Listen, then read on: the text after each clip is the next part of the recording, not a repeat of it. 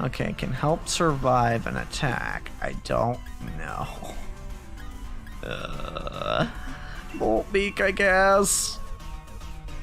Damage. There we go. Oh, this is... Okay, well, it won't be able to move next turn. I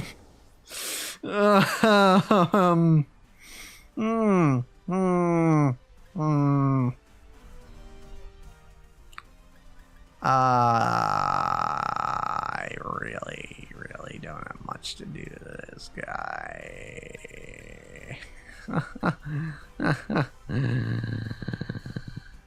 Okay, well...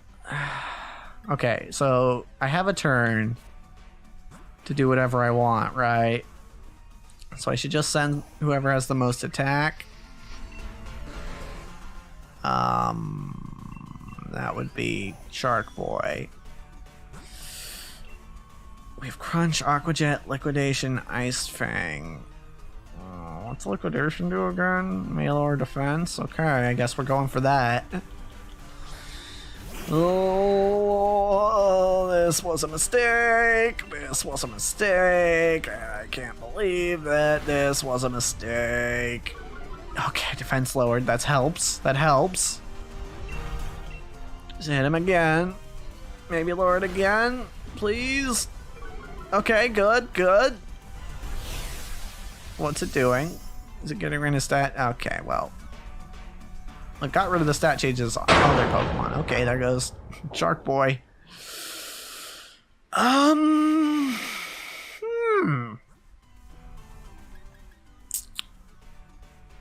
But Bugs? I don't think you're gonna be able to take a hit, but here you go, Bugs. Most damage, most damage. That would be 60 at least. I think maybe. I actually don't know how much this does. This is 105. You know what? Maybe it'll flinch. Maybe it'll flinch.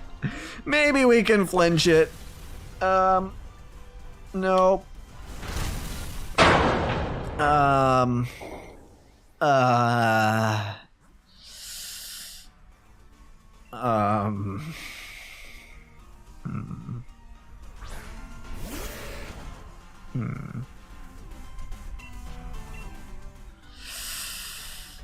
Shell sidearm. That's all we got. That's really all we got. And it has a berry, of course. Of course it has a berry. And it gets more from the berry because of cheek pouch. Great.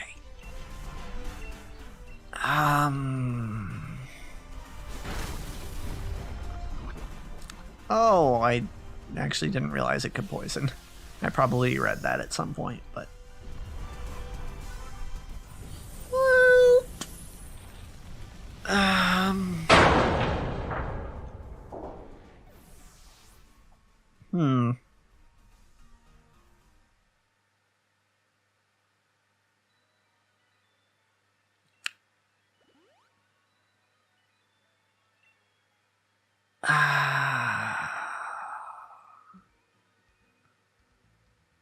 We're gonna have to put together a new team next time. But as for this episode, that's a wrap.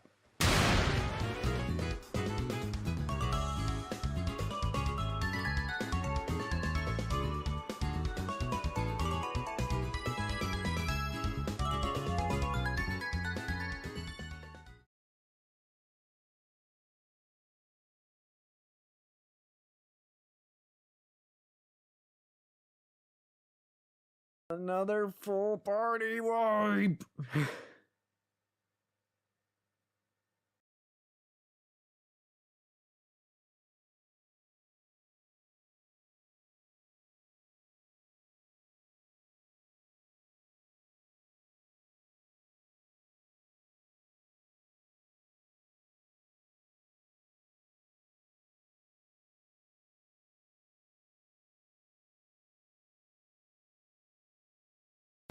Hello everybody and welcome back to Extra Holiday Games. I'm ExtraHoliday and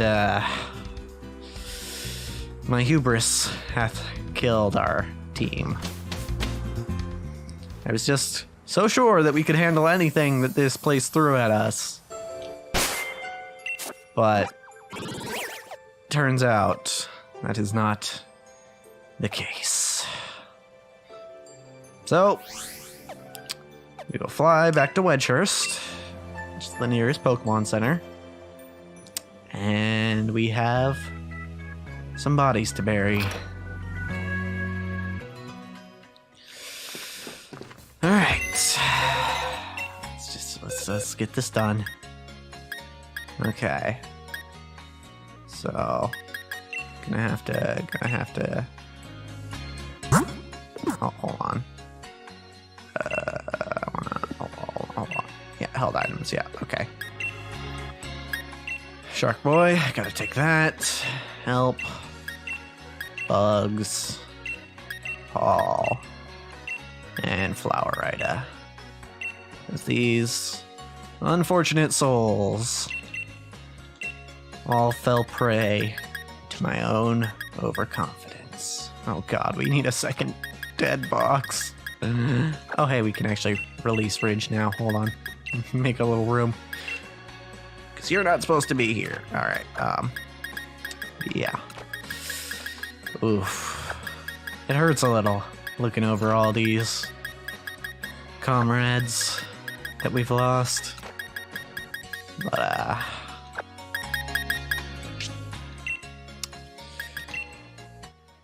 yeah. 'Tis the sad truth of the Nuzlocke.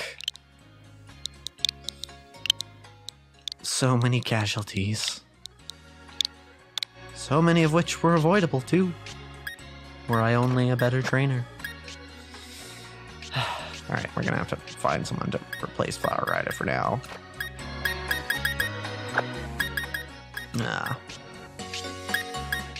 So, I think one thing we're gonna have to do, just to remind ourselves, to teach ourselves respect. So I think we need to add Rodent to the team. Because Rodent represents that which checked our pride. So Rodent, you are on the team now. Also, he's like one of my highest level Pokemon now. It's not a legendary, because you two still aren't getting used until like I really have to. That being said, we have to sort through some things just to find who we might want to use. So, maybe I will use Mr. Krabs. I don't know. So, Mr. Krabs is the only one who's I have left who's above level 70 and not a legendary. So, I'm tempted to use Mr. Krabs. And was Mr. Krabs always a girl? If so, I feel weird. Anyway, Mr. Krabs, I think is at least going to be a temporary party member, because we're going to have to do some grinding here. But Mr. Krabs is here. Okay, so we're leaving Mr. Krabs in for now, and you know what? We'll balance the team as if we are using Mr. Krabs. So, let's see. What weaknesses do we have right now? We have water and steel, and I think that's it. And fighting, because Rodent. So water, steel, and fighting. So who do we need to fight water, steel, and fighting? Water, steel, and fighting. Well, is there any type that's good against multiple of those? I don't think so. Okay. So water and steel and fighting. Well, fighting is Fighting might be the good one to focus on because we're going to need a flying type, a psychic type, or a fairy type. And we have Miss Joke, but she's not like really a psychic type.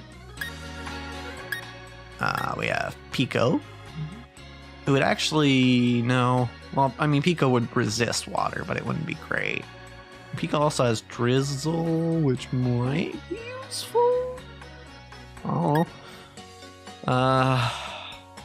More heat would be good against steel, but wouldn't really work against fighting. Or wouldn't really work against water, is what I meant to say. Lady we could use. Would be, but then we have multiple bug types, and I'm not sure that I want that. Angersneck. Also technically flying type, although Gyarados doesn't really get a lot of flying type moves. I don't remember if you have to learn Bounce before it evolves or if you can learn it after, but Ray could also be an option. A Mantine. Although Mantine I think are special attackers, and this one's got lowered special attack, so maybe not. Impmon wouldn't be great against fighting because it doesn't actually resist it. Let's see. There's Eggsy. Eggsy would actually be good against both fighting and grass, or water, I should say. Fighting and water. And we already have a counter to Bug, which is Eggsy's biggest weakness. I feel like we would need a stronger counter to fire, though, because Mr. Krabs doesn't resist fire. I don't know. We have another Slowpoke, another Paul, which we could use for taking care of fighting types. Ice is not really what we want here because Ice is weak to all three of the types that we're trying to take care of. July, not really. B17 is immune to fighting. Snom Nom Nom, another bug type. Zubwub, not really good against steel types, but could work against fighting types. But again, that's a friendship evolution, and that's going to take a while. Okay, so I think actually our best bet here is Eggsy.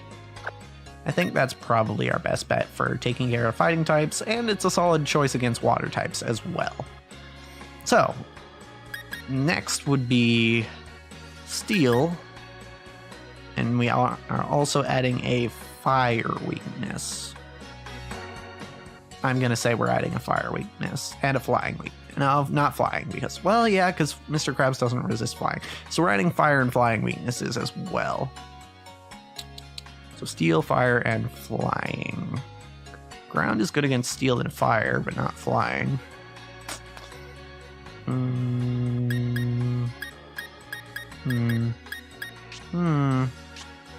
we have any ground types left?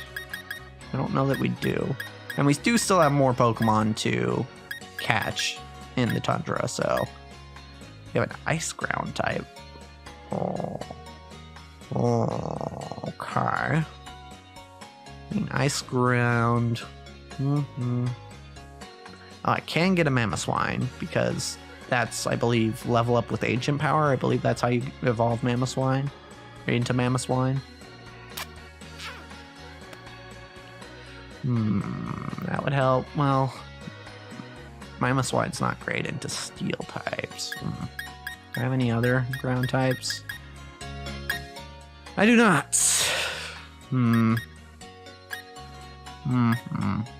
Okay. Gotta get a little more creative. Steel, fire, flying. Steel is probably the one we should be focusing on because it's the one that we don't actually have a counter to.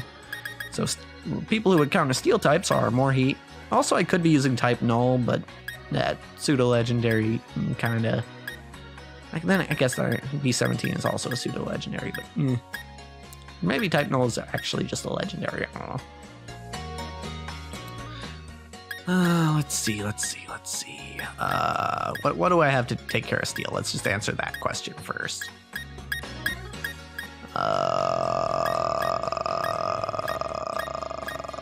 The answer is that I really just don't have a good answer to steel. Awkward. Okay, well, I guess... Wait. I have exactly one good answer to steel. Okay, so more heat, you're on the team. So we still have fire and flying to take care of. As well as... I think all fire's weaknesses are covered, so still have to cover fire and flying. So, fire and flying. Fire and flying. So rock covers both of those. Rock covers fire and flying. Now, I know we've got a few rock types here.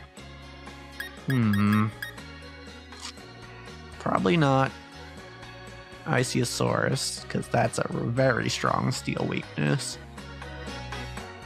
Well, maybe. We've also got ice there, which would be good against flying. But then again, Ichthyosaurus isn't good against fire types, actually, because the ice type. Alright, I think our best bet for a rock type is actually gonna be Rexia. I'm going to go ahead and say that you should be our fire killer, and you do well against flying too. So, at this point we have a lot of water weakness, which could be an issue. I mean, Rexia isn't actually weak to water, but it's not resistant to it either.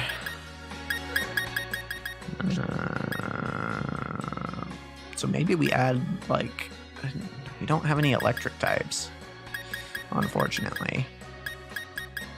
So maybe we add another grass type? What else are we weak to? Dragon. We don't have any ice to cover dragon or fairy.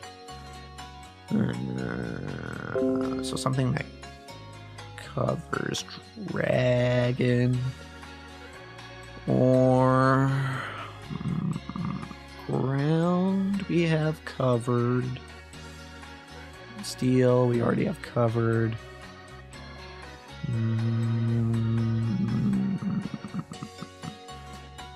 So at this point we just need maybe ground or dragon and water.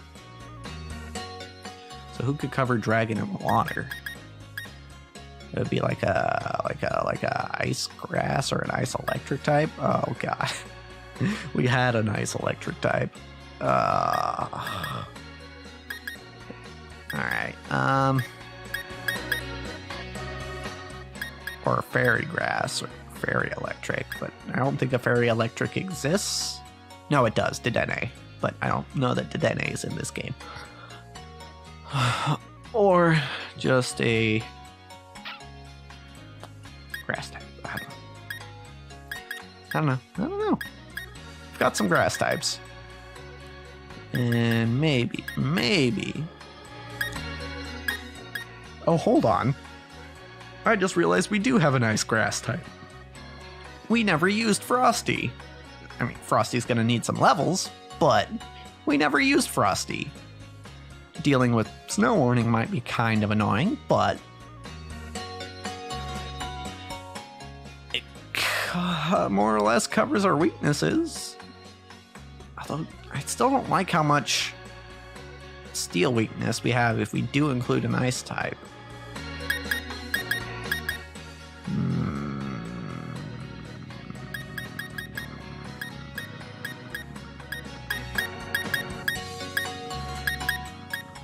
Maybe if we just include something that resists water, that would be enough.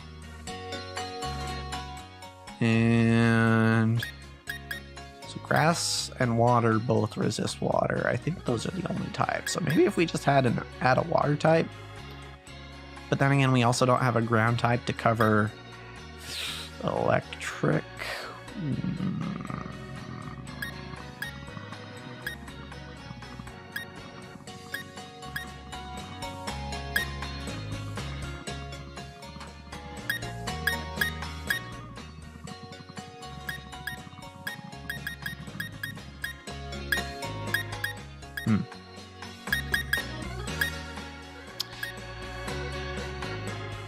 You know what? It's been a while since we had a starter on our team. Hello, Dino. You get to join the team. Alright, and you. We're gonna have to do a whole bunch of moving around of moves. Mr. Krabs, your moveset is fine, but ones like Rodent, we're gonna have to figure you out. Okay, so what do you have? So your attack is your better attacking stat. That was expected. You're pretty defensive, but you're very slow, and you have garbage special attack. Okay, good to know. So we're gonna want... Okay, remind me what Stuffed Cheeks does.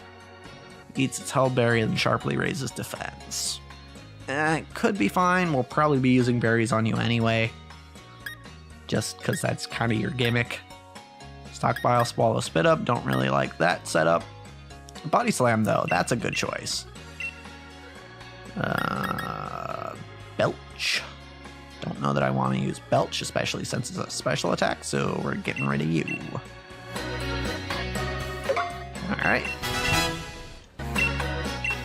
And next, we're going to... What else you got, bud? What else you got? What else can I do with you? Should I make Rodent a tank? I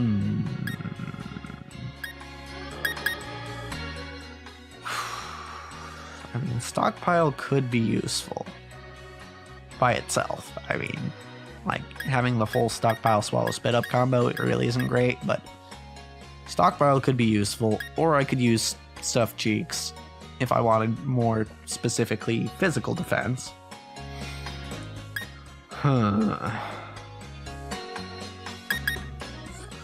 Bite is solid coverage, but would I take it over Bullet Seed? I don't actually want counter, but so maybe I'll get rid of counter. Bullet Seed, nah, Bullet Seed's more damage than Bite, so I'd probably take Bullet Seed over Bite, especially since Rodent is not fast enough to get a flinch. So I think that's all we can get, unless we want to get Stockpile. I don't know.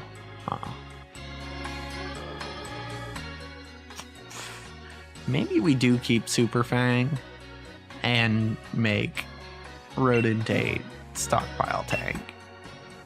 I think that might be a decent idea.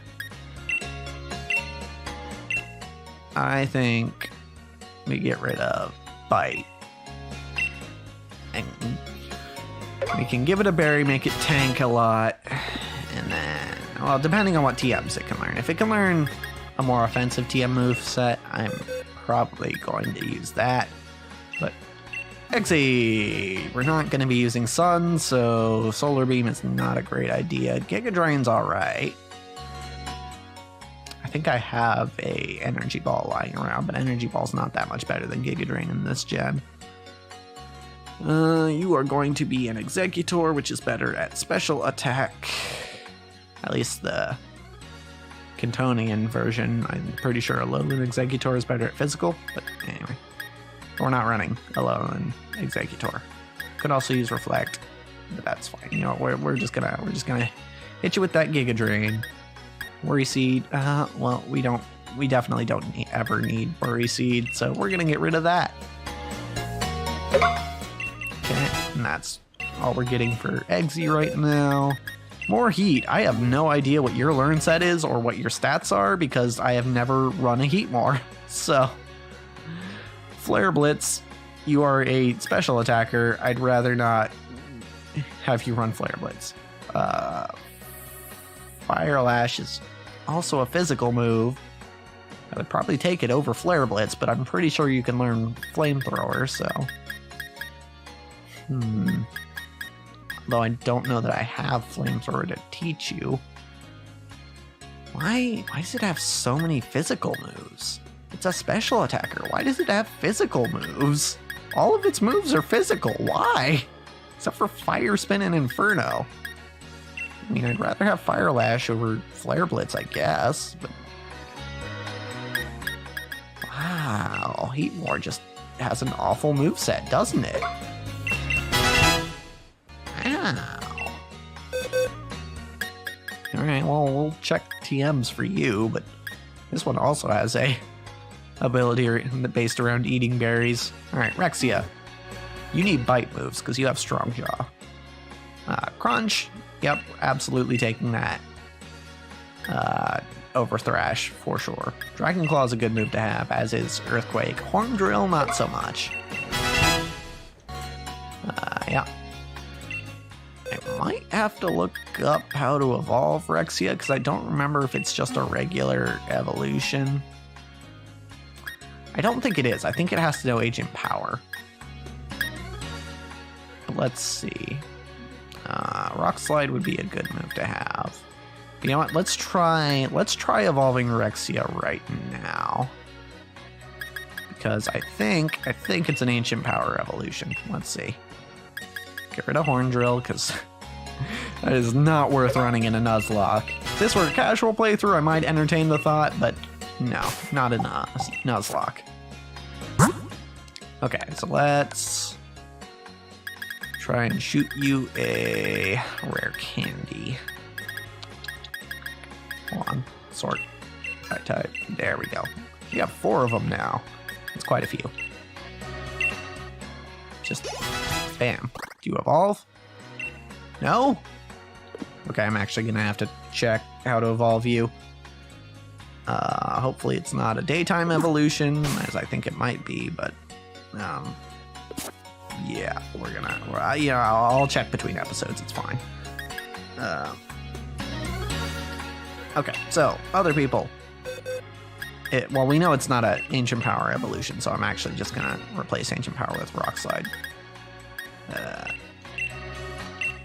I don't think I have a better rock move for you, so here you go, Rock Slide. I mean, gonna check TMs anyway, but oh well. Okay, Dino, I don't think you have anything to remember. Yeah, didn't think so. You're a level 5 Bulbasaur. You're lucky you have a grass move at all. Okay, now, TMs, let's check those. Okay, and TRs, I suppose. All right, let's go all the way back up. All the way, guys. We want to see, check the TMs first, then TRs. Fire Punch, more heat can learn it. That's a physical move. We don't want Thunder. Why? Okay, I guess Thunder Punch could be better than some of your moves, but I'm not going to jump on it just yet. Magical Leaf for Dino. That's a solid move. We can do that. Yeah. Also, don't need to take the time to really worry about that. Dig. Should I put Dig on anyone? I don't think so. Rexia has Earthquake. Rodent has other things it can do.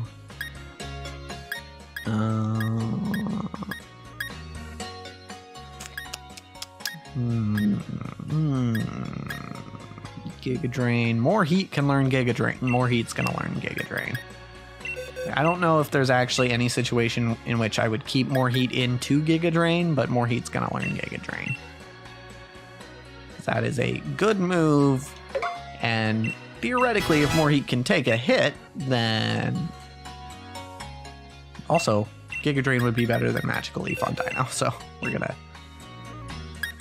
replace Growl, actually, because that's not gonna be useful ever. Steel Wing, Attract, Will-O-Wisp. I'm gonna go ahead and take Will-O-Wisp over Amnesia. Just, I don't anticipate using More Heat as a wall. We have Rodent for that.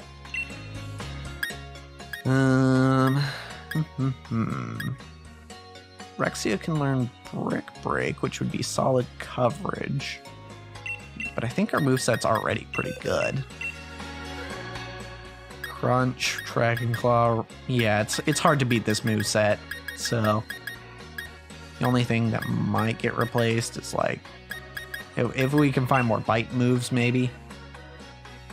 Which I think I have TMs for some of the fangs, but okay, Rock Tomb, not really great. Sand Tomb, not really great. Mud Shot is special. Rodent doesn't want special moves. Rock Blast, not that great. U-turn, nobody can learn it. Drain Punch, why do you learn all the physical moves? What? You're a special attacker. Shadow Claw. Okay, so Rexia and... Ooh, okay, this is interesting. So Rexia and Rodent can both learn all of the fangs. And they're better on Rexia, obviously. But I think if we teach Thunderfang and Ice Fang to Rexia, we've got some pretty good coverage. I mean, that does mean we have to lose Crunch and Earthquake. So we are missing out on some raw damage, I think. Just a little bit. But hold on. So Crunch with strong draw power, I believe, is 120 power. Earthquake is just 100, so Crunch is stronger than anything else would be. 65 for the Fang moves times 1.5 is roughly like 100. So it's roughly the same as Earthquake.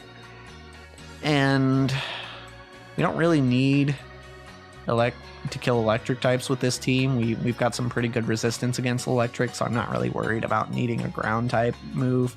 So I'm actually gonna replace Earthquake with Thunderfang, but I don't know that I can justify replacing Crunch when it just has so much damage from Strong Jaw. And as for Rodent learning the fangs, we'll think about it. Probably not, though. Bulldoze.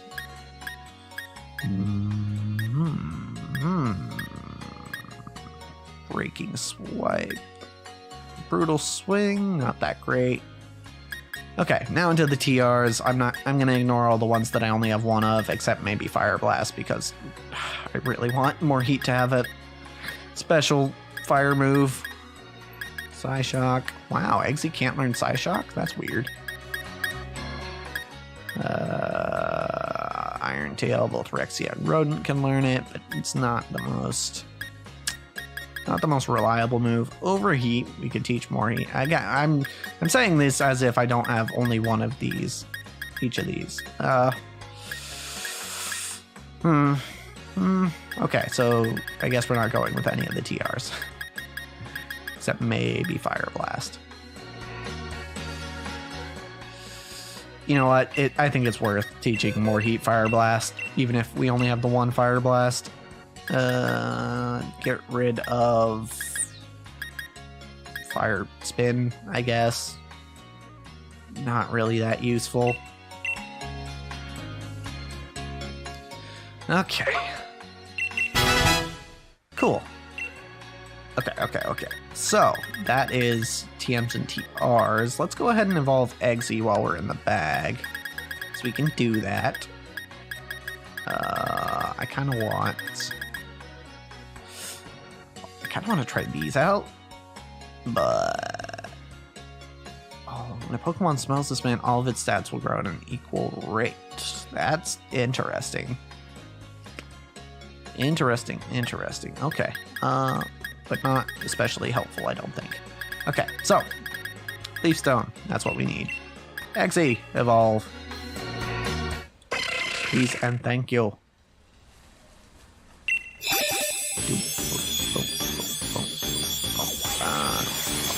There we go. It's been a long time since I've used an Executor. Each of Executor's 3 heads is thinking different thoughts. The 3 don't seem to be very interested in one another. Stomp. You're not a physical attacker, are you? Nope. So, no stomp. I will look over his moves again. Just to see if anything changed after he evolved. I'm starting to think that Rexia might actually be a daylight evolution, which is awkward considering when I record these episodes. Oh yeah, actually there's a lot of new moves now. Okay, interesting. So we can learn Sly Shock, but I mean, I guess that might be better than Extrasensory.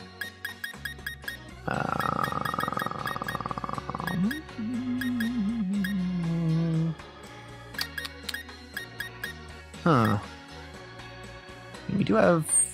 I think I'd rather take Leaf Storm over Solar Beam. Just because I can use it and swap out, whereas Solar Beam I'm locked into something for 2 turns. Alright, yeah, we'll give Leaf Storm to our good old Eggsy. Alright. So Crabs, Rodent, Eggsy, more heat, Rexia, Dino. Okay. Gonna go through TMs one more time because I'm still not satisfied. I think Rodent's moveset is alright. Let me just double check. Thunderfang. Yeah, we could work with this. Yeah, I think Bullet Seed on average will be stronger than any of the Fang moves, so we'll be fine leaving the Fang moves on. Rodent. Crabs we know is good. Eggsy, we could maybe use a coverage move. More Heat has terrible moves. Remind me how terrible your moves are, More Heat. Will-O-Wisp, Fire Blast. I mean, Fire Lash is really the only one that I would want to get rid of, but I can learn Thunder Punch though, which would I take that over Fire Lash? No, not when our other fire move is Fire Blast. Okay.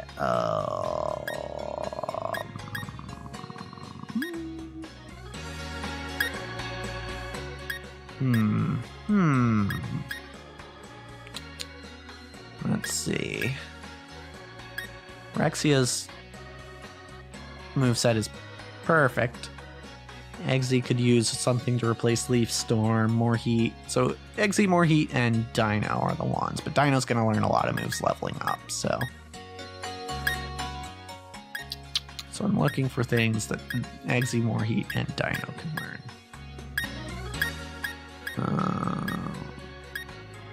Facade, no. Don't really want that.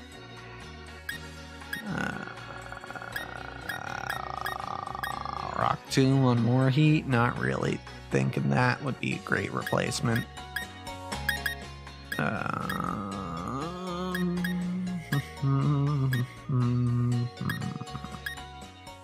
Eggsy can learn Power Swap. Not really that useful. Drain Punch on More Heat. I don't really want that over Fire Lash. Or do I?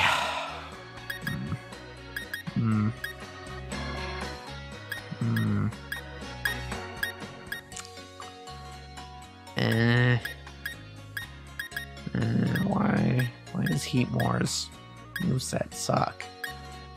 Or why does its learn set suck? Why did they do that? It's no wonder I never used one. Okay, so I don't know. I don't know is the answer. I don't know. I think maybe our best bet for more heat is Drain Punch. Because I mean, Fire Lash is only really going to set up for itself, and if we're going to take anything, we should probably take Survivability instead. So yeah, we'll use Fire Lash. Plus, you know, having Will-O-Wisp and Drain Punch could make for a decent combo. Okay, so that's all of that. Held items. Gonna make this quick for a couple of these. More Heat and Rodent are both reliant on berries, basically. So the choice for Rodent is pretty obvious, because we probably have, yes, we have a bunch of citrus berries. We can give basically as many as we need to Rodent. As for more Heat,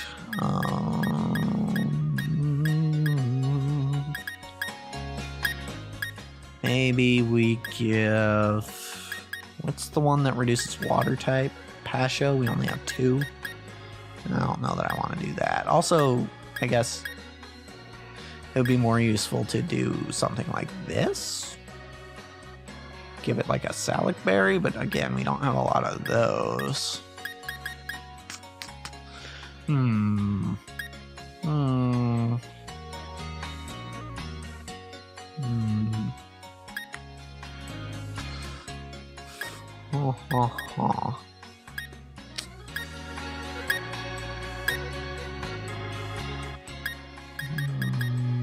We don't have enough of any of these to really make use of it.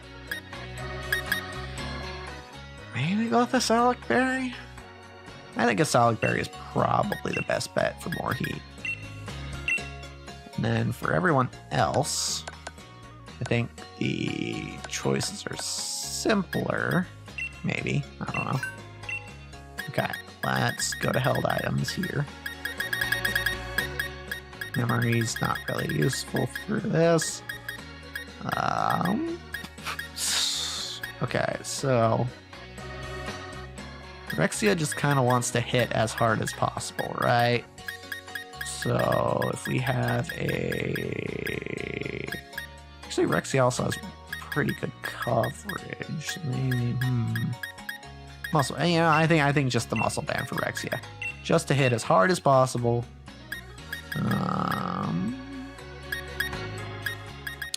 Similarly, I think Wise Glasses would be good for Eggsy. Let's see what else we got.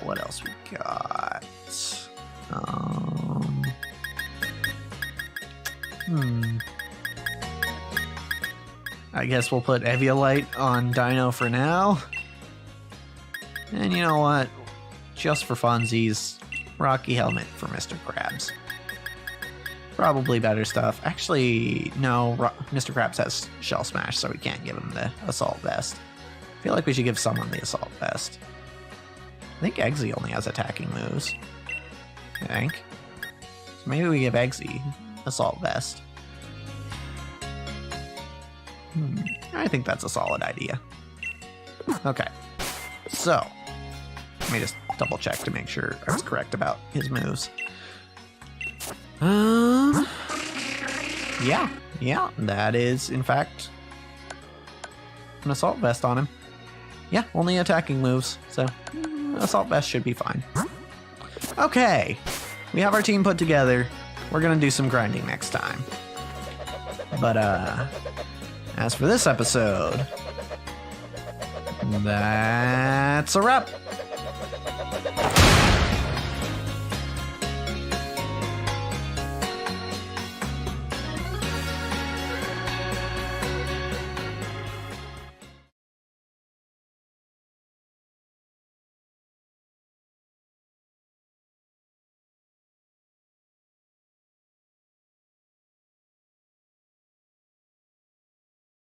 Okay, time to look up how Tyrant evolves.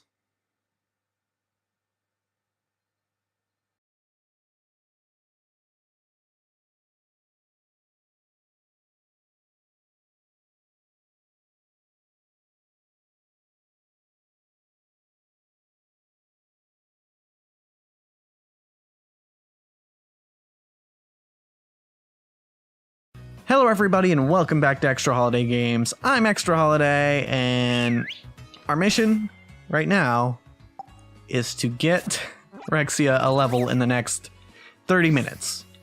Because we have 30 minutes left of daylight in this game. So let's go ahead and get Rexia a level before we run out of time. Alright, let's go. You know what? We can fight a Swablu. Might not be worth a ton of experience, but we can do it. I know you got this, Mr. Krabs. Let's go. Alright. Alright. Rock Slide. That'll do it. Pretty sure that'll kill. Dead Swablu. Bam. Good stuff. Okay, good crit, Mr. Krabs, but we're kind of on a deadline, so need you to move things along. Okay, well, Dino gets a lot of levels, of course. Growth, over Vine Whip, sure. We'll take Growth over Vine Whip. Okay. Leech Seed, okay, that could actually be useful. We'll take that over Magical Leaf, I guess. Oh. You're slowing us down a little bit here, Dino. Razor Leaf. No, don't learn Razor Leaf. Poison Powder. No, we don't need Poison Powder. Sleep Powder. No, we don't need Sleep Powder. Okay. Next up, we're going to fight this Jinx. Because I don't think Jinx will stand a chance against Mr. Krabs, and it'll probably be more experienced than the Swablu. 62, alright, that's a solid level. So X Scissor is more damage, we'll do X Scissor. Lovely. Why are you faster? Ugh. And you put me to... Okay, well. I'm annoyed. Alright, Krabs, I'm gonna need you to... Oh, it woke up. Just because of friendship. Okay. Mean look? Okay, can't escape, that's fine. I wasn't trying to run anyway. Die, please. Thank you. Cool. Okay, alright. Yeah, good job, Mr. Krabs, but we gotta get moving. Can't be wasting time on crits that we don't need. Yeah, Dino got levels. Yeah. Wait, what? Seed Bomb? No, actually, we don't want Seed Bomb. Takedown? No. Stop trying to learn physical moves. Alright, evolve quickly, Dino. Quickly. Okay,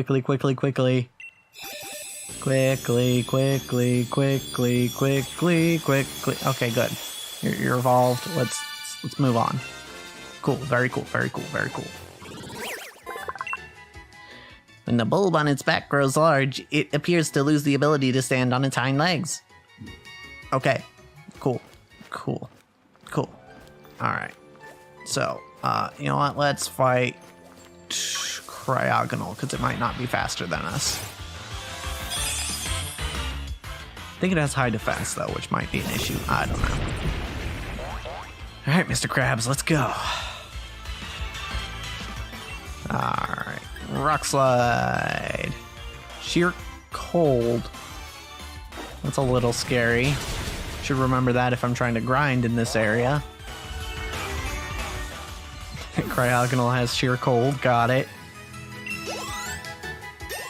Alright, Dino gains levels. Yep. Very cool. Alright. Fight another Jinx, maybe. I haven't actually been paying attention to how much experience we've been getting, so I don't know who's the highest. Actually, you know what? There's a spot with Audino, but Audino are kind of hard to kill. They're a little tanky. Not especially tanky, but a little bit. Don't kiss me. Okay, cool. Level 64 Jinx goes down. Alright. Good. Dino grew a level. Cool. No, stop trying to learn takedown again. You don't need that. Nobody here needs that. I wonder what's in the... Oh, I was gonna check what's in the random slot. Oh, Snob. Alright, well, might as well kill it. Might be more time efficient just to run, but we'll kill it. We'll kill it. We'll kill the Snom.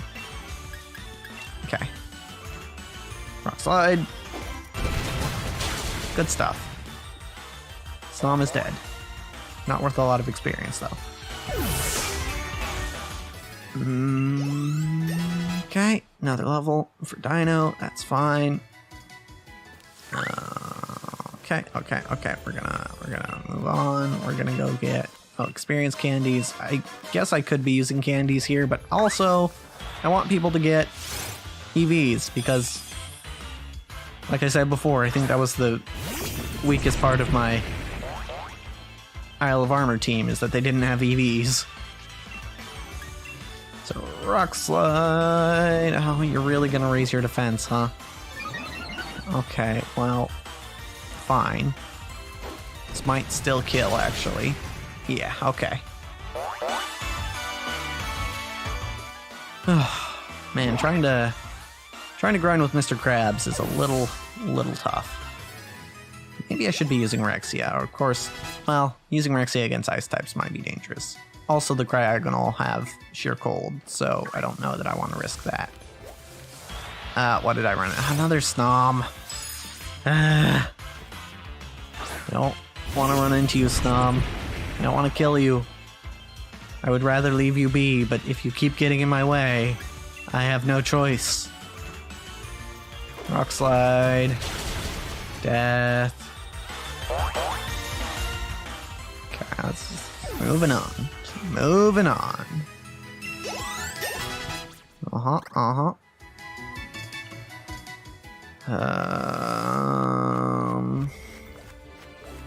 There's another Cryogonal. These seem like decent experience. And we could one-shot them even when they acid armor, so. I'm just waiting for that miss, though. That rock slide's gonna miss eventually. I'm just waiting for it. That was the wrong move. Solar beam? Interesting. Okay, X-Scissor is enough to kill it too. Interesting. Guess it's level difference. Okay, real close to getting Rexia to the right level. Or a level. Any level at this point would be the right level, except the one level that we're at. So, very close, very close. I don't really want to fight the Amara, because I don't think they would give too much experience. Cryogonal, fight me.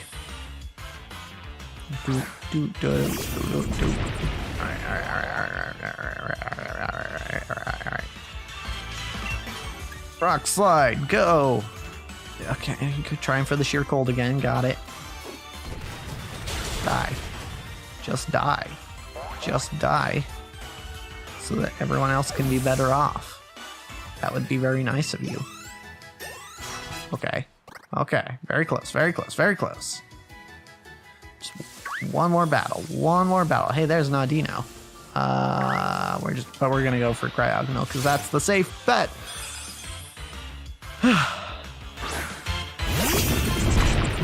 Okay.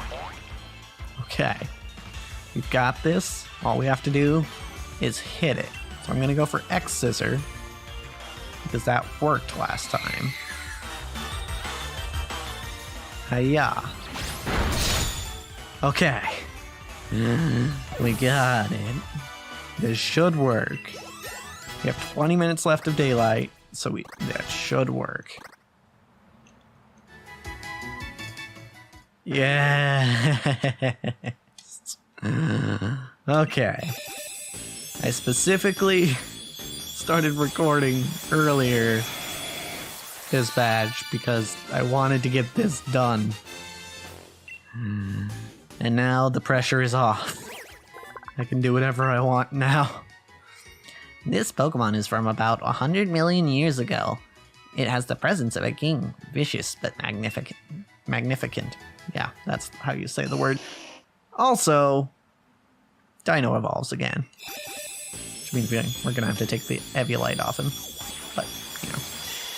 Hey, it's a Venusaur. What do you know? Its plant blooms when it is absorbing solar energy. It stays on the move to seek out sunlight. Well, I added a word there, but it's fine. Petal Blizzard, I forget. Is that a good move? I don't think it is. It's physical. We don't want physical moves, so no. Gonna go with a no on the Petal Blizzard. Maybe I actually do want to take Sleep Powder because he's not really... Actually, we need a Stab Poison move. That's what we need for Dino. Okay, we're good. I can just take a breath, look at the team. We're solid. Dino, I'm gonna change your held item because you don't really need the Eviolite when you're fully evolved. It doesn't really do anything for you. Held item, put in bag. Actually, I could have just hit open bag. Okay. I know what I'm gonna give you because it's what I give every poison type that I use.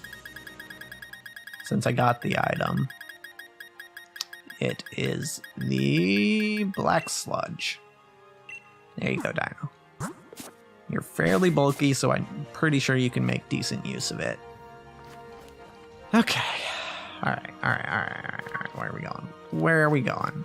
Okay. We're running into a Snom. That's where we're going. I think once each Pokemon in my party hits 65, I'd be comfortable using that Pokemon to grind. Which, that being said, Rodent is already over that level, so I could probably use Rodent instead of Mr. Krabs. So actually, I'm going to swap. I'm going to swap those two. So Rodent can go in front. These three still need a few more levels, but for now, Rodent should be fine. And we actually have a couple more places to go to catch Pokemon in this area. We've been here. We haven't been to Lakeside Cave, which seems relatively simple to get to. Or Giant's Foot, or the Roaring Sea Caves. Or 3 Point Pass. Or Frigid Sea. So we actually have quite a few areas where we can still catch Pokemon, and our team might change after we catch those Pokemon. But we'll see. This way, right? This is the way I want to go. Stomp. Hold on, Watts. Watts are important. I guess I could have just gone this way, huh? Whee! Alright, back in town. Back to Freezington. And back out of Freezington. Dorm into the Nidoran. Don't need to fight it.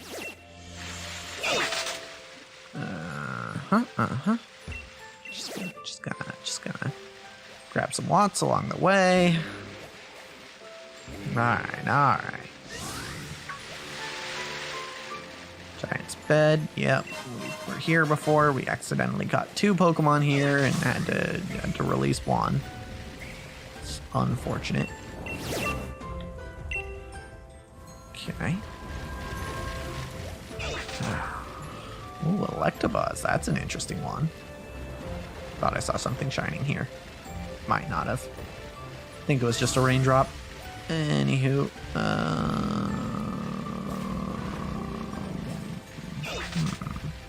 To the tree. Yeah, that's where we're going. Because we need to get to the tree area so that we can get to the cave. Oh, that's an Araquanid. That's big.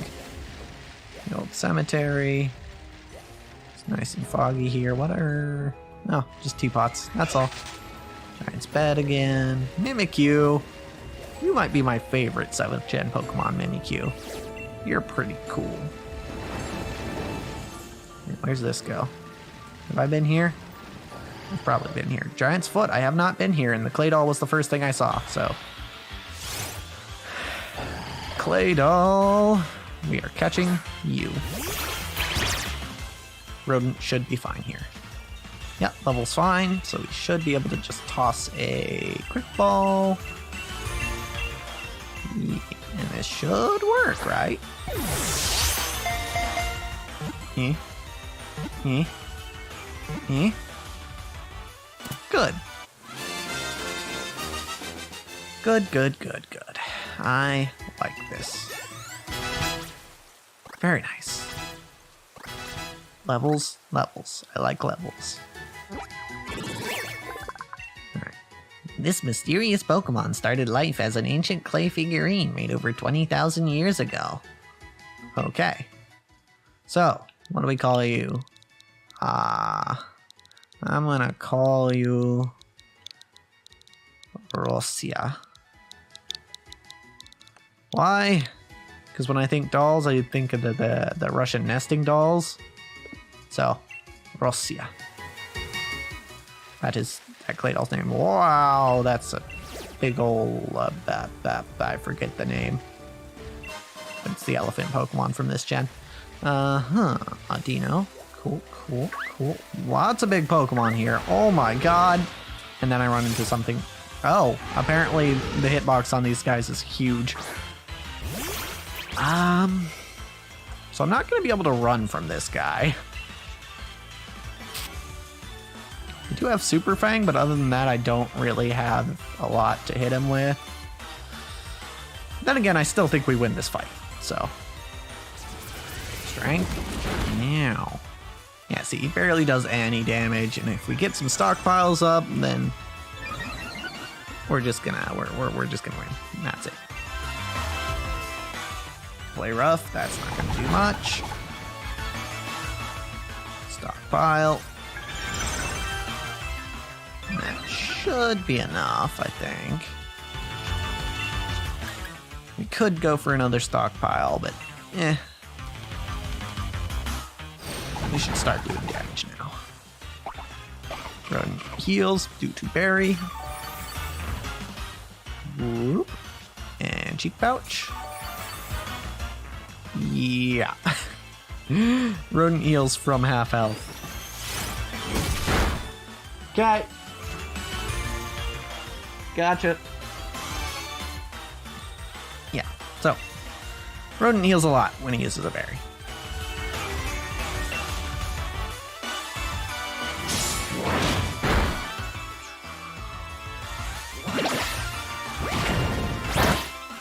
Oh, actually, Body Slam is doing more than I thought it would. Must be the level difference. Alright. But good to know our strategy works pretty well for Rodent. You know, just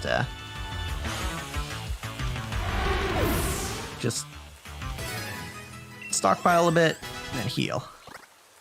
That seems to work a-okay. Alright. So, since we've got a Pokemon here, and we got our business done with Rexia, I think it's okay if we just continue this next time.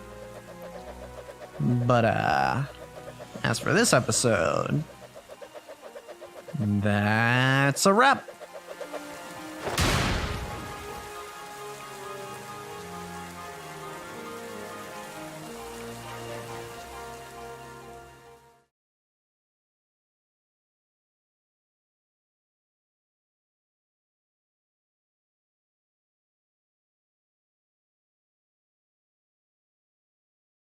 Okay, dinner's ready, but I also want to keep recording.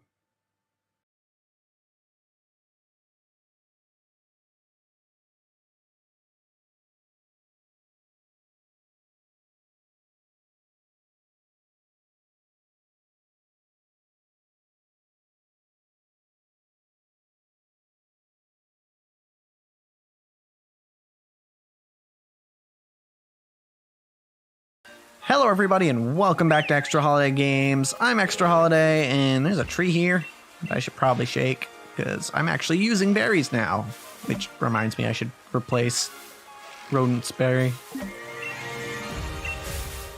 Yeah. Okay, that's all. That's all we need. Rangeki, white apricorns. Got it.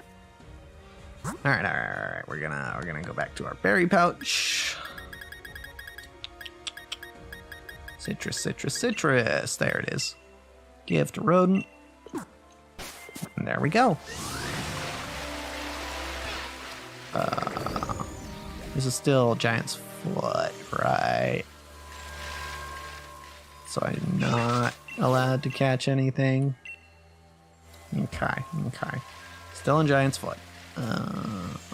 What if we follow cave? Oh, Roaring Sea Caves. This Ammonite is the first thing we found. All praise Lord Helix. Okay. Ammonite, prepare for a quick ball. Yeah.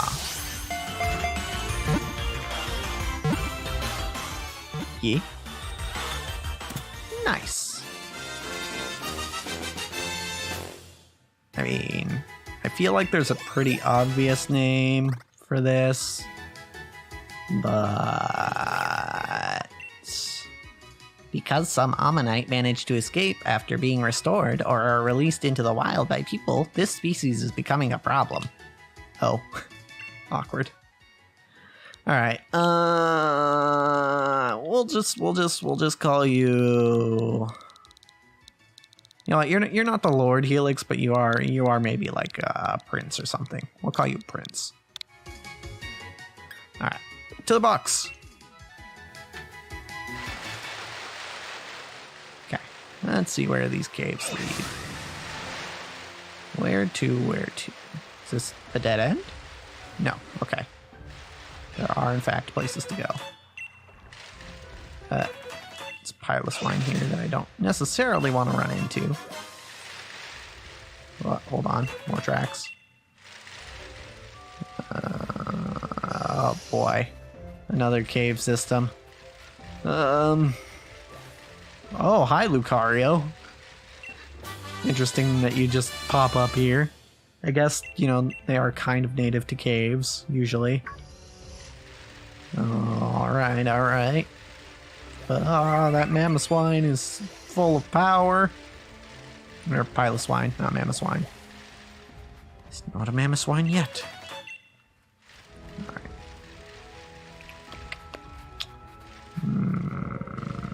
Okay, just want the footprint. Don't mind me. Theoretically, I should be battling more Pokemon, but I'm still sticking with the idea that I want to explore first, then grind, then do story things. So, Super Posh.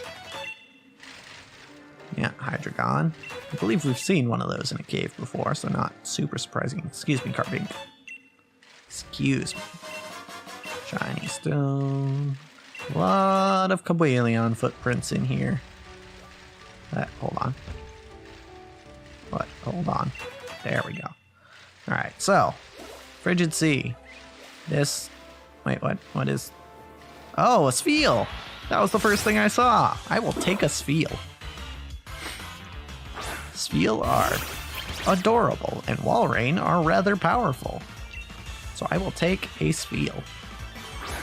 Quick ball! Nice. Yeah. Good stuff.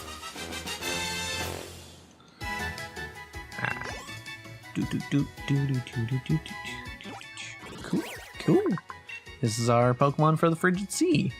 This Pokemon's body is covered in blubber and impressively round. It's faster for Spheal to roll around than to walk. I would imagine, with that shape, yeah. You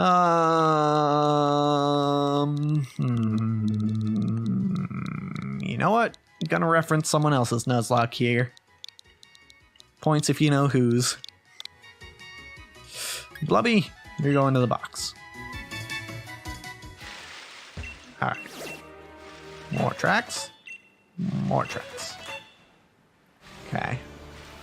There's also Trovo here, which is interesting. Yeah, a lot of fossil Pokemon around here. Lots of them.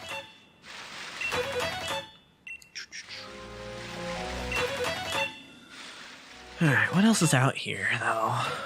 Aside from all these tracks. Whole lot of them. Hold on. Some on the beach. Pearl. Okay, I'll take it. Oh, that's an Avalug. Hi. Hi, Avalug. What's over here? What is over here? This little section. Oh, it's another cave entrance. Well, I guess I'll have to come back this way. Or maybe it's a dead end. Let's check. Roaring Sea Caves. Oh, there's a TR in here. Hardstone. Dazzling Gleam. That's a good one. That's a good TR. Oh, hello? Rare bone? Hold on. Fishing piece. Hello? Over and under, Galarica twigs go all around. Until we've crafted nature's crown, a wreath of twigs is what we've wound. If you give me 15 Galarica twigs, I'll weave a Galarica wreath for you. I don't have enough. Walk around the Crown Tundra and try to gather up some more. Lady, why are you just hiding in this cave? There's a perfectly good town over there where you can craft your Galarica crowns. Galarica, I still don't know how to pronounce that. I thought that was just another ice flow, but it's an Avalug. Not trying to run into those right now. Although they might be worth quite a bit of experience, so maybe later. Maybe I'll come out here later to grind. Are they the only Pokemon in the water around here? Because I don't seem to be seeing any others. Well, did I just catch on something? Oh, it's an invisible wall. Okay. I see. That's what I caught on. Oh, shiny. Saw a shiny. Yeah, never melt ice. Knew it. Knew there was something out here. Alright. What else we got? Wailord? Not Wailmer. Not Wailord's the bigger one. Wailord's the one we ran from in the Isle of Armor. He's holy level 80, seriously? Yeah. Okay, alright. Just a whole lot of Avalug. And the occasional Wailmer. Oh, and a Turtoga.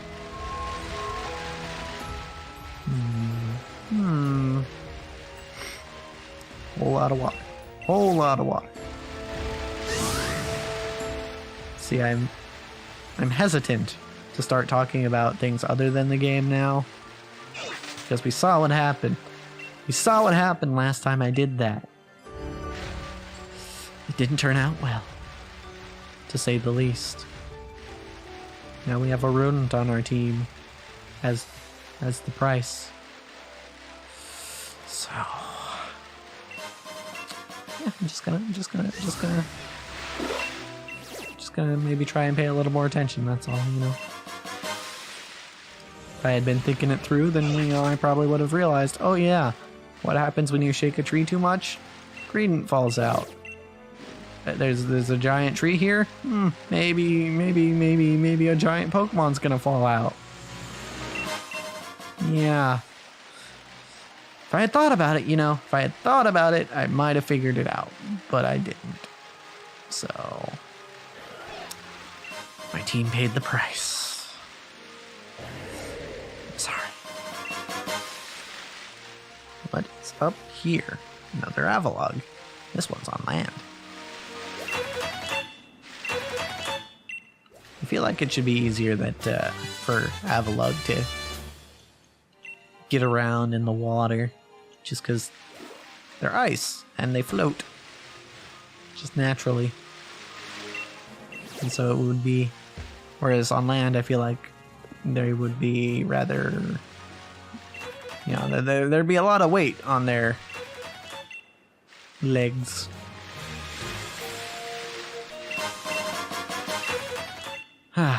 Boy, never let it be said that there isn't a lot to find out in the Crown Tundra, because every 2 steps I'm finding footsteps. And also there's just a bunch of shiny spots on the ground. Didn't mean to run into you, Avalug, but Unfortunately, this means that we must fight. Okay. So if I remember right, this thing's offenses aren't very good. Its gimmick is that it's really good at defense. Blizzard, are we okay? We're okay. Stockpile. Just gonna use this strat constantly. Stockpile. Keep using Blizzard. We're fine as long as you don't freeze. Ow, that was a crit. Nom nom nom. Heal half our health bar with one berry. Seems legit. Alright. Another stockpile. And then Super Fang into Body Slam. Pretty standard stuff. Double edge. Oh, ow. That hurt a little. No. Well, I see. He knew the Super Fang was coming, so he used double edge to reduce the damage he would take from Super Fang. Oh, smart. Body Slam. Will this do it? Nope, but that's fine. One more will do. Skull Bash. Qua. That's a decently powerful move, but it's not as strong as Double Edge. So, not too worried. Bullet Seed to finish. You know. I should probably also invest in some max potions if I can buy them. Because having to spend 2 hyper potions to heal up Rodent to full feels like a lot. But for now, we only need to use 1. And a berry. Rodent, here's your berry. And a hyper potion for you. We only have some max potions. Feel like I should definitely buy more, though. Alright, where were we going? Oh, that's a wall ring. Hold on. Hold on. All sorts of stuff going on here. 2/3 of the way to finding Cobalion. Well, slightly more than 2/3. Hold on. Hold on. Okay. Guess we were just kind of going around this way.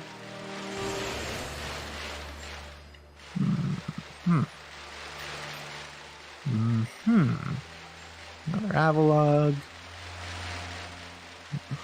Well, there's a shiny over here. Muscle Feather, I'll take it.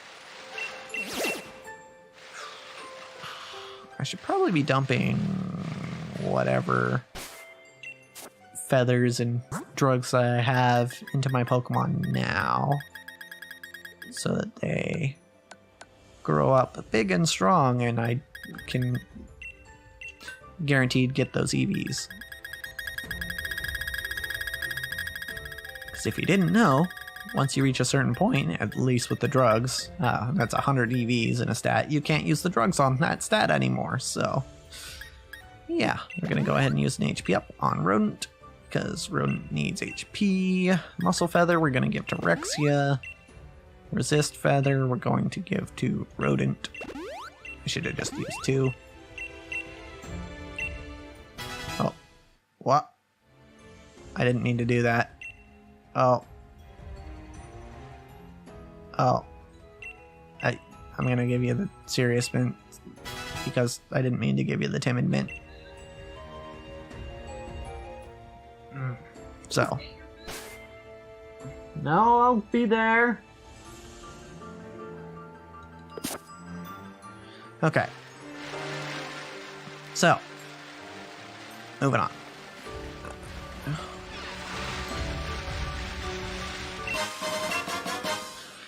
Alright. Let's see. Oh, more tracks. Grab the tracks. Okay.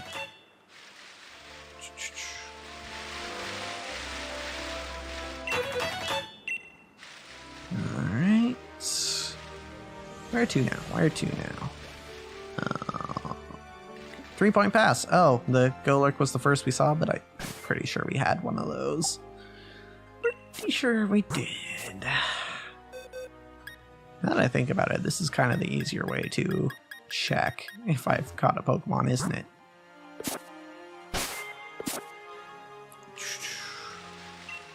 Alright, so. Crap, do I have a Vanillite? I think I did get a Vanillite. I think I got it in the Tundra. Or Vanilluxe, or Vanillish, or whatever it is. Okay, yeah, we do have one of them. Wait, do I have 2 of them, maybe? I feel like I caught another one, but no, that's I guess not. Okay, so we have one of them. We have one of them, too. More or less. Hey, look, another temple that's probably devoted to Regice. Or Regirock, Registeel. One of the Regis. Got ourselves Thunder. Just, let's see this. Okay, so a giant of rock, a giant of ice, a giant of steel. Oh, this is the Regigigas temple. When gather the 3 giants, the door of destiny shall be opened. Yes. So I need the Regis to get there to get Regigigas. Interesting, interesting, interesting. Cryogonal, you were the first one I saw, more or less. So, we're gonna get you.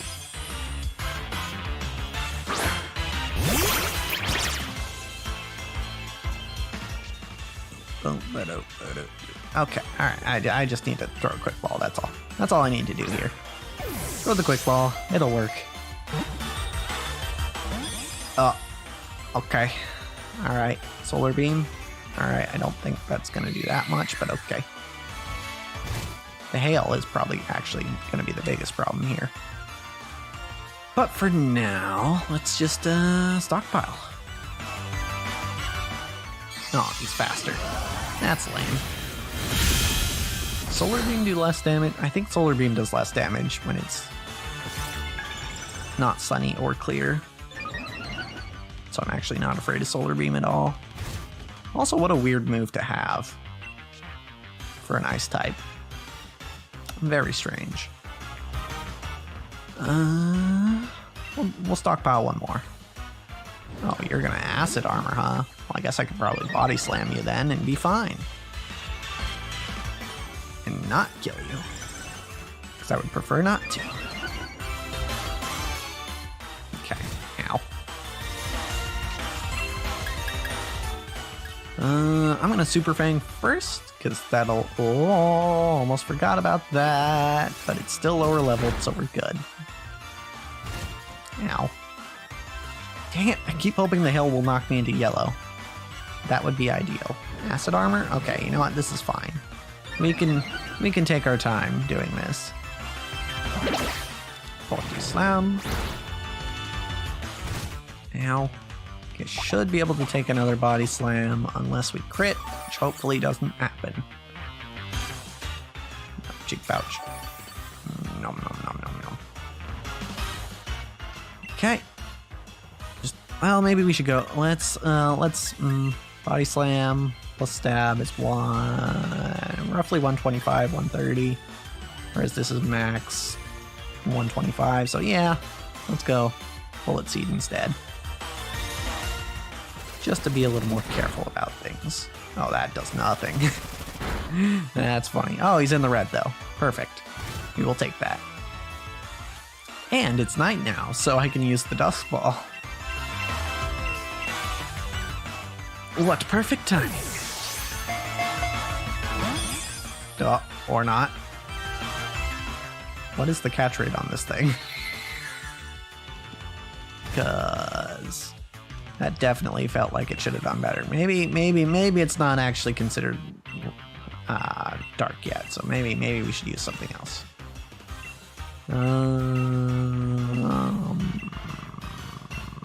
What else would we use?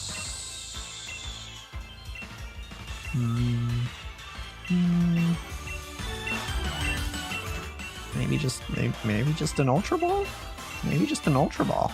Let's just throw an Ultra Ball, I guess. Okay. Yeah, that seemed to work a lot better. Okay. Alright. Fair enough. We got a cryogonal. Synthesis? Nah, don't really want synthesis. Alright. With its icy chains, cryogonal freezes those it encounters. It then takes its victim away to somewhere unknown. Well, that's kinda effed. Alright. I think obvious nickname is obvious, but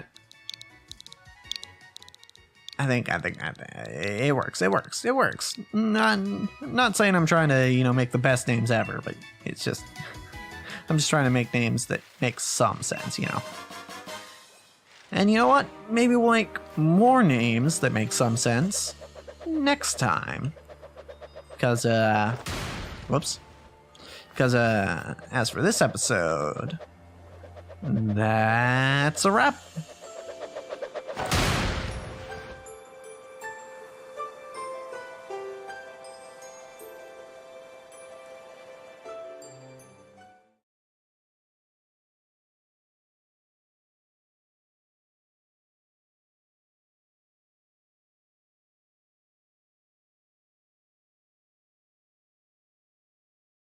All right, now I'm gonna go eat dinner.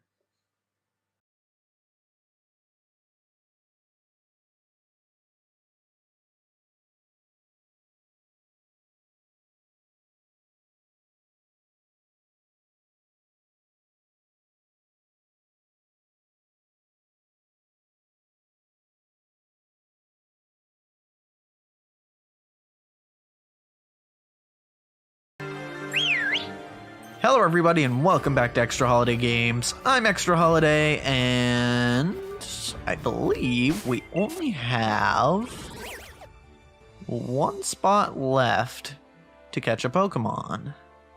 Not to say that there isn't other things to find in this area, but we've only got one spot left to that we need to go to have all the Pokemon we need, or can get, I should say, from the Crown Tundra. There we go. Words. I can think of words. Can you? Okay. Oh. I was just kind of spamming the A button and didn't realize there were footprints there, but okay, I'll take them. Yeah, and dear God, the number of footprints I noticed in editing that I missed.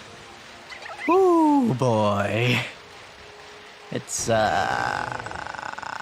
almost shocking. And I anticipate I'll probably miss a few more in this episode. So, yeah. Please bear with me as much as I have to bear with myself in this regard. That being said, we're only missing like 5 sets of footprints till we can find Cobalion. Hold on, that was a Galarica twig. Nope, energy root. Okay, that's fine. Oh, yeah, like how did I miss that one? That one was right at the entrance. But somehow I missed it. Hold on. There we go. Okay, good. Excuse me. Oh, there's a item over there that I also missed. Okay. Gonna have to find the way over there. Oh. Hold on. There we go. Oh, more over here. Hold on. That being said, come on. There we go. Go to Freezington to let Professor Sonia know. We will do that in just a moment. That being said, if I do manage to catch Cobalion or the other two, I am probably not going to use them. Because again, I don't know that I am terribly fond of the idea of using legendaries because they're just too strong. That ain't enough of a challenge. But, you know, if I did have Sif or Bone Zone with me when I ran into that Greedent, that Dynamax Greedent, I probably would have won. Especially if it was Sif, because Sif has type advantage in that scenario. Got it. What? Oh yeah, I never went over here earlier. Ah, there was an item. A rare candy. That's useful. Well, more or less. It's less useful when you're missing EVs. I didn't mean to run into the pile of swine. That's fine. That's fine. You know what? In a way, it might have been a good thing that we ran into that Greedent, because I never would have added a Greedent to my team otherwise. And Rodent, it's actually pretty strong. I kind of memed that. Oh, I gotta give this thing respect. You know, it beat me up, but like actually though, this guy is pretty strong. Like he's putting up a fight, and it's not just because he has levels. Also, damn Rodent, 5 hits, damn. It's not just because he has levels. He's just also really bulky, and he doesn't have the worst strat to his moveset. Oh, did I not give him another citrus berry? I don't think I gave him another citrus berry at the end of the last episode. We need to fix that. You're kind of growing on me, Rodent, is what I'm saying. So, I'm almost glad. I don't know if he was worth losing 6 Pokemon for, but you know, it's you know, you win some, you lose some, is what I'm trying to say, and that's how I'm taking this. Is there anyone else in the party? No, nobody else is of high enough level, really, for me to have them training on their own, or putting them out front is what I'm talking about, so that they get more XP. I don't really feel comfortable until they hit level 65, because that's about where the highest levels of wild Pokemon out here are. Just about. That's an Archeops. Man, are all the fossil Pokemon here? I'm pretty sure I've seen all the fossil Pokemon, aside from the 8th gen ones. Even those, I saw one of them in this area too. And then it died.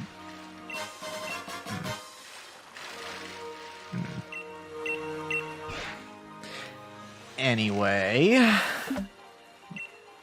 so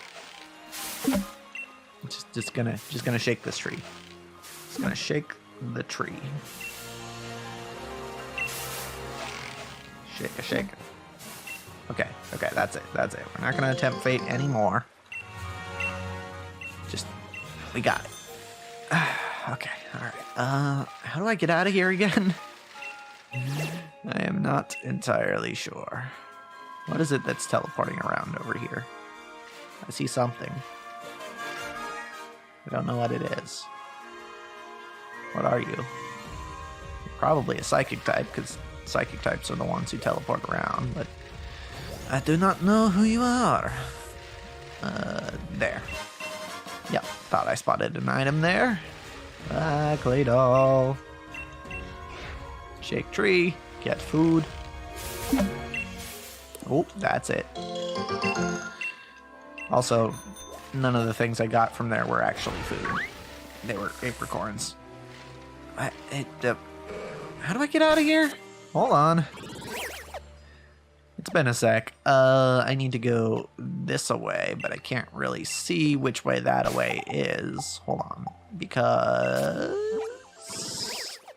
aren't really a whole lot of landmarks in this area. Okay, so I want to put the cave entrance on my right. Okay, so the cave entrance is on my right. Also, that Basculin was about to run up on the land and try and get me. A little spooky. But you know what? Not today, Basculin. Not today. What? Almost ran into the Mimikyu. Don't really want to do that, if only because it would take at least 2 turns to kill it. I guess I could use Bullet Seed, but Bullet Seed is definitely not going to one-shot that thing. Stonjourner. Okay, Stonjourner.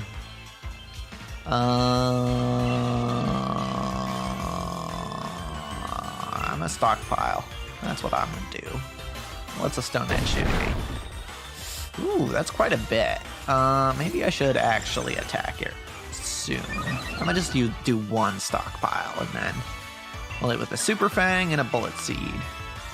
I anticipate that this thing has... Oh, Heavy Slam. Okay.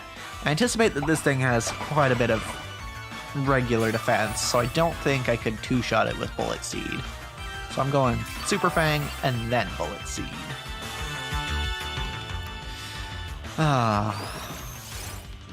Wonder how many people have actually run Greedent in their game, in the runs of Sword and Shield, because I know a lot of the time when I'm playing a new Pokemon game, I'll just kind of like skip over the regional rodent and the regional bird if I can. But I don't know.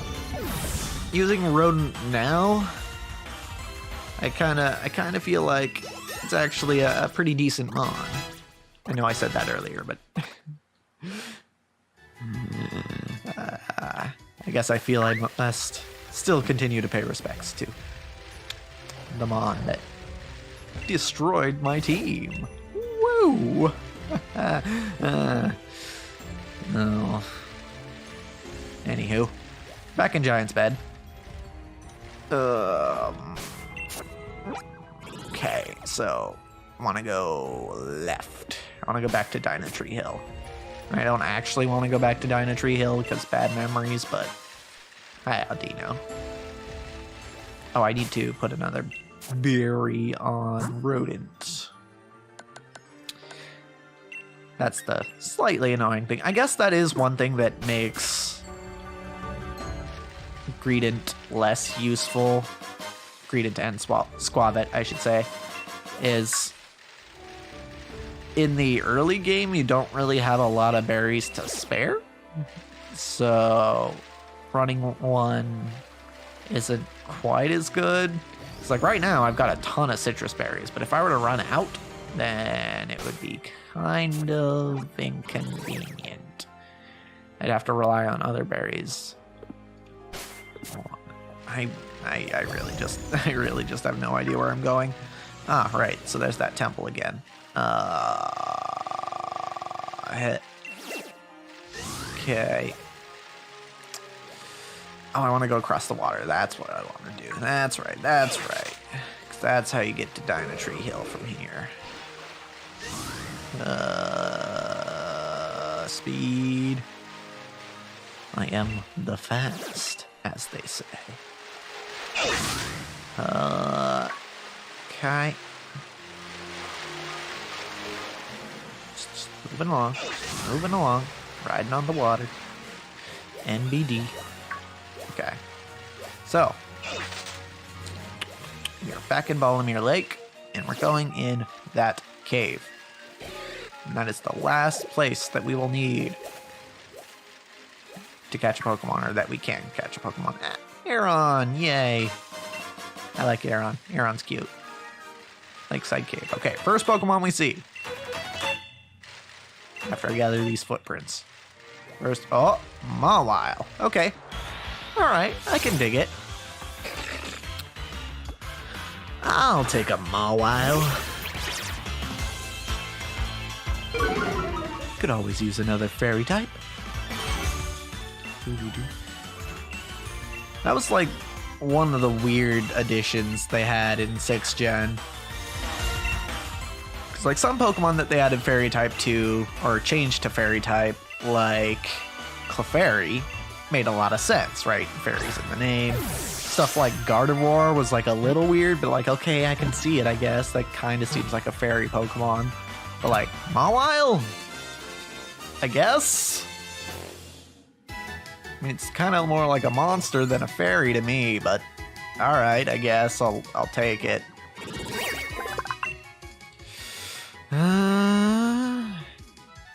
It uses its docile-looking face to lull foes into complacency, then bites with its huge, relentless jaws. Okay. Mawile, what is your name? You are a fairy, but you don't look like a fairy. Well, at least not to me, anyway.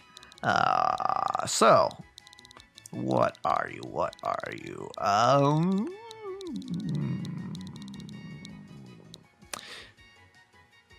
You know what? I'm just gonna call you Steel. Because you don't look fairy. You might look Steel, but you don't look fairy. Alright. What else is in here? Oh, Noivern. Noivern's in here. Zubat, Lairon, Carkol. More footprints. Follow them. Some items. Oh my god, there are so many footprints. No! I didn't want to fight you. Okay, fine. Okay, I guess, if you want. Yeah, you know I have a citrus berry now, huh?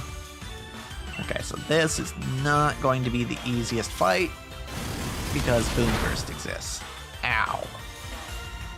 I forgot what the shtick with Boomburst was.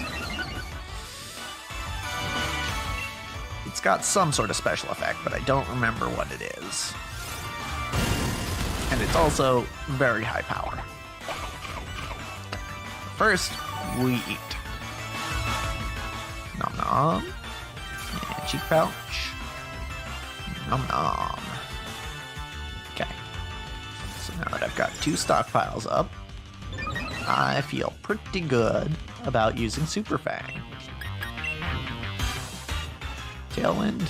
I mean, you were already faster, so it doesn't really matter. I'm pretty sure you're faster than everyone on my team. Because my 2 highest level Pokemon... Whoops, that was the wrong move. Well, I guess it doesn't really matter since you went for another Tailwind. But as I was saying, the 2 highest level Pokemon on my team are both very slow Pokemon. Roost? That's annoying. Alright, let's see how much Body Slam does. Maybe I should just spam Body Slam. Especially if it's gonna Roost. Oh yeah, actually, I could have just 2-shot with Body Slam. Okay, good to know. Level 65 Noivern gets 2-shot by Body Slam from Rodent. Noted. Okay, yep, levels. Levels are good. Wait, where does this cave lead? What? Wow. Noivern! These Noivern just keep coming at me. Oh, I forgot to replace his berry. Should be fine without it, right? Boomburst does damage, but it doesn't 2-shot, so... Ugh. Nice. Oh, this one's level 67. But that's fine because we still 2-shot it. Unless that was a high roll, in which case maybe we don't. But he went for Tailwind, so not an issue. Good stuff. Alright. Dino gets another level. Good for you, Dino. Alright. Now, can the bats stop diving on me? That would be great. And I should probably also put another berry on Rodent. And heal him up a little, because he's a little beat up. Oh, I got some super potions. Cool. I'll use one. All right. All right. I'm gonna check this here perimeter first. Agron, don't. I just want the footprint. I just want the footprint, buddy. Don't come at me. Okay. He's coming at me. I just want the footprints, man. Leave me be. Ugh. Okay. Scary monster stopped following me, I think. Am I missing footprints? I'm trying to be very careful. Everstone. Okay. Hi. Hello. Okay. All right. Just navigating around all of you. Okay. Oh, this just puts me out here. Back at ball in your leg. Okay. Well. No. Bolton, I was about to end the episode, dude. Come on.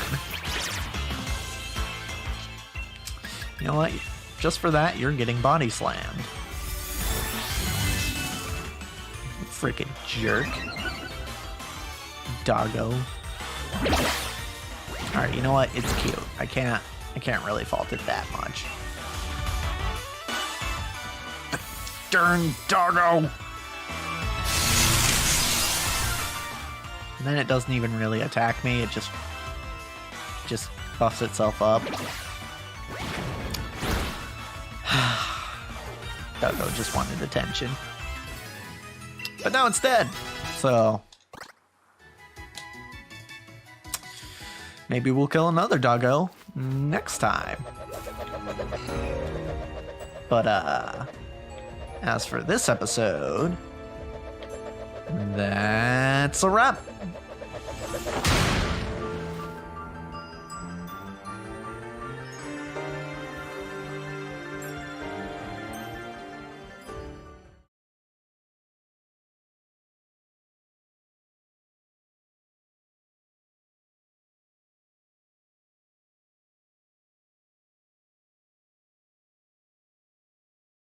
Oh, hey, look, another doggo. Oh, fuck.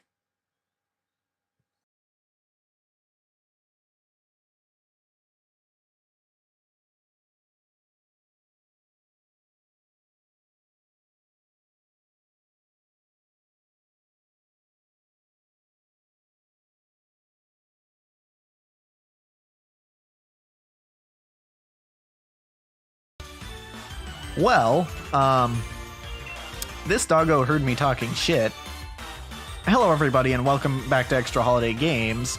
I'm ExtraHoliday, and between episodes, this Bolton just ran at me. It just ran at me. What a loser.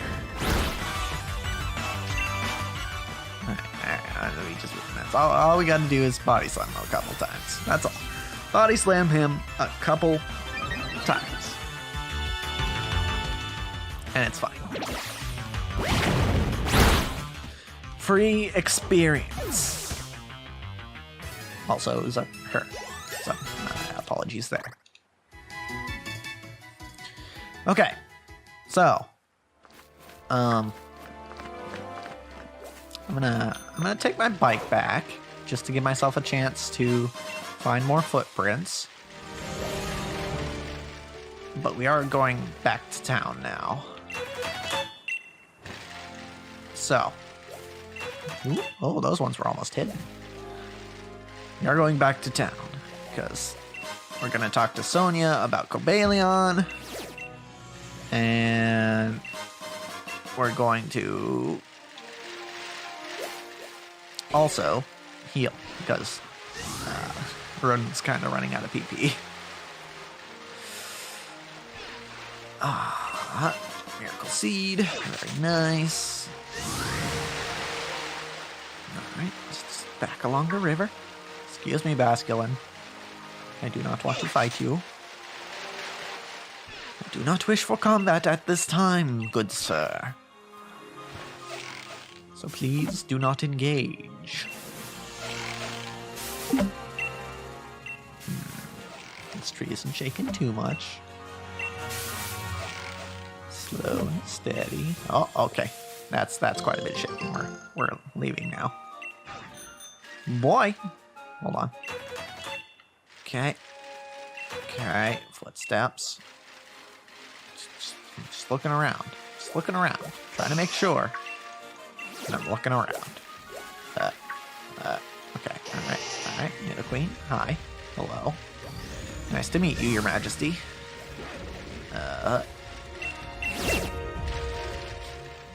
Do you think every Nido Queen and Nido King are considered royalty among the Pokemon? Cause that's just an amusing thought. I guess in a way that would make some amount of sense. It would be like, can you not be bodyguarding those footprints, please?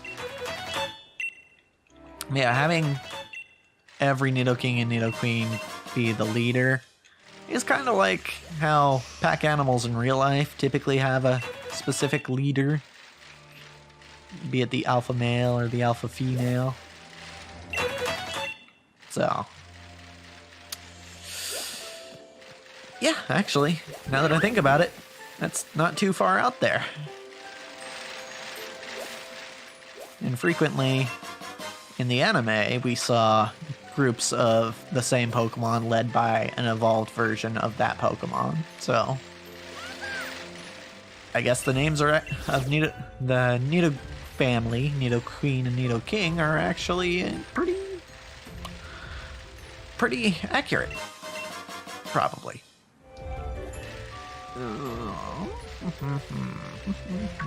Up into the ice we go. Hold on, there was an item over here.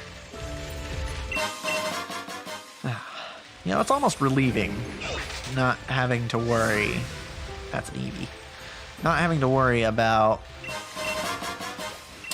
what Pokemon I'm gonna catch in each area, because now I've got the full team put together. Well, more or less. I should actually check. I'm gonna just do a quick check, see if there's anyone I would want to swap. Out of the people we recently caught, Snowflake and Steel, basically. That's it. Those are the only ones that are super recent. Oh, and I guess Blubby.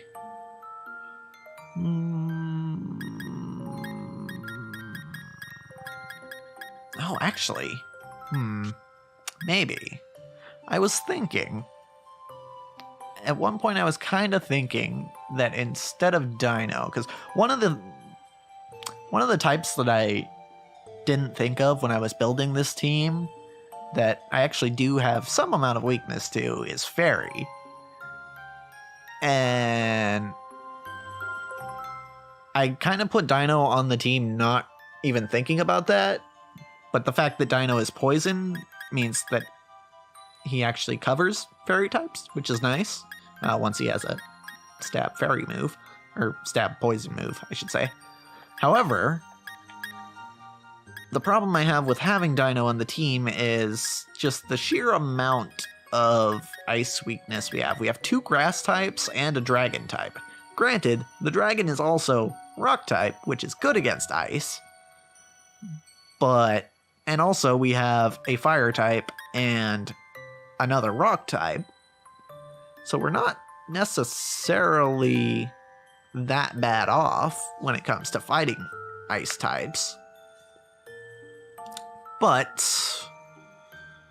if I wanted to maybe not have so much ice weakness, I could go with a steel type, and lo and behold, we just caught a steel type. So I'm kind of considering maybe putting steel in.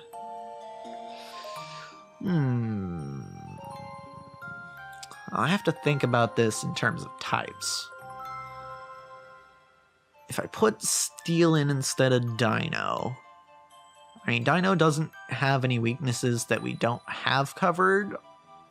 Although I will say our psychic coverage is a little because all we have is for that is Mr. Krabs, and Mr. Krabs isn't very good against special attacks, or Mr. Krabs doesn't have a lot of special defense, if I remember right. Yeah, the physical is a lot higher than the special here. So, I don't know. Most psychic types are special attackers. So having Mr. Krabs as our psychic counter is kind of So we could remove the psychic weakness by taking Dino out of the team. And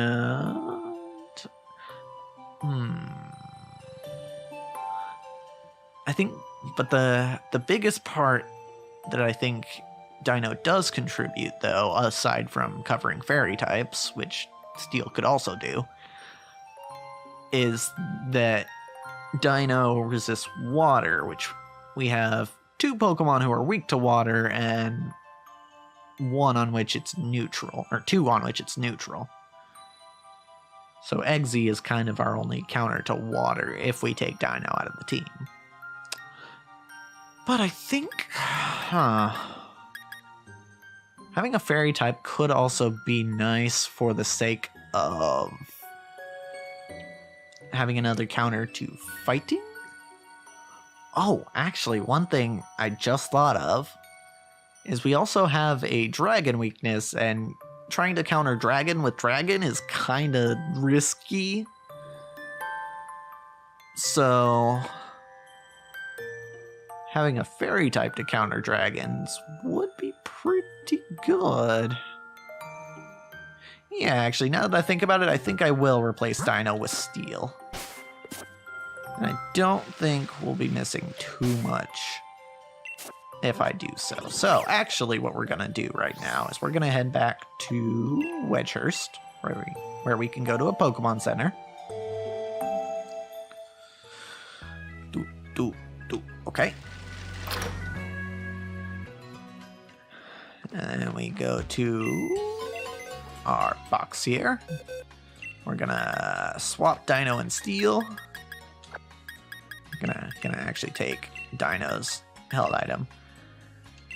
If you're a big fan of Venusaur, I apologize. I understand why you would be. Venusaur is a pretty cool Pokemon, but I'm gonna go with the Mawile because it just seems like a better option for the team. So, that being said, let's try and figure out what we can teach this here Mawile and what we should teach this here Mawile. So, Steel, what can you remember? You can remember... You have Stockpile, Swallow, Spit Up, which I don't really want to use because we already have those sorts of things on Rodent, and I think it works better on Rodent. It's nice to have a Pokemon with Intimidate. That's cool. I think what I want to go with, I want Sucker Punch because having priority is good. Iron Head's a good move to have. Play Rough is also a good move to have. These are like the best stab moves you can get of these types that are physical, I should say. But I don't really want Taunt and I don't really want Fake Tears. So we're gonna replace Taunt with Sucker Punch, and for now I'm not gonna, may or may not keep this, but for now we're gonna replace Fake Tears with Crunch, because Crunch is a pretty solid move, and it would be nice to have if we don't anticipate that they're going to use an attacking move, I guess. Because Sucker Punch is only going to work if they're trying to attack you. Alright, that being said, let's see what Steel can... Actually, there's a better way. There's a way that's easier to read to do this. If I use Restore, I believe. No. not restore. Held item. Open bag. Yes, okay. So we can go over to the TMs and it'll show us specifically what Steel can learn. Okay, so Mega Punch is possible, but not really useful. Ice and Thunder Punch would be okay. It would be nice to have the coverage. And in fact, if I had both of them, the coverage would be amazing. Solar Beam, not really good on a physical attacker. Rock Slide, we already have 2 rock types. Facade is okay. Brick Break would be decent. Let's see. I mean, we've got you here to deal with ice and dragon types. So having a rock or fighting move wouldn't be bad for more ways to deal with ice types. You've got the fangs, which is interesting. I'd probably take the punches over the fangs, though. Unless I wanted to have Fire Fang, in which case, yeah. Draining Kiss. No, that's special. Ice Beam? I didn't realize Mawile could learn Ice Beam, but okay. Endure. Focus Blast. Flash Cannon. These are all special attacks. Stealth Rock, not really useful in the main game. Or, not really useful outside of competitive, I should say. I'm thinking either Ice or Thunder Punch. I don't think we have... Do we have any electric moves? Did I keep Thunder Fang on Rexia? Yes, I did. Okay. We don't have any ice, though, so maybe Ice Punch? I think Ice Punch would be a solid pick. Okay. Okay, we can do Ice Punch. Alright, so... bag. Let's do Ice Punch. And in the weird event that we're somehow in against a ground type as Steel, then, you know, we've got a move we can use against him, which is pretty neat. Okay, so you also need an actual held item, so let's go ahead and give you one. Should I give you the Assault Vest? Who do I have it on right now? Eggsy. No, I think it's better on Eggsy.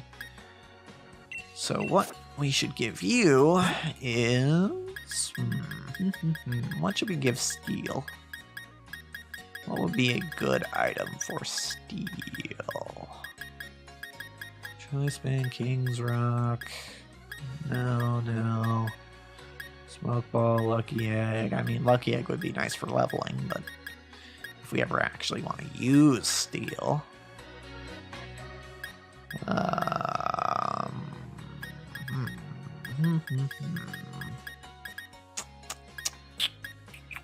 Shell Bell, maybe? I don't know.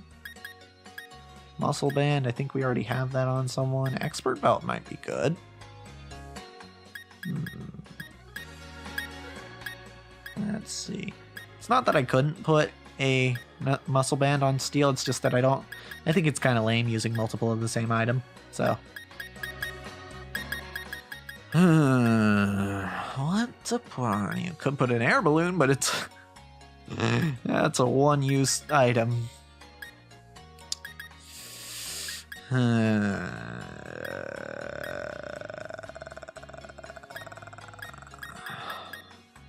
Jacked Pack?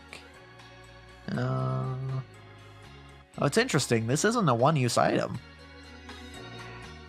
Okay, interesting.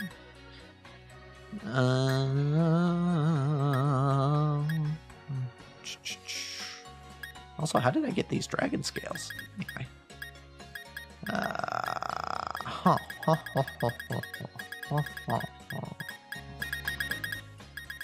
I think perhaps the best option here is the Expert Belt. I'm gonna give Steel the Expert Belt. I think that's a decent idea. Okay. We are done adding steel to the team. Cool. Now, let's go back to Sonia and talk to her about Cobalion. As, you know, we've been trying to do for like an episode and a half. Okay, anywho.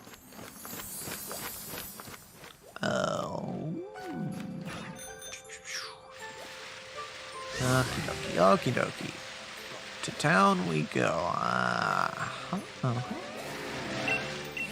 First Watts. Excuse me, pardon me. Excuse me, folks. Just going through. I'm going the long way again because I forgot that you can just go that way and get to the town. Alright. That's fine. That's fine. Alright, so where is Sonia chilling? Pun intended. There she is. Wow. First place I checked. Also, Yamper and Beldum just chilling. That time I didn't intend the pun. Just hanging out together. That's cute. Hello, Sonia. Holiday, how's it going gathering evidence? About that evidence, want to check your progress, Holiday? Let me see what you found so far. Data for the Iron Will Pokemon is at 100%. Data for the Cavern Pokemon is at 64%. Data for the Grassland Pokemon is at 52%. You've gathered 100% of the data needed to track the Iron Will Pokemon. This should be enough data for us to pin down where it usually lives. So if I feed all this data into my trusty Pokemon Finder, it's searching for energy signatures. And it's found a matching Pokemon. The Iron Will Pokemon can be found at the Frigid Sea. You'll finally get to come face to face with the legendary Pokemon we've been searching for. Best of luck, Holiday. Okay. So, now we can go catch Cobalion. Also, we didn't heal while we were at the Pokemon Center, actually. So let's go to Peony's shack and heal there, because we can do that, even though he hasn't actually invited us in here yet. But you know what? Maybe we'll find another shack to inhabit uninvited next time. Because, as for this episode, that's a wrap.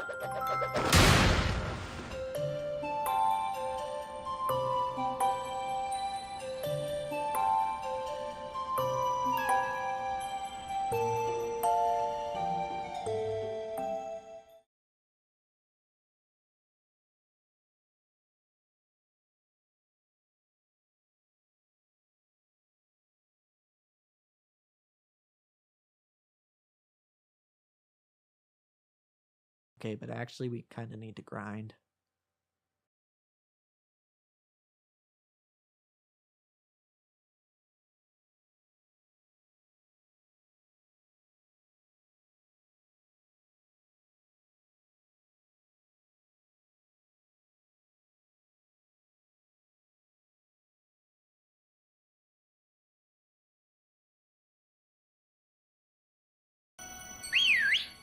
Hello everybody and welcome back to Extra Holiday Games. I'm Extra Holiday and we have some grinding to do. Don't worry, I'm gonna try my best to make this grinding entertaining because I happen to know that these are maybe not the most exciting episodes, but we'll make it exciting. You know, maybe we'll just have like a chat or something. You know, we'll talk. You know, it'll be kind of a one-sided chat, but it'll be a chat. Hold on. One thing I want to do is because Steel won't be fighting anyone for at least a few levels, I do want to give Steel the it's somewhere here, somewhere around here, Lucky Egg. I'll give Steel the Lucky Egg so that Steel can catch up and then maybe do some fighting soon. Although that does mean that Steel might be missing some EVs, but that's probably fine. Okay, so what I want to find is I want to find Pokemon that Rodent can one-shot currently. Because that's who we currently have in front.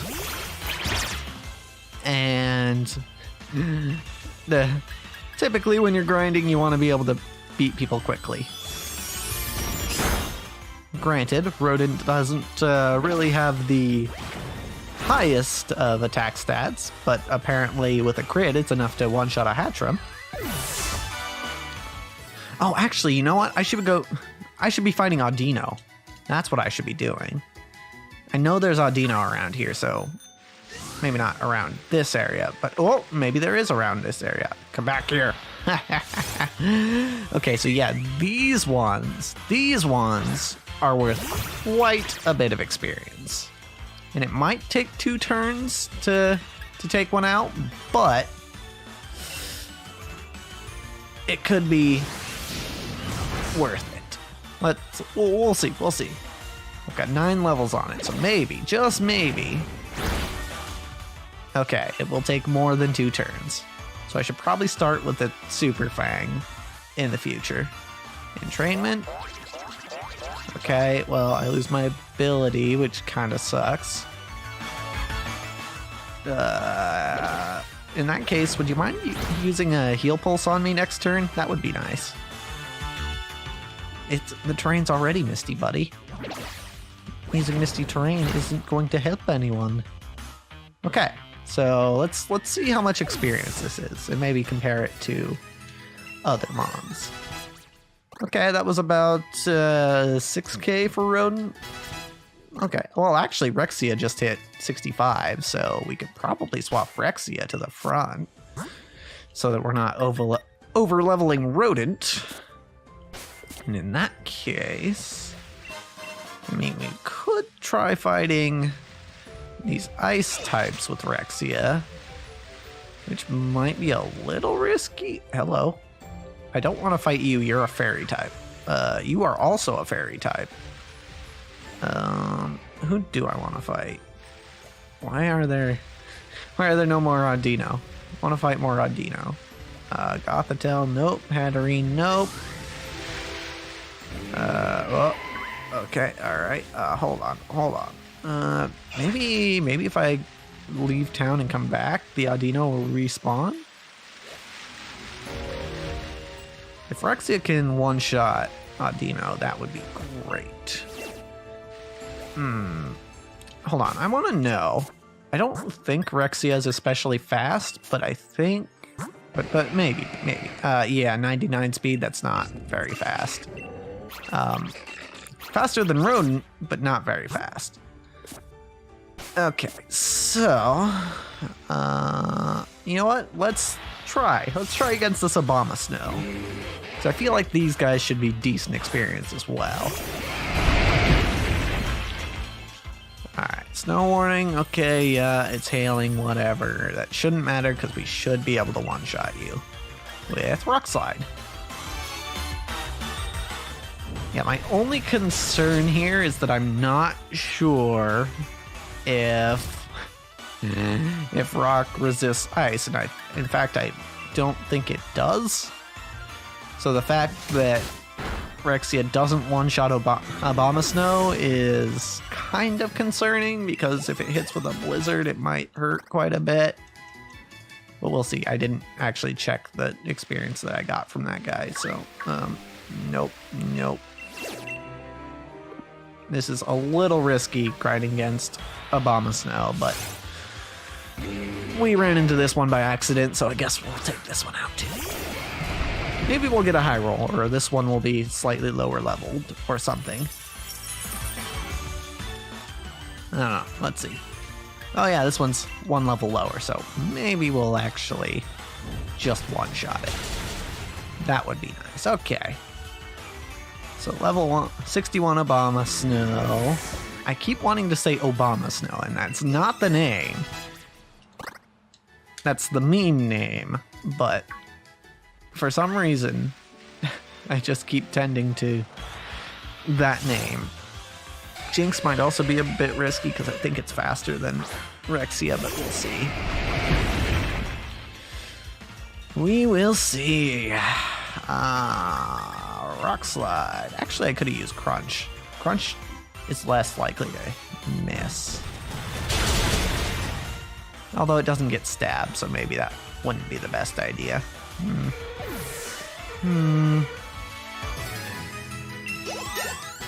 Okay. 2,700, that's not bad. Who else? Who else? No, again, don't want to fight the Hatterene.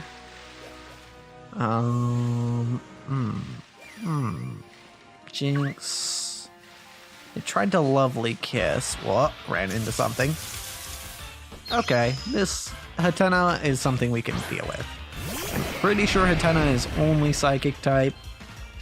Or maybe it's part Fairy. Oh no, it's only Psychic type because Crunch is super effective. So we should be able to one-shot it with Crunch. Good stuff. Not worth a ton of XP, but good for now. Good for EVs at least. Although if it gave anything, I would guess it gave special attack, which is not exactly what Rexia needs. In fact, I'm pretty sure our whole team is pretty physical. Eggsy and Morheat can use special attack, but everyone else is physical. That's fine though. I'm not really trying to be picky about the EVs I'm getting here. Because, well, just honestly, EVs do matter at this level, which is why I'm not throwing candies at my Pokemon. But I don't think they don't matter enough, I think, to be really picky about them. Alright, so Dino probably not going to get one shot, but we'll see. Okay, so Dragon Claw is actually stronger. I don't really care about making Audino flinch because there's a chance Audino will just use Heal Pulse on me. Oh.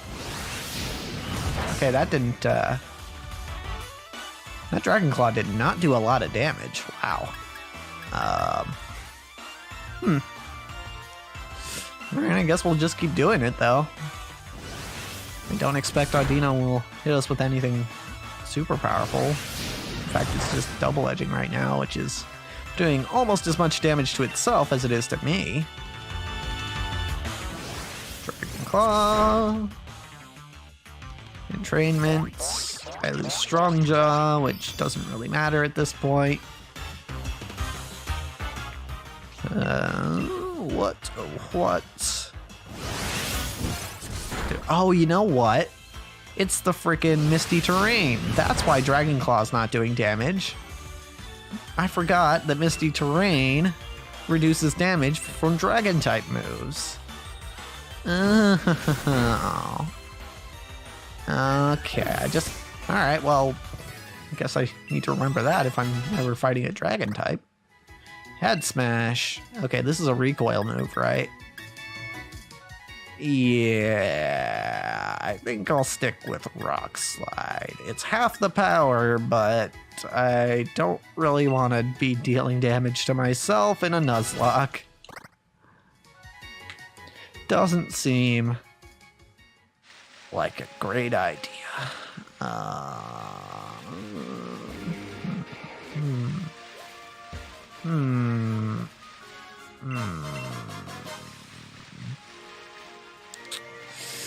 Man, it just feels so risky fighting Abomasnow or any of the ice types, and I don't know that I want to risk it. Hold on, there's an item here. Why can I not get the... Hold on. There it is. Large Leak. I believe that's the kind you cook, not the kind you give to a Farfetch'd. Let's see, if we don't want to fight ice types, maybe we should go somewhere else. There's a lot of ice types here. And not a lot of anything else, aside from these fairy types that keep popping up. which is not a good idea to fight with a dragon type. Nidoking, don't really have a move for you. Not on this mon anyway. I could do no, steel type. That's a bad idea. I don't want to fight Bronzong with Rexia because steel type would do damage. It's got like a flash cannon or something. Or maybe even Gyro Ball would do damage, but I don't know. Oh, that's some Linoon out here. All right, cool. Nidorino, not really an issue. Not really worth fighting, I don't think. Queen, Obstagoon. Where is the optimal grinding place around here? Umbreon. I guess I saw wild evolutions before, but it's just so weird. I'm pretty sure this is the first game where evolutions have been wild. It's just weird to see. Because you always think of Eevee. Well, I've always thought of Eevee as like that rare Pokemon, you know, the one you only get one of in the game. But actually, nowadays you can find them in the wild, especially if you're playing Shield. They're a lot more common. Oh, hold on, there's footprints here. Hey, maybe that's what I should be doing. Maybe I should be looking for footprints while I'm grinding, or at least looking for an area to grind in. The cemetery. Ooh, you know what? This has ghosts in it, which would probably be pretty alright to fight with Rexia. Because we have Crunch and Strongjaw, which makes Crunch a lot stronger. And we also have Rock Slide for the Lampent. So yeah, let's see. Oh, also it's a dragon type, so I could use. Oh, now that I think about it, this is a little risky. Okay,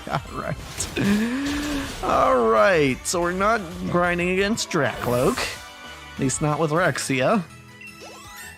Wasn't even that much experience. Hey, look, more heat leveled. More heat's now in range to grind with, but also I don't know that I really want to grind with more heat because more heat is kind of reliant on a berry to do things, so maybe not. You know what, for now we're just gonna go ahead and heal up Rexia because that was spooky. Maybe give her a potion or a super potion there too, and why not give one to Rodent while we're at it. Okay, so don't fight the Dracloak because they're faster and they have dragon moves. Lampent might be okay. Let's see how much experience this Lampent gives. We also have 2 different moves we can use on Lampent, so that's pretty neat. Rock Slide, go! Okay, one shots. That's what I expected. But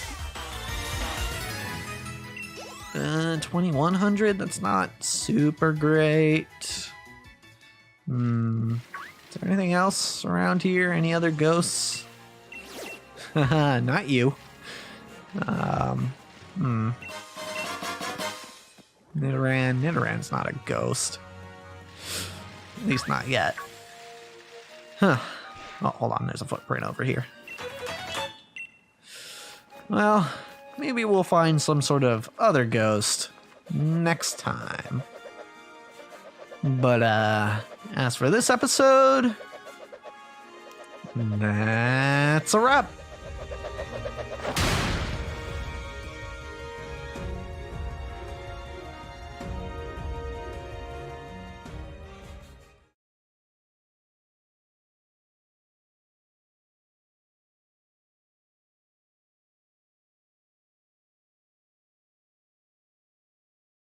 Man, that episode felt like it went by fast.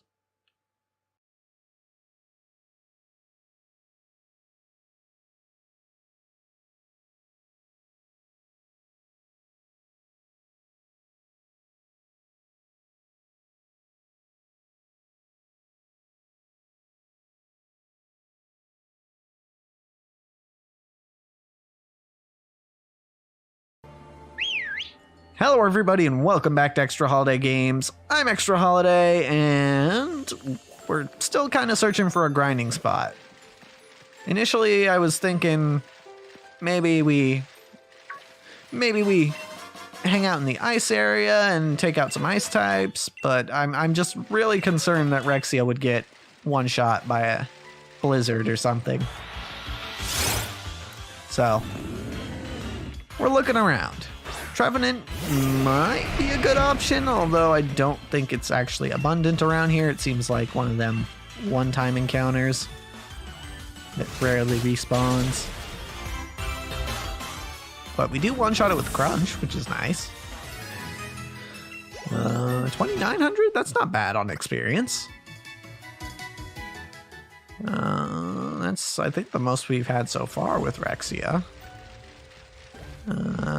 Chandelure we can take out. I'm pretty sure it'll be slower than us, and I don't think it'll have anything to kill us with. Worst thing it could hit us with is Shadow Ball, but I think we'll be alright even then. Go for a Rock Slide. Smog. Poison type. Does nothing, except for poisons, which is annoying. Oh yeah, I just remembered I can camp too. I should do that to heal instead of using potions. Well, I don't think it's worth camping just to remove poison here, so I will in fact use a antidote, which I do have. Good. Okay. Frankly, I don't feel like we need to do a ton of grinding. I think we're good if I get everyone to level 70, but we'll see. Hold on. That. Okay. Let's see what we got here. What have we got here? Nothing especially great to grind.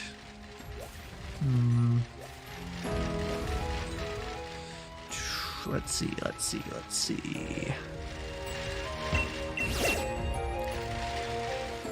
These Stonjourner seem like they would be a pretty solid choice to grind with Eggsy. Because I feel like Eggsy should be able to one-shot them and wouldn't be afraid of anything they have. But Eggsy's not quite at the level we need them to be yet. Oh, there's an item I missed. Assault. Oh, hey, another assault vest. I'll take it. Not that I really need more than one, but yeah.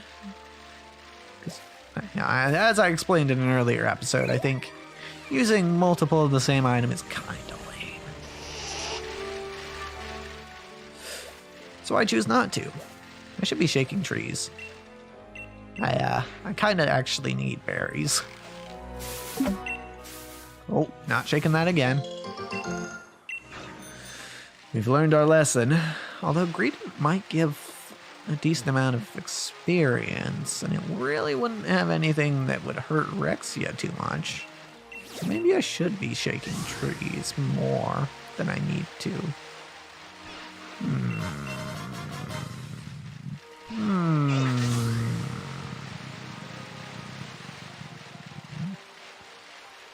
We'll see, I guess. Ballamere Lake. What was in this area? Corviknight, no, not a good idea because steel moves. Bolton, not a good idea. Don't know what that is that's walking through the grass there. What are you? Oh, nope. Okay, well, got caught by the dog. You know what, this is fine. We're not going to die from the Bolton. It's just, it might take a little bit to kill it. So, Dragon Claw. Don't have any ground moves. Actually, I don't think I have any ground moves on this team. Which means I don't have anything that's super effective against electric types. But I don't think that's too big a deal, actually. So I'm just gonna keep charging. Okay. Dragon Claw. Nice. Good stuff. Good stuff, Rexia. You are proving useful already. Also, steel is almost at 65 and is gaining quick. Actually, you know what I bet that is that's moving around there? I bet that's a squabbit.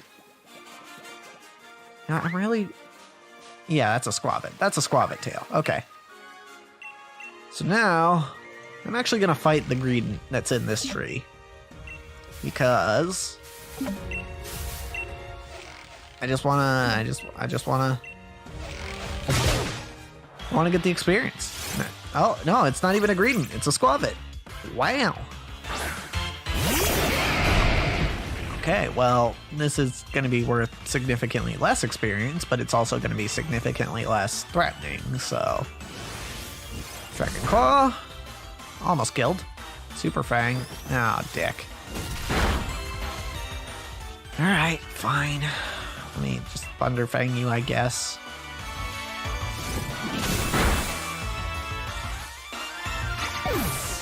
Jerk. I guess I should have known he would have Super Fang, but... Ugh. Didn't get any berries out of that tree because they were all of the same type. Well... Alright, you know what? We're actually going to put more heat in front now because... Solely because...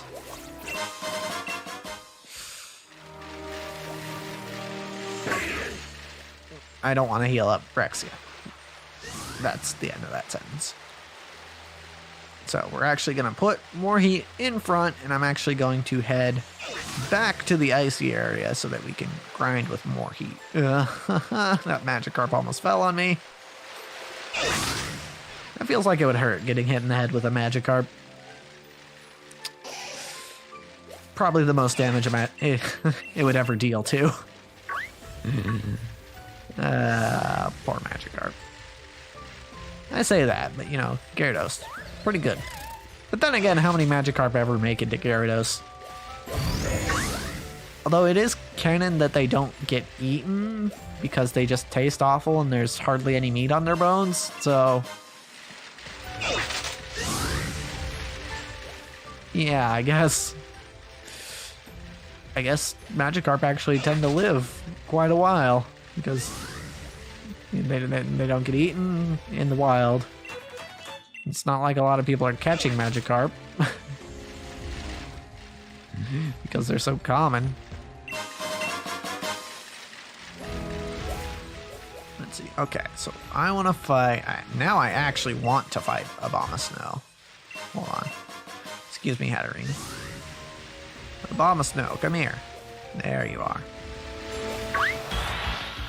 Because I'm fairly certain that we can one-shot these guys with our quad effectiveness. Alright, snow warning, whatever. We should be fine. In fact, I'm so confident that we can one-shot them. Actually, I thought I still had Fire Lash. Never mind. I guess I'm just using Fire Blast. That's fine. We've got 5 Fire Blasts we can use. Boom. Good stuff.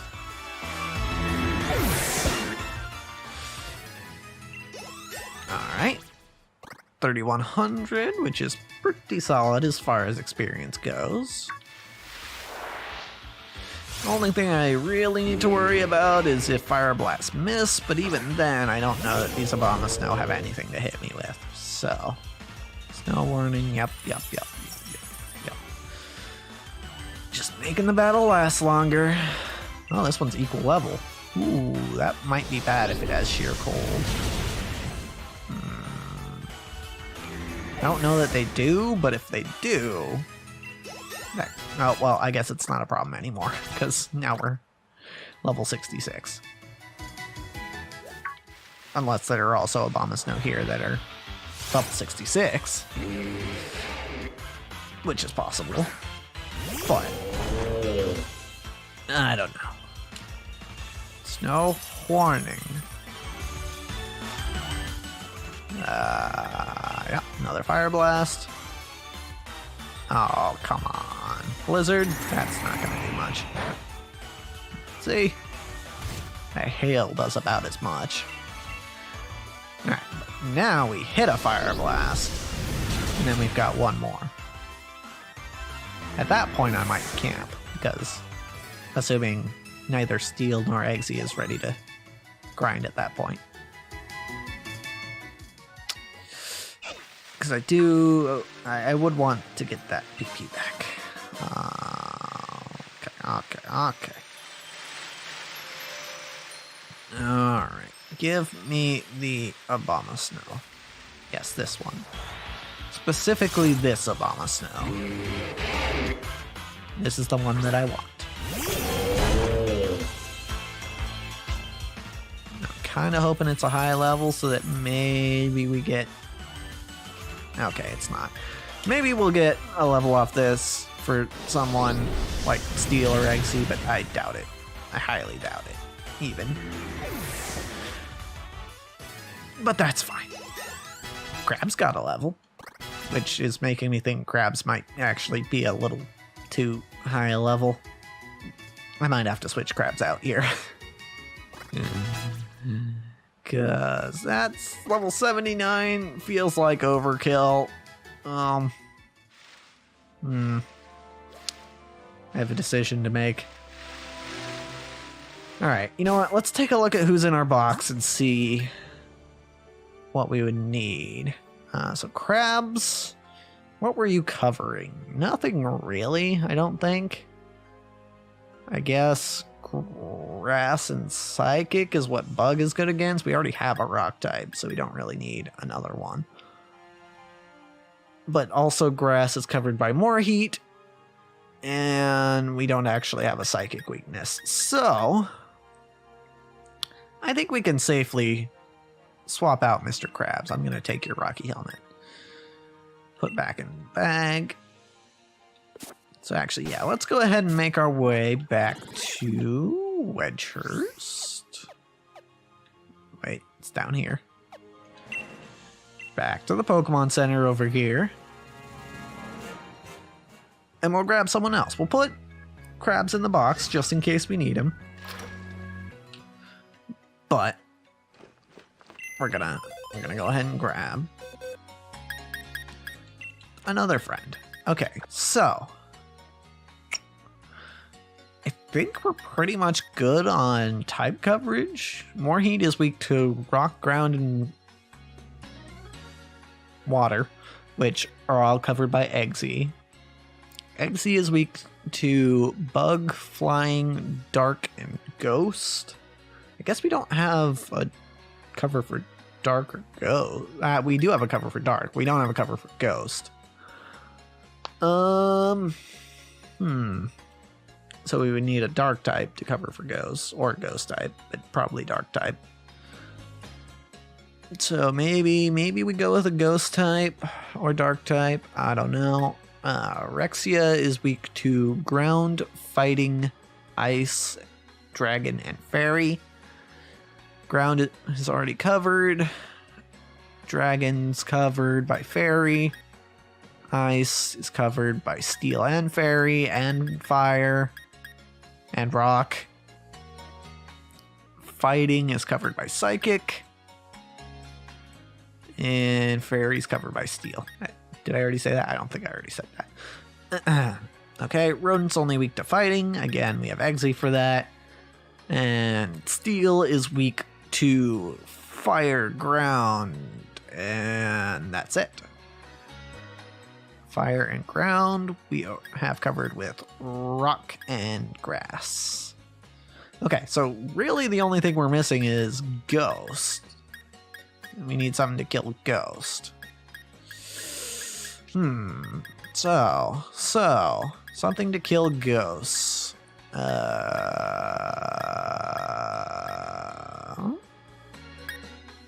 We have Onion. Could have a Poison Dark type. Its only weakness is Ground, which is pretty neat. We could use Pride. Our Alolan Meowth.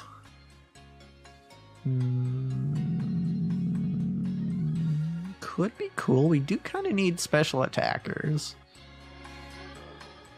Although I really don't like how Alolan Persian looks, so maybe not.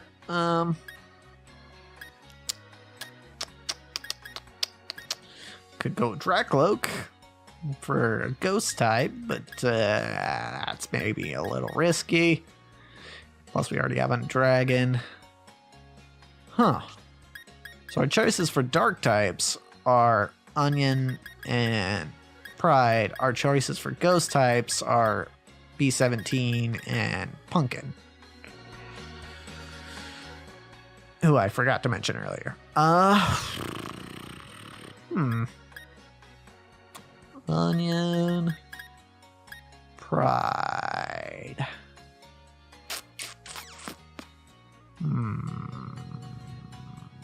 I think.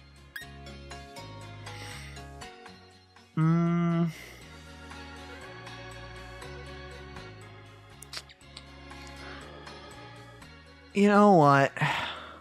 Wait, hold on. If I add Pride, then we have 3 different people who are weak to fighting and only one, well, technically 2 counters, but only 1 good counter to fighting. So, whereas if I add Onion, we've got 4 people weak to ground and only 1 counter to ground. I think the better option, or other option, Dark type Null. I actually didn't use type Null in Gen 7, so maybe we use type Null. I think that might be what we do here. Although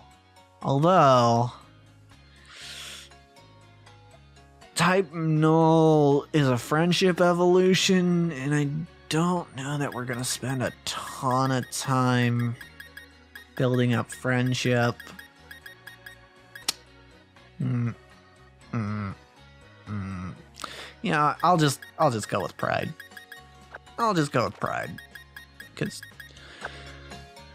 she is a simpler evolution, I think. I'm pretty sure it's nothing weird to evolve a Meowth, an Alolan Meowth specifically. Alright, so let's see if Pride can remember anything. That's the other thing, is giving Pride a moveset shouldn't be that hard because she'll learn everything as she's leveling up. Alright, we'll heal up our Pokemon for now. Cool, very cool. And then I think we'll go ahead and get back to grinding next time. But, as for this episode, that's a wrap.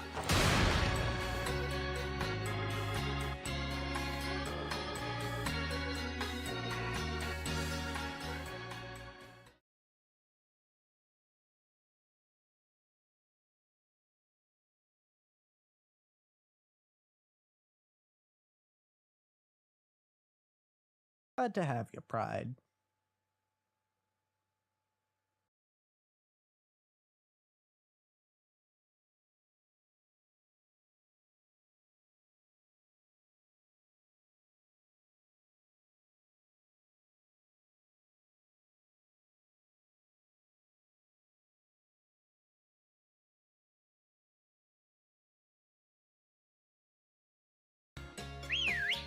Hello everybody and welcome back to Extra Holiday Games. I'm ExtraHoliday and I just learned that Alolan Meowth is also a friendship evolution.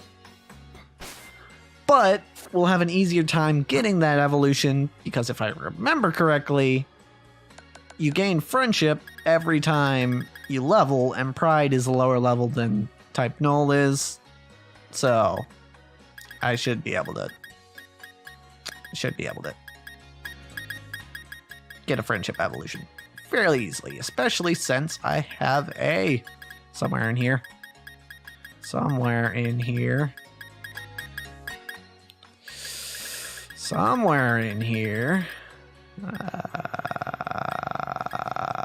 Soothe Bell. Yes, I actually have 2 of them. Okay, so Pride, you get a Soothe Bell. Steel can keep the Lucky Egg for now, but we'll probably swap it over once Pride evolves. And yeah, back to grinding. And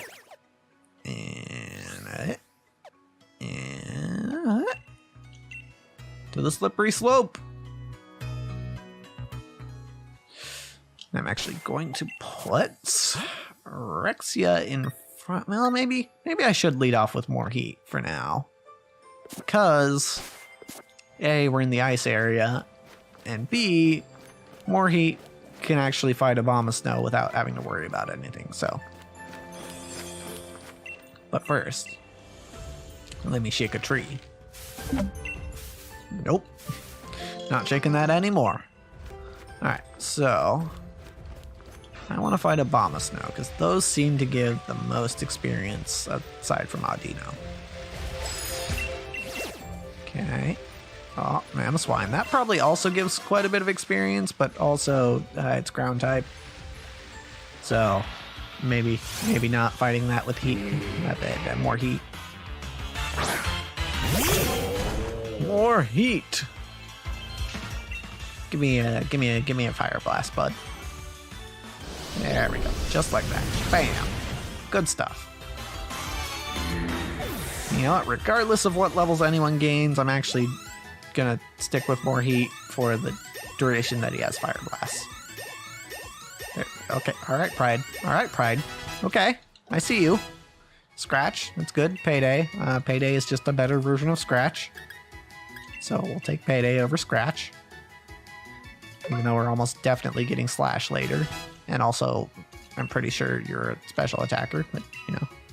Bite, we can take over Growl. Fake Out's a good one to keep, because it's basically just free damage 90% of the time. Even if you're a special attacker. Ooh, Audino, hold on. We're actually going to swap Rexia in front for this, because Rexia is better for this.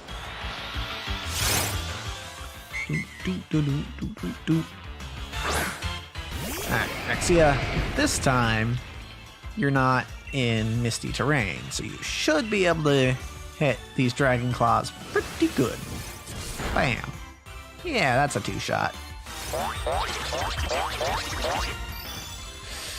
Let's go, Rexia. You are now a regenerator. Ow. Which means if I swapped you out, you would heal that damage that you just took, but it's like 2 damage. And also, I don't know that I'll be using you to grind much now that I have Steel up to level. Pride, yeah. Pride wants to learn Taunt. No. Assurance. That's another physical dark move. 60. If the target's taken damage already, nah, I'd rather have the flinch chance. Okay, so now Steel is up to level. I kind of want to see. I want to try out Steel against Cryogonal. Although if it's a high enough level Cryogonal, it might be an issue, but you. What? Also, there's another Audino there, so we'll see. But Steel, how do you fare against Cryogonal? Intimidate's good. Ooh, this one is the same level as you, so actually I'm gonna swap you because I don't want you to get hit by a sheer cold. More heat, you can take this one. Acid armor, whatevs. Ow. Okay, well, we're not gonna get like a super good measure of how much experience these guys give because, well, there's we'll have to use someone other than the person who is in to judge it because there's not because we're splitting the experience here. That's what I'm trying to say. Alright, let's just get a drain punch, you know? Bam. Good stuff. Seriously, why did they give Heatmore all physical moves in its learn set? Why? It's a special attacker. Its stats make it a special attacker. Okay, Steel gained another level, so we shouldn't run into that issue again. I don't think I've seen Cryogonal of a higher level than 65 here, so. Alright, Steel. Let's go. Intimidate, EE. Alright, so. I don't want to use Iron Head here because that would be, we need that for ice types. However, what we can do is use Play Rough, which is actually more power, so. Yeah! Audino's not fairy type, right? I don't think it is. I think it's just normal. Misty terrain. Does that power up fairy moves or does it just weaken dragon moves? Ow. The Audino also gets hit. It's unfortunate that I can't two-shot with...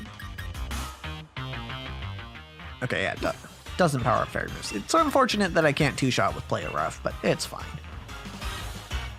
Hiya! Oh, it has a berry. Why? Why must you have a berry? Oh, it was only an orange berry. Okay, that's fine. We lose Intimidate, which does not matter. Because we already got Intimidate off. Alright, so now this Play Rough will do it. Hiya. Also, I wasn't paying attention when that Cryogonal died, so... Oh! 10,000 experience, huh? Oh. Okay. Pride wants to learn Fury Swipes? No. No, Fury Swipes is not good. Under basically any circumstances. I want to find Cryogonal. Where is Cryogonal? There are no Cryogonal, and there's one. Okay. So I'm gonna try and Iron Head this, and hopefully it dies in one hit.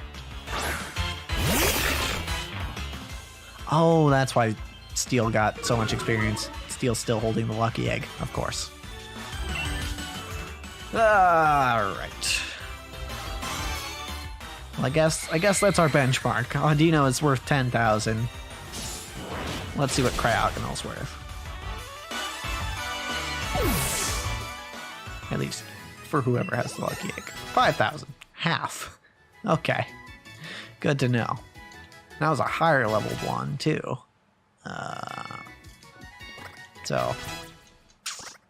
But the upside is we can one-shot Cryogonal. So, it's not going to have anything to one-shot us. So you know what? I'll take one-shotting Cryogonal for half XP over taking 3 hits to deal with an Audino. Alright.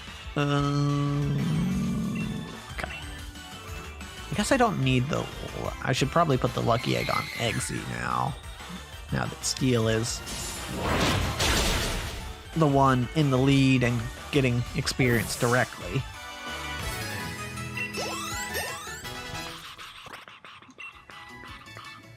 Screech? No.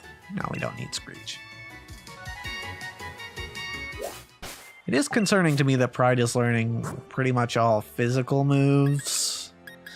Seems like a very similar situation to what Moorheat was doing.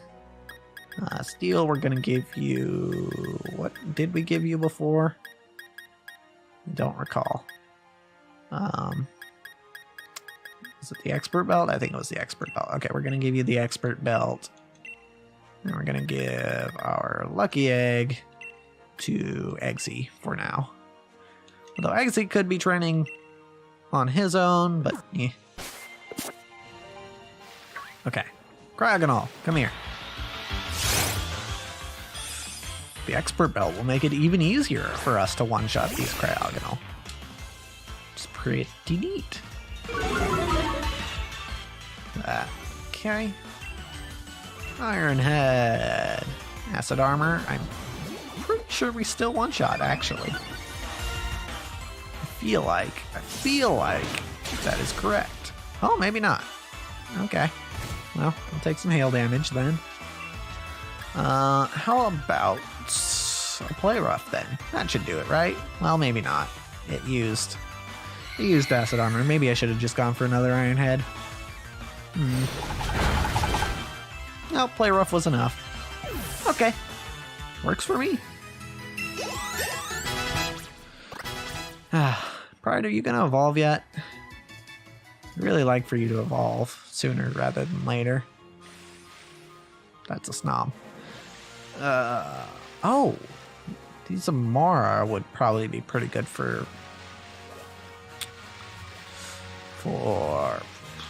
Steel to fight against, but also they probably don't give a ton of XP, so if I had to guess. Alright, so don't use acid armor, please. That makes things annoying. Okay, that's a move that I can definitely deal with you using. It's just really weird that Cryogonal has Solar Beam in its learn set. Why?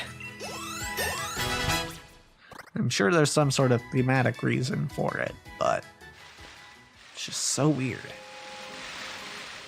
Kill Cryogonal.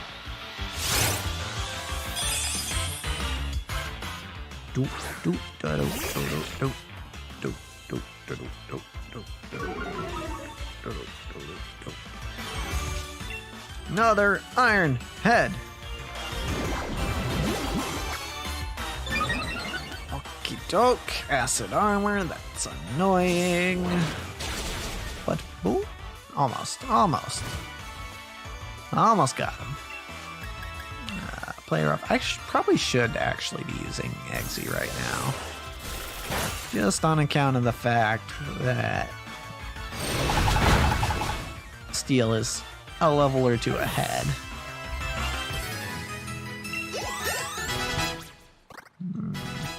Yeah, let's go. Actually, I can think of a pretty decent place to grind Eggsy too, so let's go ahead.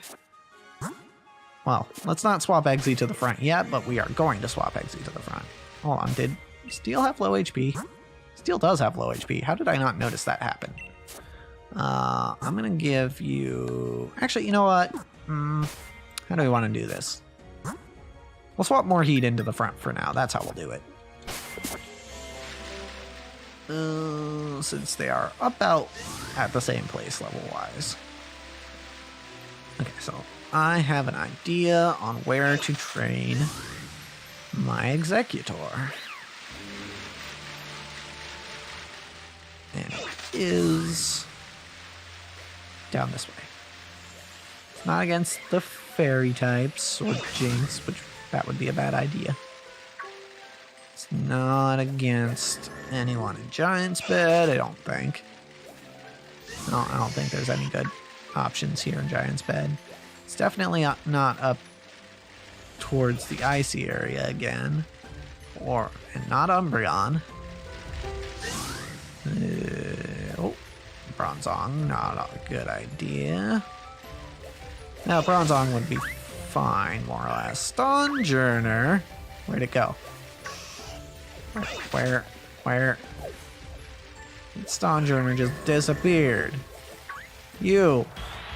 How much experience do you give, friend? Oh, I have the wrong Pokemon out. That's awkward. Well, it's a good thing Eggsy has a move that gets HP back. And is also pretty tanky. Stone Edge, what's this gonna do? Okay. So if that crits, it'll kill, unless I get a good Giga Drain off, and we're not faster. Oops. It's fine. We will be fine. Giga Drain. Go. That will heal us quite a bit. Yeah. We could take a crit Stone Edge at that point. 4,500, that's pretty good, although I guess that is with Lucky Egg. Night Slash, I mean, it's better than Bite.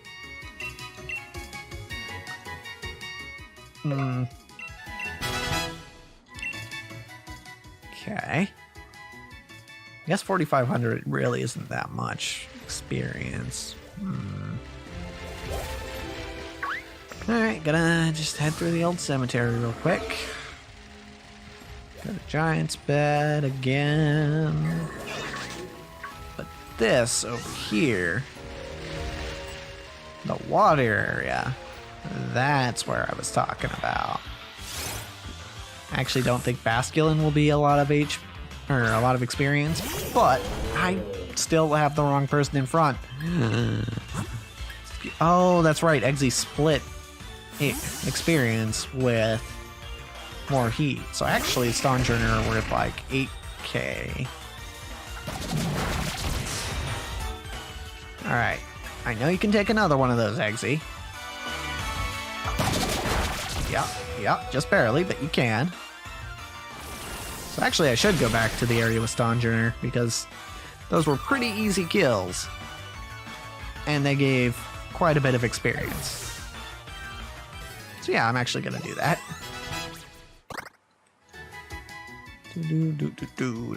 Okay.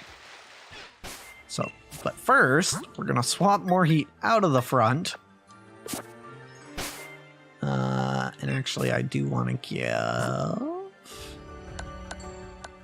I'm going to use a potion on Eggsy just because I don't want Eggsy getting one shot by crit Stone Edge. From Stonjourner.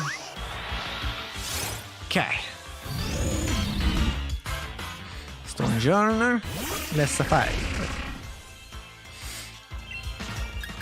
Giga Drain should do the trick. Wide Guard. Well, that's awkward. Maybe I should be using Leaf Storm when I'm not missing health. I probably should be, right? That would make sense. Goodbye, Stonjourner. Alright, we also have a level for Steel, which is pretty neat. Alright, another Stonjourner. Yeah, okay, we're good. I can just run into him, no problem. Yeah. Go, Eggsy, you can do it. Leaf Storm, please. Body Slam. Okay. Means next time we're gonna use Giga Drain. Very cool. You know what? We can basically just keep doing this till the cows come home. Or I guess till the Miltank come home if we're trying to keep the theme here. Oh, hello. What wonderful, wonderful times. Oh, at least in game, anyway. It's times like these where I can kinda just zone out and talk about other things, like D&D. My players are more or less ready, so now I just have to get things ready for them. I mean, it took them a while to pick characters, but that's fine. You know, it's fine. I don't blame them for it because they're all pretty new to the game, so it's not really a big deal. And it's kind of what I expected. And like, I'm pretty sure none of them know what the things on their character sheet mean still, but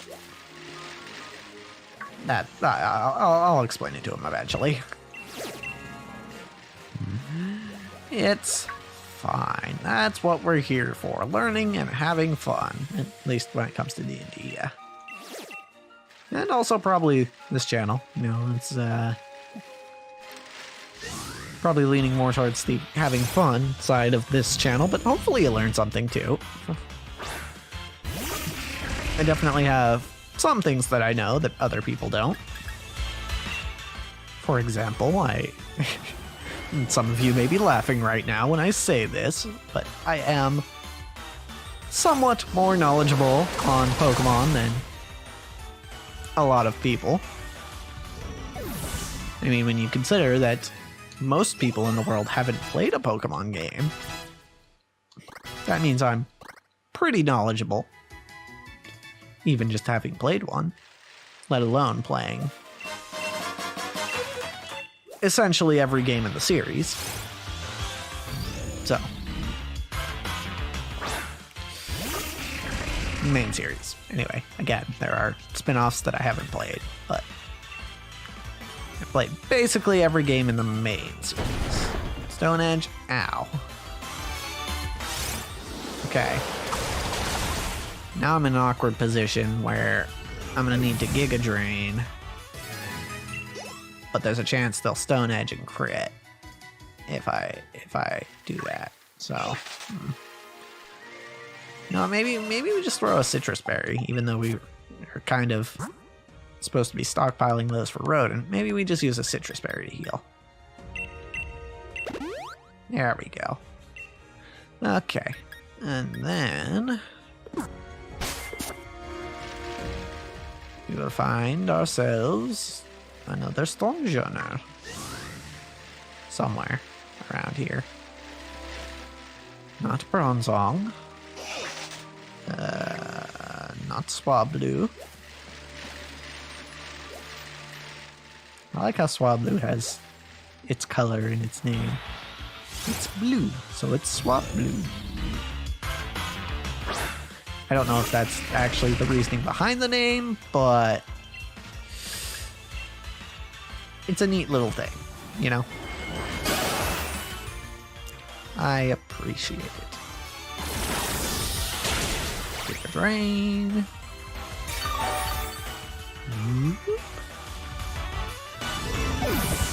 Yeah, I don't want to get into too many specifics about what I'm doing for D&D at this point, because it's kind of a spoiler territory if any of my players are watching this, which they very well might be. But I do have plans. Plans, and even plans within plans. The hardest part for me is going to be having to write a bunch of stuff knowing that I'm going to throw a lot of it away. Because I am, in fact, trying to model myself as a DM after the DM that I've been watching most lately, Arcadum. And one thing he's said is, for a session, he writes out a ton of stuff and then only uses about 10% of it. Because most of the stuff he writes out is, what if the players do this? Or that, or the other thing, you know. And that's something I never did before, and I think that's a big part of why my players always felt so railroaded when I was DMing before, because I was railroading them because I only had certain things planned. So my objective was always, okay, how do I get them to either do the thing I want them to do, or do what they want to do, but then get them back on the path that I want them to be on. Heavy Slam, that's not going to kill, right? No, we're good. Okay. Yeah, and that's, in my previous experience DMing, I feel like that was one of my shortcomings. So, and certainly not the only one, but one of them. Maybe the biggest one. But I don't know. And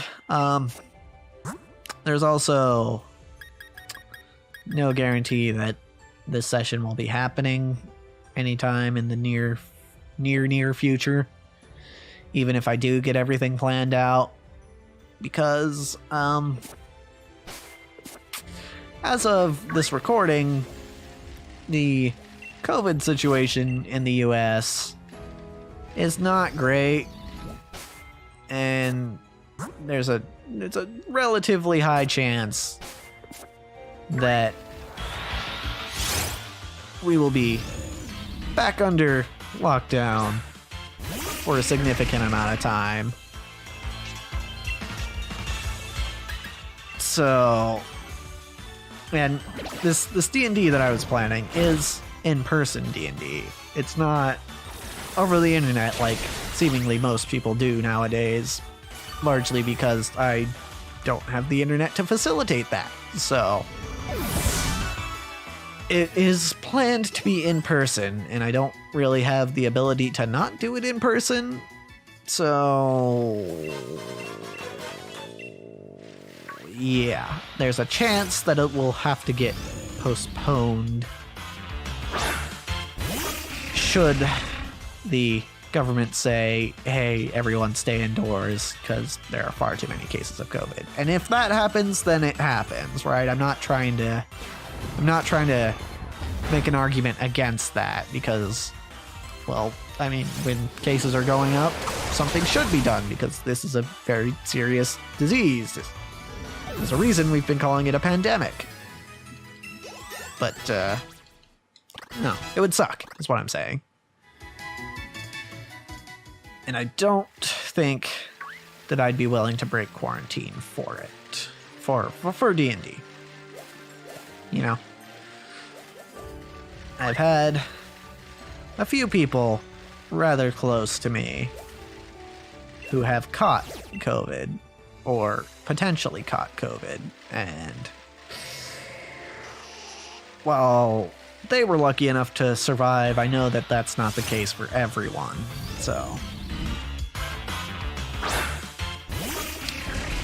yeah, I'm gonna take it seriously. I suggest you do the same.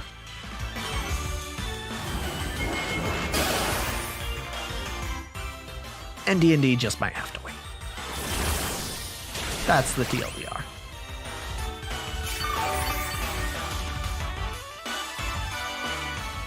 Moving on to lighter things, it's starting to look like maybe Pride might have to get a little bit left behind in terms of actually being used because everyone else is almost to level 70, which I don't know if I said earlier, but that's kind of the point that I want to get everyone to. I think once we're all at level 70, then we should be good.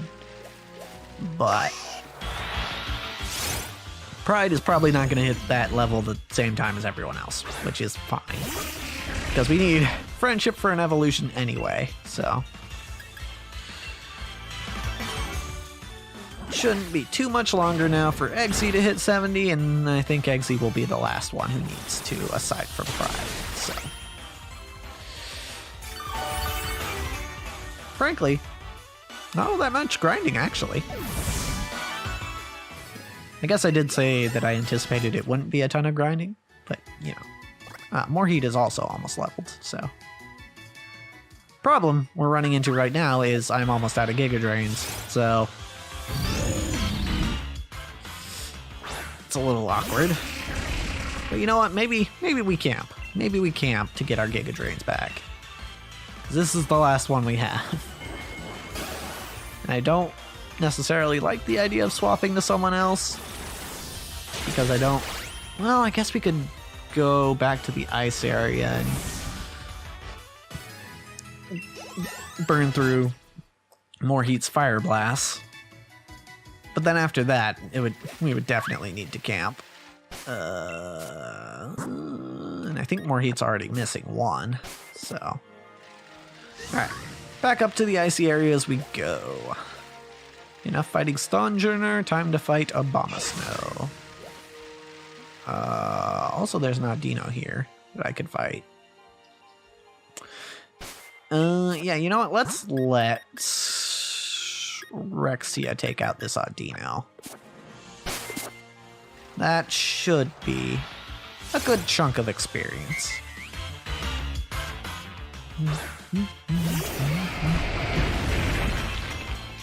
Alright.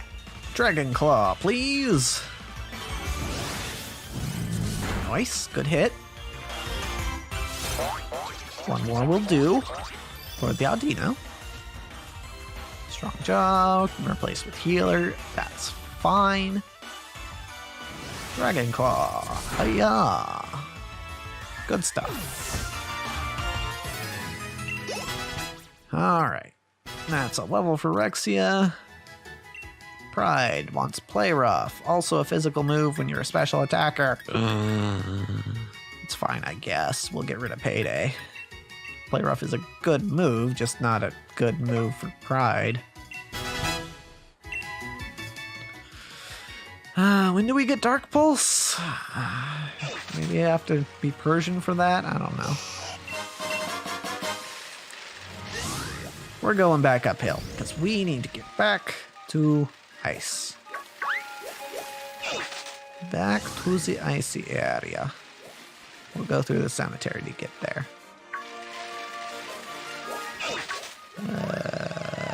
Yeah. Okay.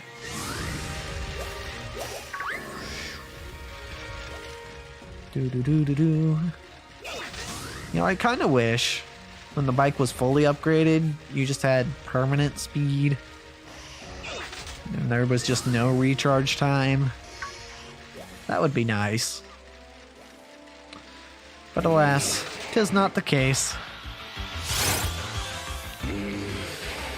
I guess it's fine. Oh, you're not who I meant to have out front. I mean, it's fine. I don't think we're in a lot of danger here. Unless this rock side misses.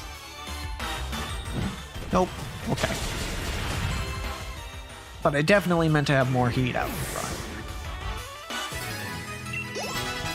Okay, well, more heat just leveled, so... I don't know. Probably still best person to have out front, because... we can take out the Abomasnow real easy, and we're not afraid of Abomasnow, and he's still got less experience than Rexia, so... Alright, we just need a Fire Blast or two, and then we'll be set to move on. Florg. There you go, Abomasnow. Alright. Pride is 45. Still hasn't evolved, but that's okay. We'll get there. Boom! Another Abomasnow. Borg, he says. Or she. I don't know. Haven't seen its gender yet. Or its sex, as the gender symbol more typically signifies in Pokemon. Anyway. Fire Blast. Dead. Good. And there's a level for Exy. Okay. So we are good to go, more or less. Pride still needs some evolution and levels and move setup, but that's okay, because we'll get there. We don't necessarily need Pride at the moment, because we have pretty good type coverage regardless of whether Pride's actually contributing. So, let's cook. We're gonna cook some food, which we have not done in a while. Fruit bunch, that's a new one. Umu cheese. I feel like most of these things I've made before, but let's see.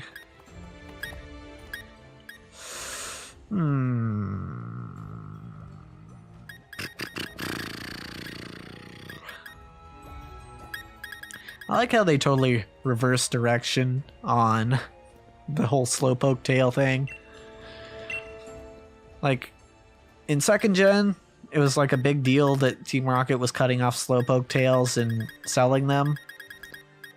But at this point, they're like, no, it's something that everyone does. Tails grow back, it's fine. It's just kind of funny. Let's see. Sweet and sour. What flavor are we going for? sweetness. Okay, let's go with the Roselli berries. Put 3 of them. And we'll go with some other sweet berries as well. Dry and sour. Dry. Sour sweet. Brings out the flavor of any dish. Sweet and spicy. Sour water. Bitter. Sweet. We only have 2 of them though. Lacks sourness. Not sweet. Sour. Could use Pechas, but Pechas are so common. Maybe we'll throw a few Kelpsy in there as well, and then use some of the sour sweet berries. Dry. Spicy bitter.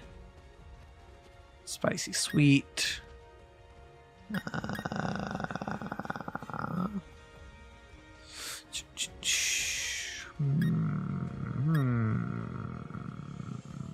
Inside is, we've got bittersweet. Let's put 2 moringa in there, and maybe. Actually, I don't want to use Salic berries because I actually use those for combat. So maybe dry sour, dry. Sour sweet. Okay, yeah, we'll use a couple grappa as well. Okay, let's go.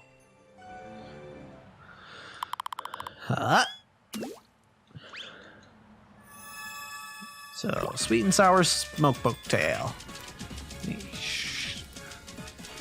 Let's see how it do. Hopefully this makes a lot because I am feeding a literal dinosaur. The history says, or prehistory, I guess, they ate quite a bit, you know, back in the day. So, yeah, gonna need a lot of curry.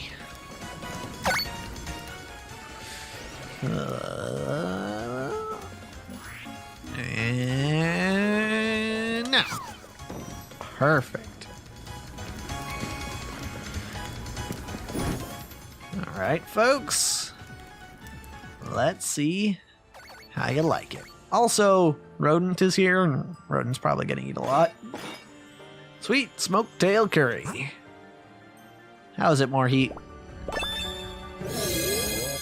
You don't look super enthused. Okay, it was good. It was good. Okay, and that's more friendship for Pride. So, maybe, just maybe, Pride will evolve next time. But, as for this episode, that's a wrap.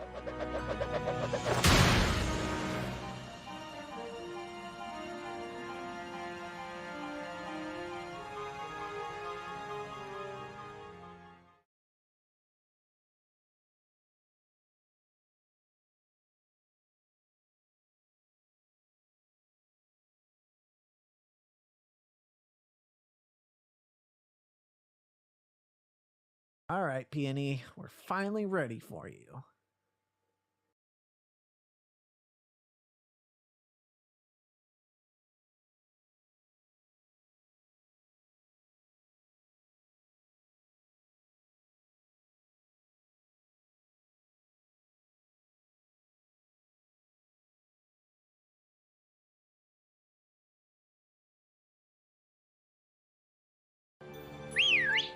Hello everybody and welcome back to Extra Holiday Games. I'm Extra Holiday and we found a snowball. That's pretty neat. But the real story of this episode is that we are actually finally getting to the story stuff of this DLC. We're done exploring, we're done grinding. Now story. Please, sir, I can't let you... Oh, I think you can. My precious daughter's in there, and I'm going in after her. I understand, sir, but... But what? I'm here to have an adventure, and I want to kick it off right now. I simply can't allow it, sir. Oh, there you are, lass. So you've come after all, have you? Something the matter? Nothing's all right, and everything's the matter.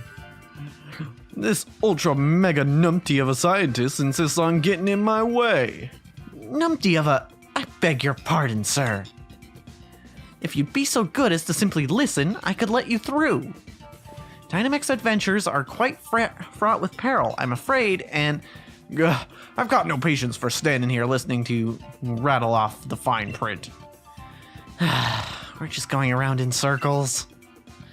You seem to know this gentleman. Would you simply listen to my explanation? If so, then I could allow the two of you to enter as a pair. Aha! Now you're talking! Go on then, let's hear what the good lady's got to say. And then we'll go find my little Nia together, right? Right! Yeah. I'm gonna talk to other people first. I've got wonderful items to offer you in exchange for Dynite ore. I don't have any Dynite ores, so... Sorry? We have Pokemon helping us with our investigations too, you know. Okay. Go on, yep. Are you ready to hear my explanation of Dynamax adventures? Okay, before I get into this, I think I spoiled myself on this. Because I watched a video that I think is what this is.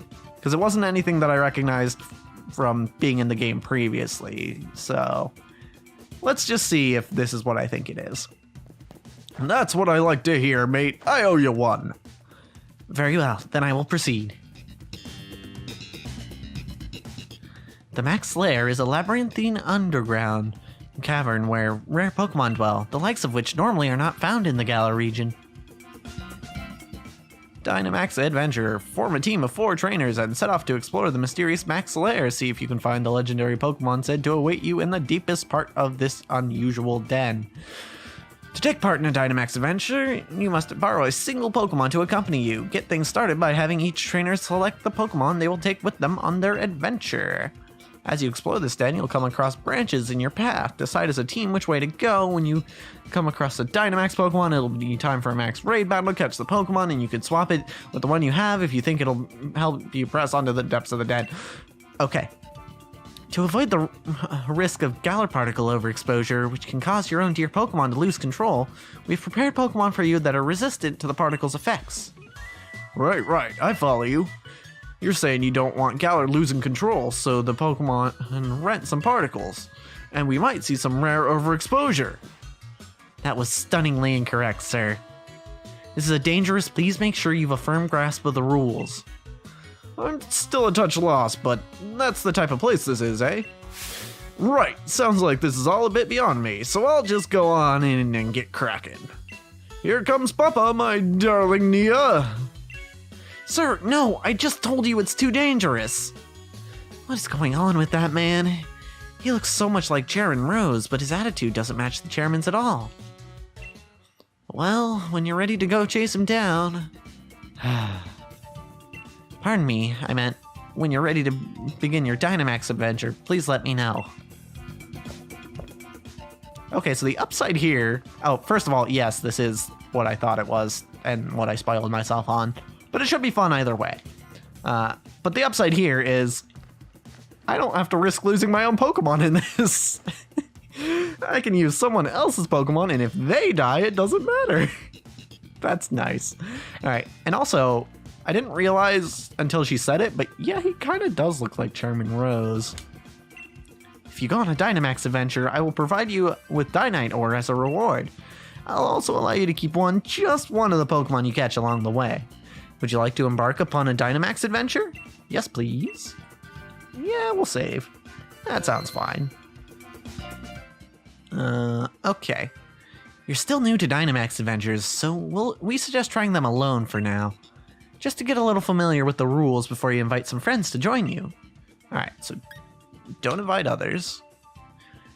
You can borrow... I didn't get to read that. Alright, so I have a choice between Dreadnought, Noctowl, and Persian. Oh, I only have so much time. Okay, let's go with... Shit. That's not who I meant to choose, but okay. That was like my last choice, but alright, that's fine. We'll stick with Noctowl. Alright, ground, water, fairy, okay. Well, I can't read those all at once, but... Okay, so ground and water. Ooh, ground is kind of bad for our team, so let's go with the water type. Water's only bad for Stunfisk. I don't actually care about which Pokemon I'm running into. I guess I probably should, since I do get to keep one of them, but... I don't know. I don't know if I plan on changing on my team at this point. Palpitoad. Alright. Do we have one of these? I don't know if we have one of these. I know they're definitely native to the Galar region. Sky Attack is my stab flying move. You know what? We're actually just gonna Dynamax here, and we're gonna go with a Max Airstream. That's the simplest thing to do. And I think Max Airstream gives us a Tailwind, which is good. It'll help us move first. Big board. Look at the big board. Alright. Razor Shell. Cool. That's a move you can use. Superpower. Alright, you're gonna weaken yourself. That's cool. It's not like we needed you to do more damage after this. Okay, we scalded arguably the wrong target. Probably should have hit the Stunfisk with that, but oh well. Works for me. Just raises speed. Doesn't give a Tailwind, but it does raise speed. Gotcha. Let's just keep using Max Airstreams. And I think I remember from the video I watched that health carries over. If health carries over, then PP probably carries over, which means I should probably swap this Noctowl out after the next battle.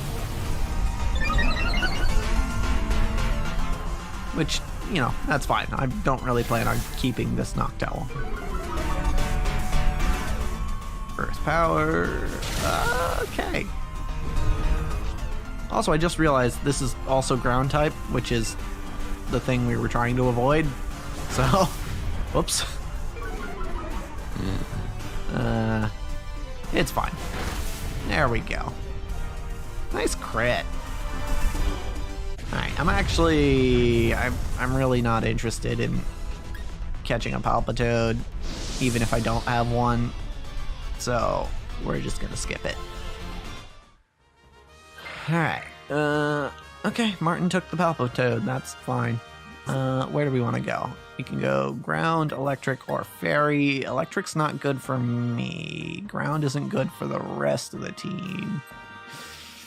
We have a steel type for the fairy. Let's go fairy. I'm not... like, you can kind of tell what Pokemon it is from the silhouettes, and I should probably be trying to discern that better, but... Oh! It's a Gigantamax Alcremie. I don't think I have one of these. Oh, you don't get to Dynamax this time. Okay, I'll set up a... I don't know that I'll be using physical attacks, but I'll set up a Reflect just in case.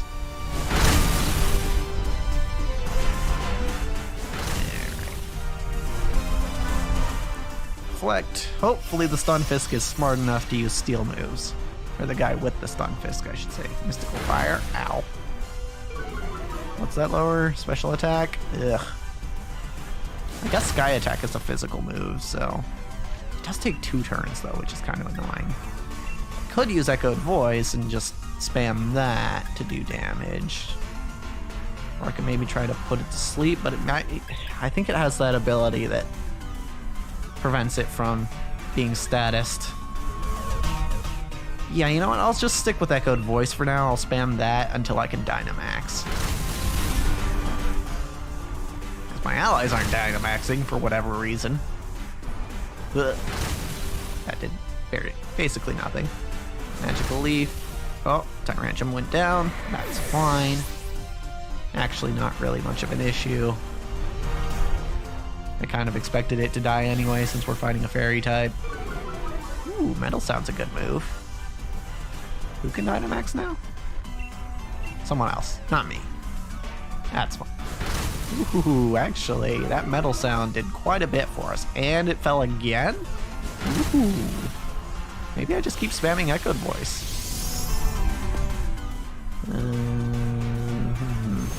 Max Flare. Ooh, that's a dead Stunfisk. Or almost a dead Stunfisk. And now it's Sunny. Use a Steel move, dude. Come on. I actually don't know if he has a Steel move now that I think about it. But that's fine. Are your stats still lowered? Because if our stats reset and yours lowered, then...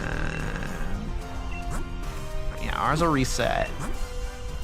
Yours also reset, okay. So in that case, I think... Let's see, Echoed Voice doubles in power every turn, right? So using it again would be at 160, whereas Sky Attack... Oh, Sky Attack will speed us up. Although we were kind of already moving ahead of it, so... Or Max Airstream is what I mean, not Sky Attack. But, yeah. I'll take the Max Airstream, since nobody else on my team wants to Dynamax. I guess that makes sense that they wouldn't make the NPCs Dynamax, but that's fine. Big board. Big board. Body Slam. Okay, you should probably take it out this turn, I imagine. Airstream. Okay, next turn, I think. Speed up. Very close. We've got it. Ugh. Almost killed 2 of them, which would have been bad. We only have 3 more KOs until it wins. Okay, but we got it. We got it. Not even a problem. Okay, I will actually catch this Alcremie, because first of all, it's a Gigantamax one, and second of all, you know, I can just catch it in a Pokeball. I heard that the catch rate is 100%, so I'll just catch it in a Pokeball. No sense wasting anything else. I guess I could have used a Premier Ball. That would have been good. They have the same catch rate, and the Premier Ball looks cooler. Oh well. We got an Alcremie, which is pretty neat. Specifically a Gigantamax one, which is pretty neat. I do want to swap my Pokemon. Yeah, and this Alcremie actually has a pretty good moveset, so... Alright, so electric or water? What's our team better against? We have 2 ground types and a dragon type, so I think electric's the best option. I'm just trying to get through this. I don't really want to try and pick optimally. Ooh, a Lantern. That's water type, which we have a ground type. And 2 ground types, actually. I don't like that I don't like that 2 of my teammates are almost dead.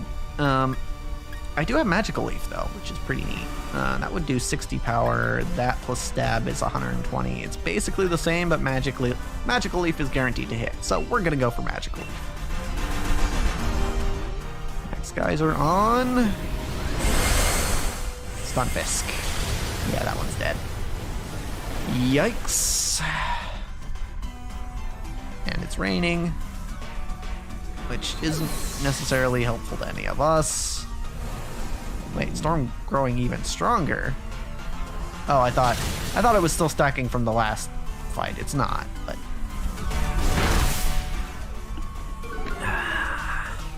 don't mind me taking sips of water. I'm rather thirsty at the moment. And, you know, there's time in these max raid battles.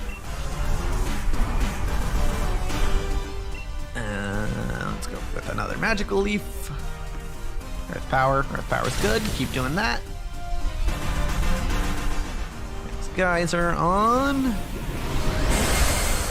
Tyrantrum. That's a kill. That's fine. That's fine. We still got 2 more, and I'm pretty sure we're dealing enough damage that we'll actually be able to take it out. Especially once I can Dynamax. Gigantamax. I think this will be my first time Gigantamaxing. I definitely didn't do it in the main game or the Isle of Armor. Alright, next turn I get to do it. Though I don't even know if I will need to do it next turn because we deal a lot of damage to this thing. Water Pulse on the Stunfisk. Okay, it didn't die. Yeah, we've got this in the bag. Just hit it with a ground move. Yeah, there you go. Done. Do I want a Lantern? Do I want a Lantern? I mean, Lantern's cool, but I don't think I actually want a Lantern. I'm gonna let it go. I'm kind of digging the idea of keeping this Alcremie. Okay, hey, some berries. That's pretty neat. That's good, that's good. Okay, so we're finishing off with a water type. Alright, let's do it. Who's the big bad boss here? Oh, it's Suicune. Okay, that's alright. Okay, I guess we'll just fight one of the legendary dogs. Do I get to Dynamax first turn? I think so. Yes, okay. So, let's Dynamax. Grassy terrain doesn't really do anything great for us since everyone benefits from it. Oh, G-Max Finale though. But this is gonna be more powerful though. Maybe I'll save G-Max Finale for after someone gets hit. Yeah, because Stab G-Max Finale will be 195 power effectively, whereas the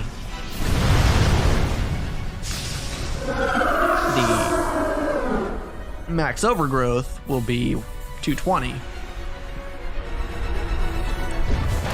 Wow, Suicune, way to use a move that's not very effective. Smart dog. Smart dog. Although officially they're called the 3 legendary beasts, I believe. They're not specifically called dogs, but everyone calls them dogs. Everyone does have dogs. 3 legendary dogs. You got birds. You got dogs. And then you got. I don't think 3rd gen had a trio of No, you had the Reggies for 3rd gen. And then you have the 4th gen was the Spirit? I don't remember them. The Spirit Trio, I think they might have been called. I don't remember. And then you have 5th gen was the Justice Trio? That wasn't what they were called. Swordsman Trio? I don't know, they're based on the 3 Musketeers. And then 6th gen. What was the trio for 6th gen? Was there a trio for 6th gen? I feel like I barely remember 6th gen now. It was kind of the most forgettable. I don't remember there being a legendary trio for 6th gen. 7th gen had Tapus, but those are 4, not 3. I don't think they had an actual trio. And then this game doesn't have a trio, really. Alright, so this is our last turn of Dynamax, and our Palpitoad friend is a little beat up. So we're actually going to use Gmax Finale, because I'm actually pretty confident that as long as we keep everyone alive, we will win this.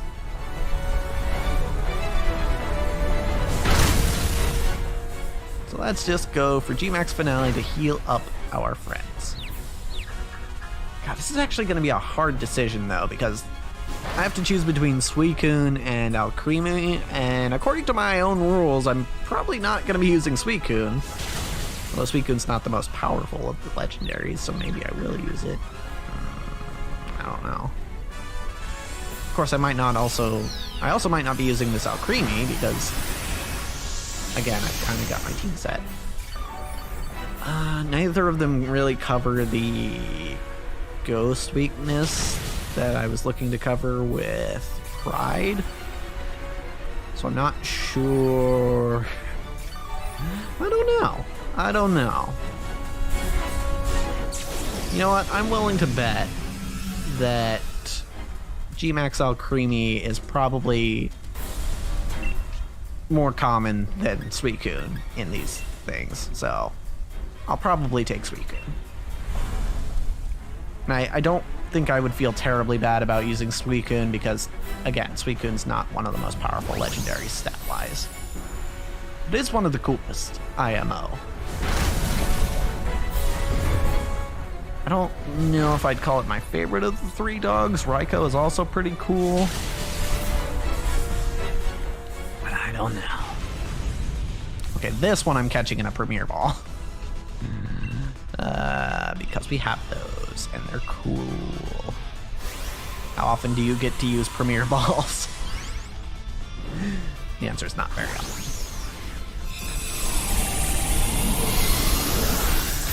Boom.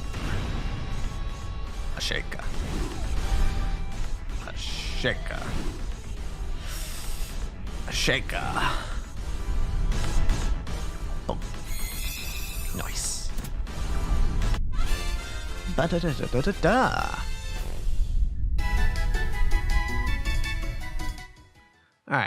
Alright.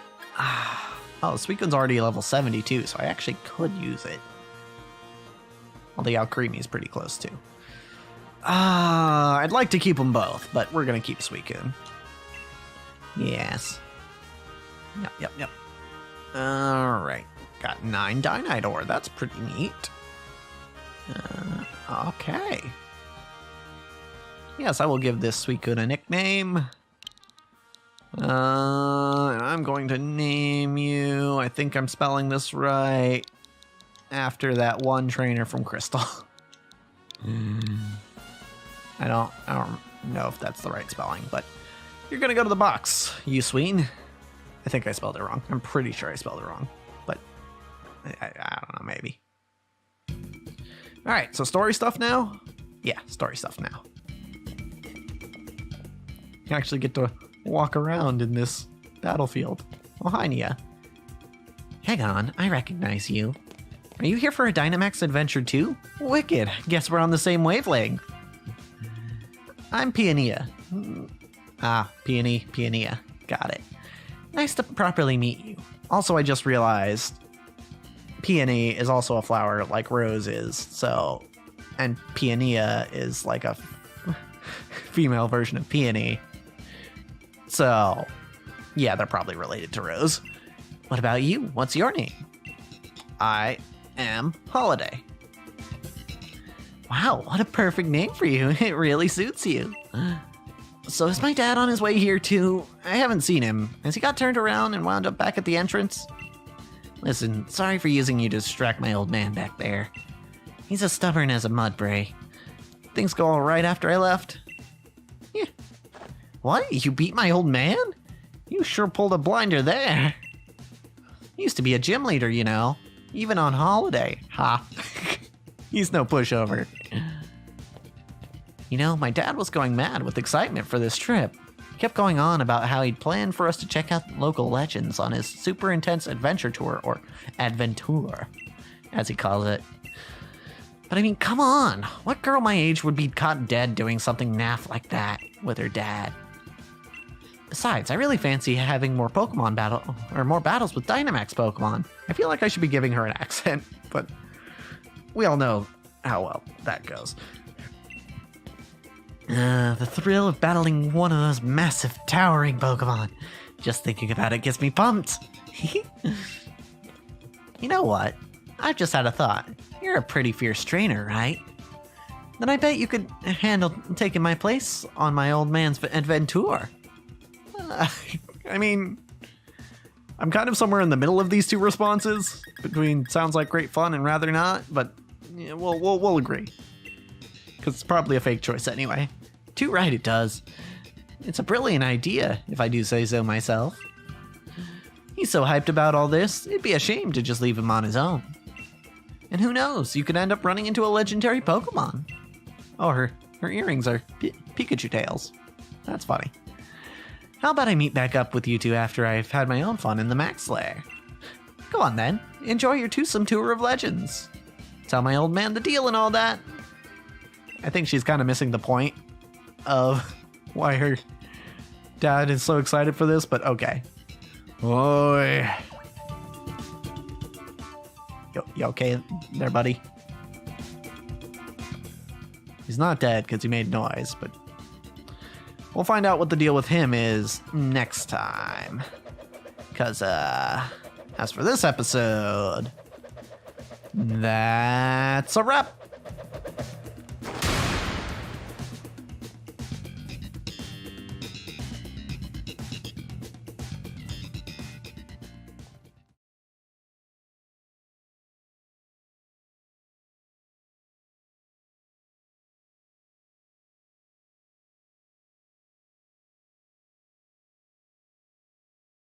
DLC would be a lot shorter if he was dead.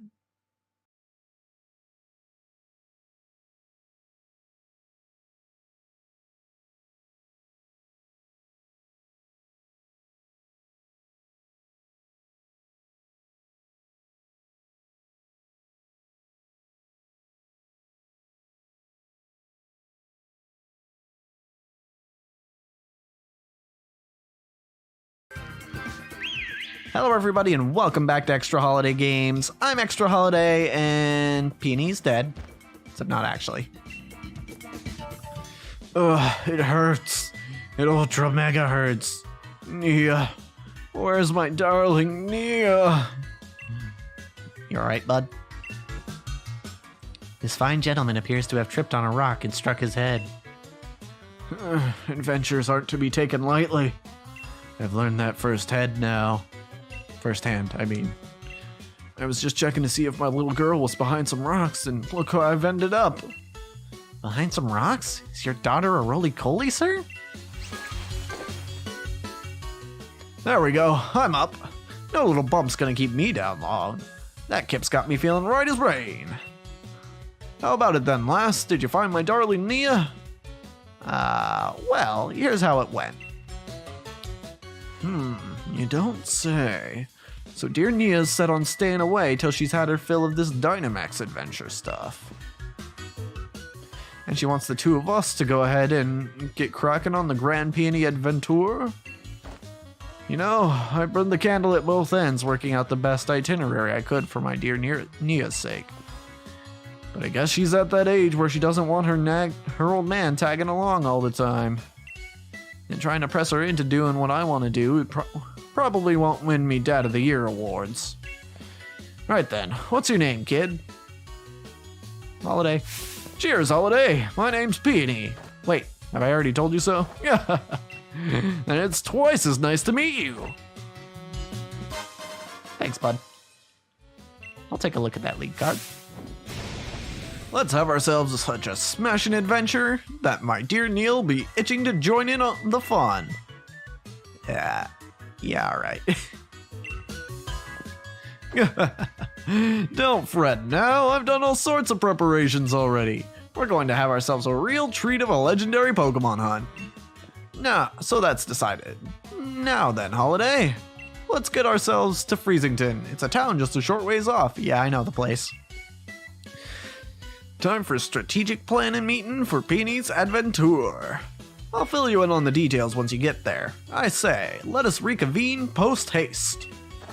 Ha! Just pulling your leg. Can you imagine if I actually talk like that? I think it was fine.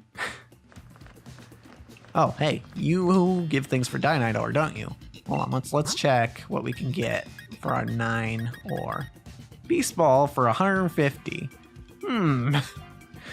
Ability Capsule, Ability Patch? Oh, this will switch it to the hidden ability. This will switch it to just the other ability, the other common ability. Premier Balls are 1. We've got drugs for 2 apiece, Armorite ore, Unleashing Piece, Dynamax Candy. Not really looking to buy any of these, actually. I mean, I could use some drugs. Hold on, let me look at my party here. Who could use drugs most? Was there a way to check EVs? I think there was. Some button here. Yeah, okay. So who looks like they have the least EVs? I'm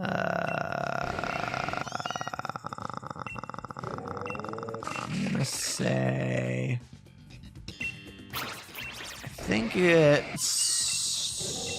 Steel? Somehow? I guess Steel was added to the team late.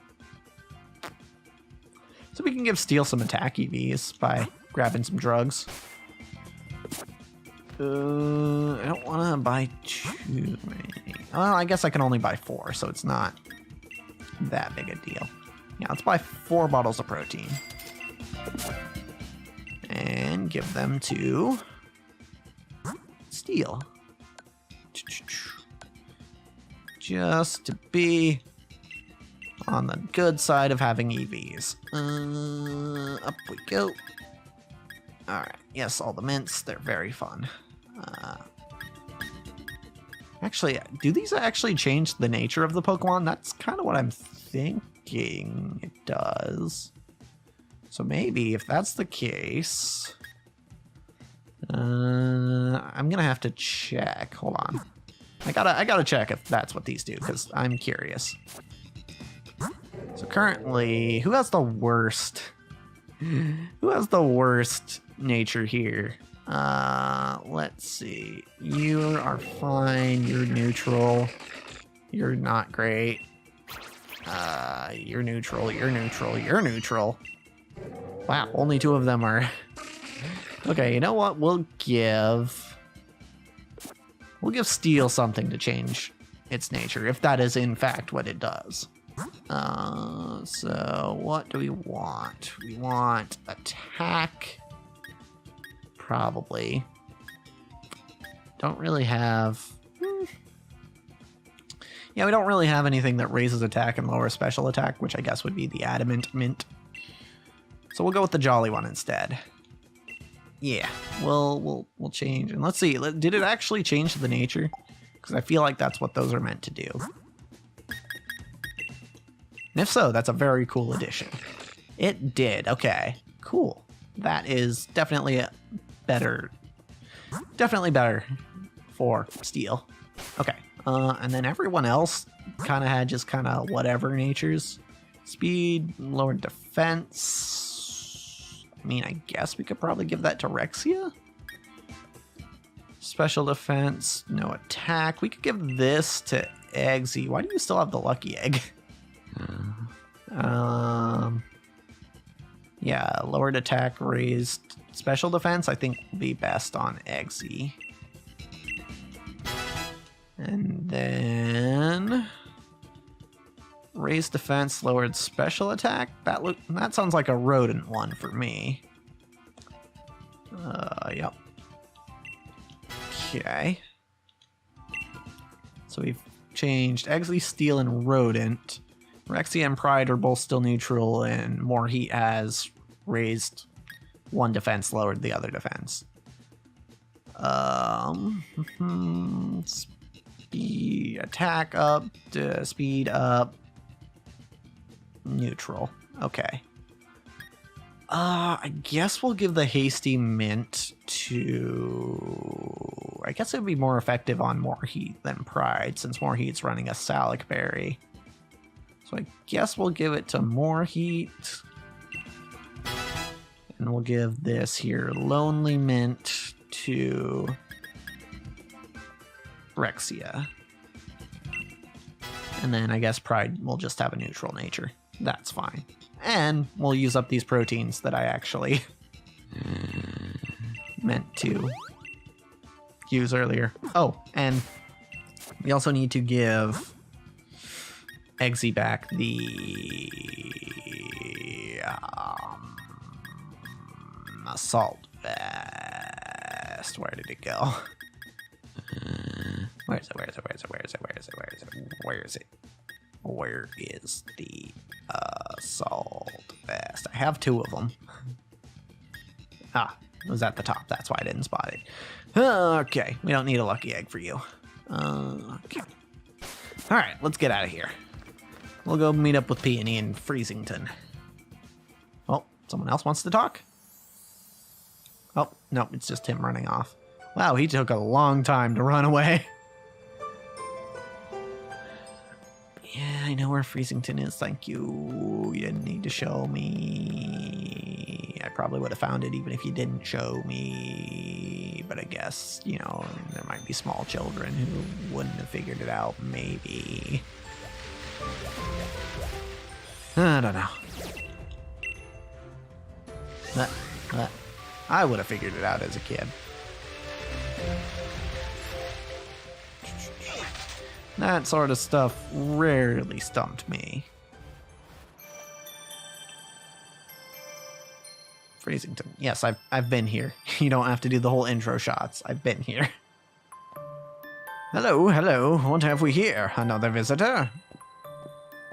I am the mayor of this fair town of Freezington. I must say, it's a surprise to have visitors arriving in our out-of-the-way town one after another. Might you be here to learn about the legend of the King of Bountiful Harvests as well? I guess, sure. Never mind. It hardly bears asking. After all, there's very little otherwise to attract visitors to our sleepy corner of the region.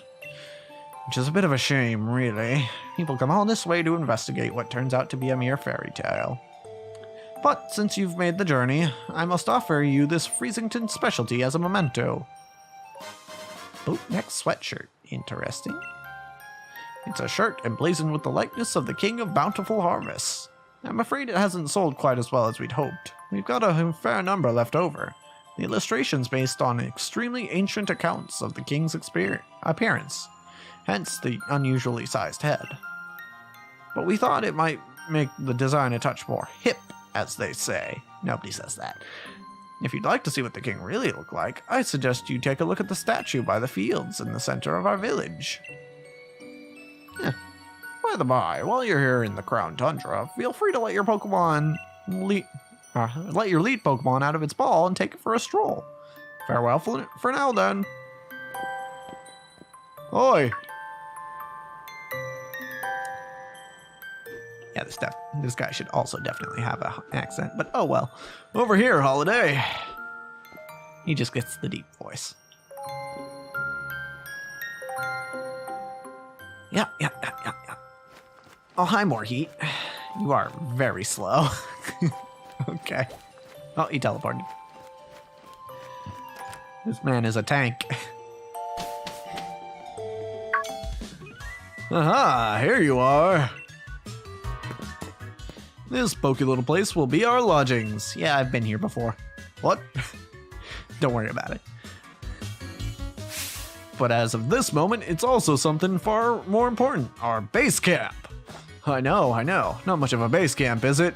Still, we've got to give it a proper air of importance, haven't we? Now enough faffing about, Holiday. Let me tell you what the Peony exploration team is after. Around here, they've got a fair few strange and mysterious legends.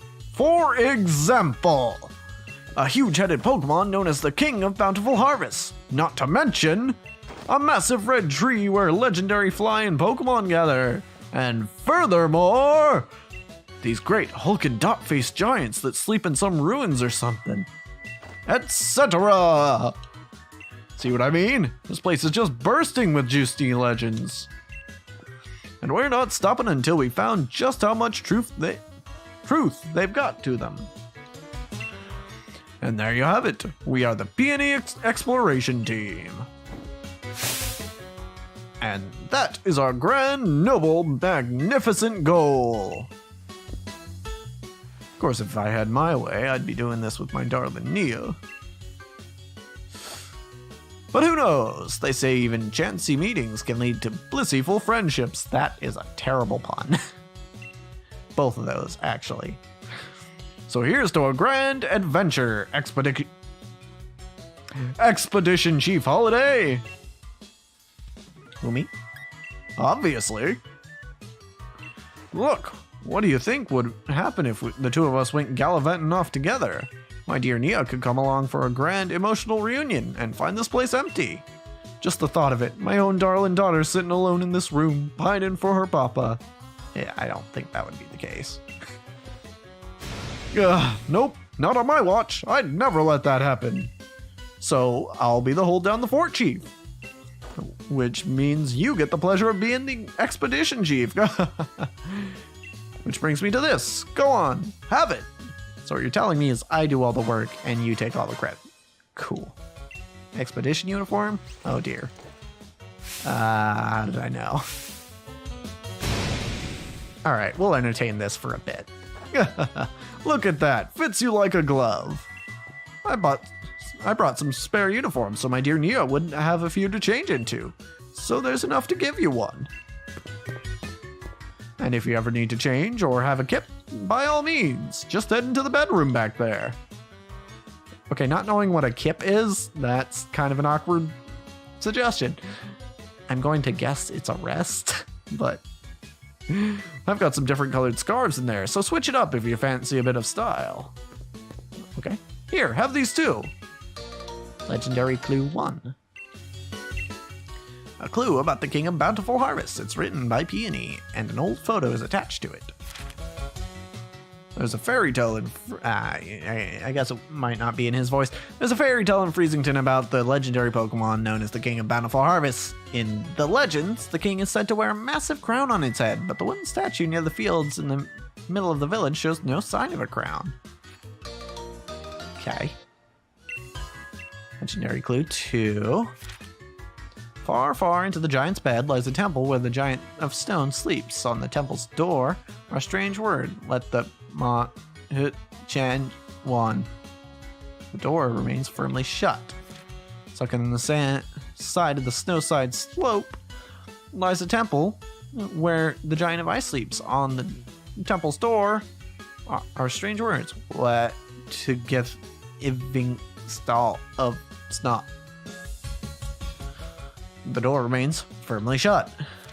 Near where green meets snow in the giant's bed lies a temple where the giant of steel sleeps. On the temple's door are strange words. Let out, note, walk, iron, eel. The door remains firmly shut. On the distant paths of 3 Point Pass lies a temple where two giants sleep. On the temple's door are strange words. Where re, door, al, be, end. Oh, Jesus, alright. When the sun reaches its zenith, it shines directly down upon a great tree with leaves that seem to burn. It is there that legendary wings come to roost. I'm pretty sure I know what you're talking about. There are legendary clues I've meticulously compiled from hours of dedicated telewatching. Oh, okay. First off, why not have a look at the clue about the King of Bountiful Harvest? It seems like this king's bonds with his loyal steed, or whatever you call it, run proper deep. So if I had to name this expedition, I'd call it The Sacred Bonds of Sovereign and Steed. There's a great big statue of it bang in the middle of the village, though its head isn't as massive as in my notes. Okay, thank you, camera, for showing me what I need to do. No, we'll stick with this for now. Aha, I've just had an idea. Here's a little something to help out. Oh, you just carry this around, do you? Okay. This is supposed to be one ultra mega corker of a ball. Use it whenever you think you ought to. I got it ages ago from someone I used to know. Never could bring myself to use it though. If you ever get a bit turned around, come on back to base camp anytime. You can't miss it. Just look for the adventuring crew flag that I stuck out front. Handmade by yours truly. Anyway, I suppose that's that. Let the grand adventure begin. Have a smashing time out there. Okay. Well, first of all, this is the thing I need. Undoubtedly. Hey, Chief. My pillow's caught your eye, eh? Your pillow? Boy, listen here, Chief. I've got some wisdom to impart. If you can put your head on it and have a kip... Okay, so it does mean rest or sleep or something. It's a pillow. Unfortunately, I went and left my favorite pillow back at home. So I went to have a look around town for something to rest my head on. I found this out back behind the inn. Can I have it? Come off it. You want me to hand over my ultra mega comfy pillow? That's asking a lot, even coming from you, Chief. Okay, but like, this is the thing we need. What's that? You think my pillow's got something to do with a legendary Pokemon? God, ultra mega, seriously? This is some old thing I found. But if you really want it, Chief, who am I to refuse? Alright, go on then, have it. But you better make sure you track that legend down. Yeah, I'll get to that. Yep, wooden crown, yep. He was using a wooden crown as a pillow. Okay. A mysterious object made of wood. Part of it seems to be chipped. Maybe it's meant to be part of something. Yeah, it definitely is. But we'll see that it is next time. Because, as for this episode, that's a wrap.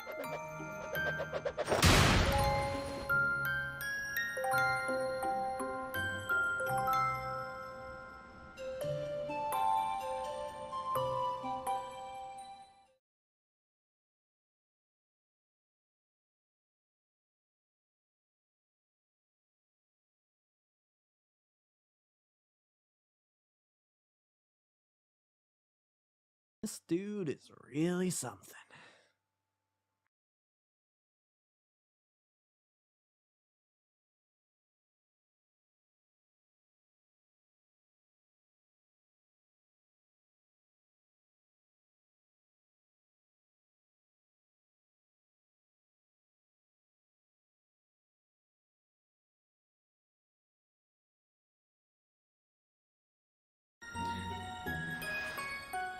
Hello everybody and welcome back to Extra Holiday Games. I'm Extra Holiday and he said he has some scarves that, oh, change my armband. That was the option I was looking for. Okay, we'll check out the other thing that we got.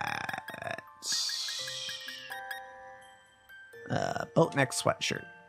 I can't see it under that. Hold on, let me take off the jacket. Oh, I mean, that's not bad. Alright. I mean, I'll probably, I can keep this on under the jacket. That's fine. Expedition jacket. Okay, yes. Yes. Actually, I didn't want to update my lead card, but it's fine. Change my armband. Yeah. Normal, fire, water, electric. Those are the only colors, huh? Let's go water. Orange and blue is an interesting combo. Sure. Let's reprint the lead card. Yay. There. That's cool. Yes, I know it clashes, but that's the point. Alrighty. What do we got here? It's showing me places I've already been.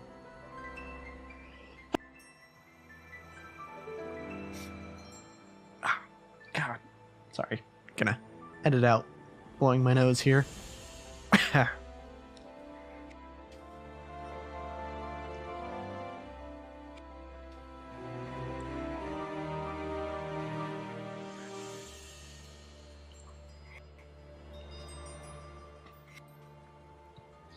Okay.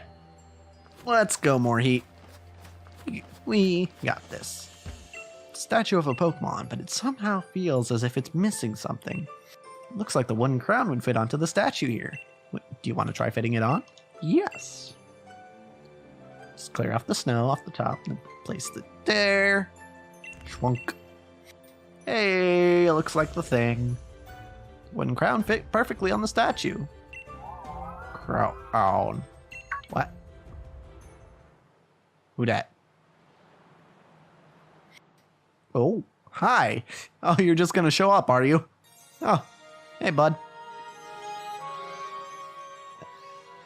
Does it want you to follow it? I guess I'll follow it. Hey, bud. How's it going? Hello? How are you? You kind of look silly. Crown. Seems as if the mysterious Pokemon wants to test your strength. Do you want to ready a Pokeball? Sure. Crown. Something tells me I'm not going to be able to just throw a Master Ball at it.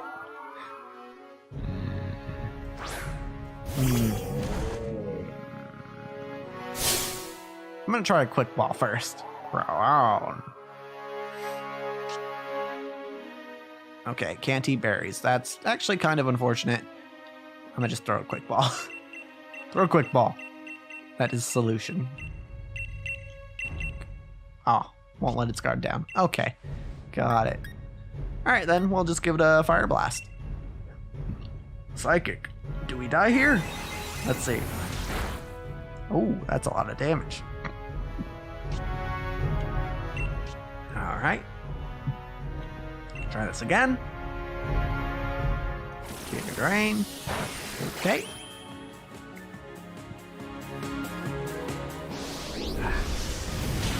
Oh, okay, so it's weak to fire. I'm guessing it might be part grass. Does another? I think another psychic kills here. Hold on. We're going to use grass and psychic. So I think Eggsy should be fine here. Like, Eggsy doesn't have a lot to hit it with if it is grass psychic, but we can at least take hits. Man, the fact that it has Unnerve is kind of annoying for this team. This is like the only team I've ever used that actually uses berries, but Heal Pulse? Thanks. Appreciate it, I guess.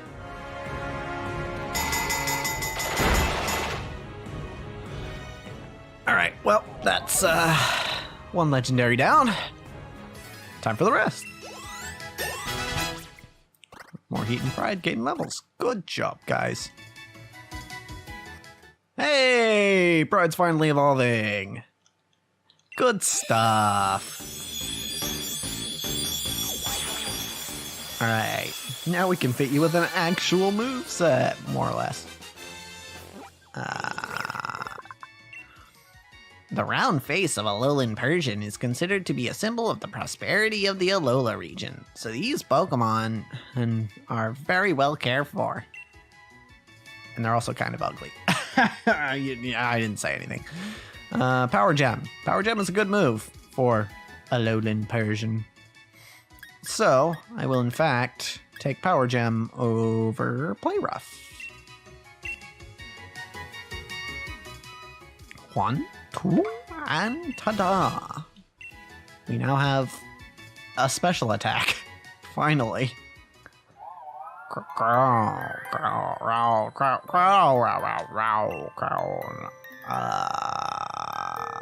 pretty sure I know who you are, but is that fun?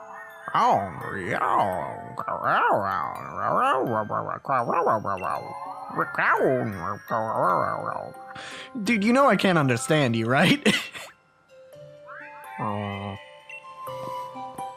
Oi, oi, what's up? I heard a big ruckus coming from over here. What's this now, Chief? Were you having a Pokemon battle? Oh. And he just fades into the bushes. What a massive noggin!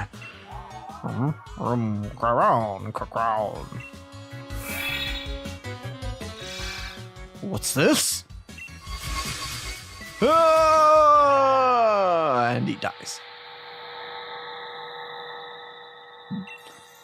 Ah, yes, a sturdy body, just as I expected. I hope he doesn't mind that I make use of it for the time being. You the Pokemon?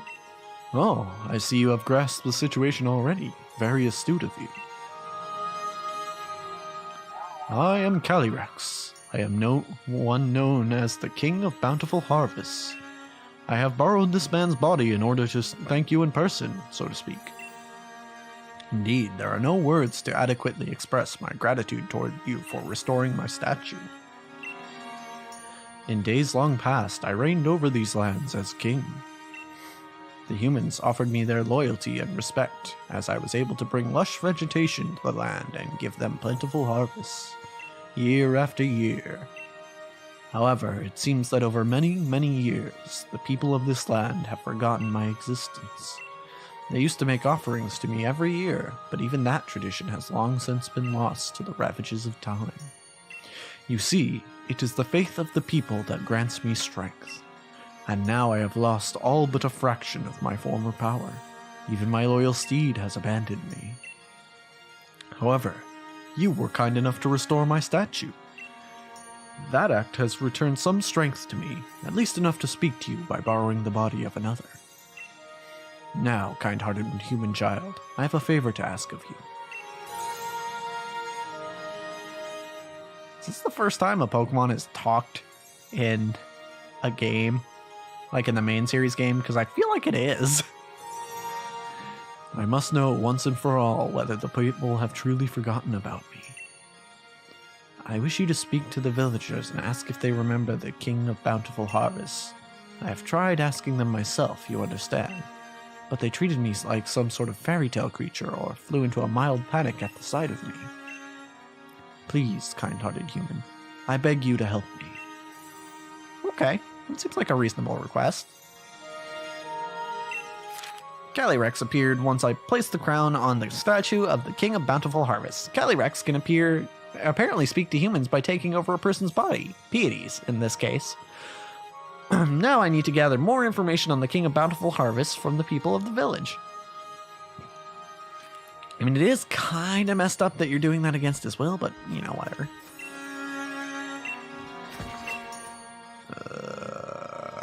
Ask him if they... Yeah, okay, got it. Ask him if they remember. Got it.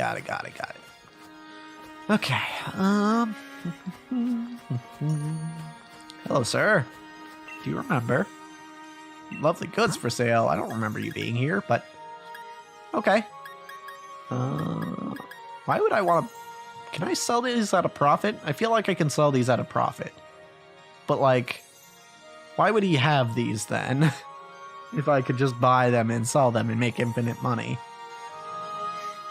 I do want to buy some Moo Milk, though. Because that's actually pretty useful for healing. Let's get 30? 30 sounds good.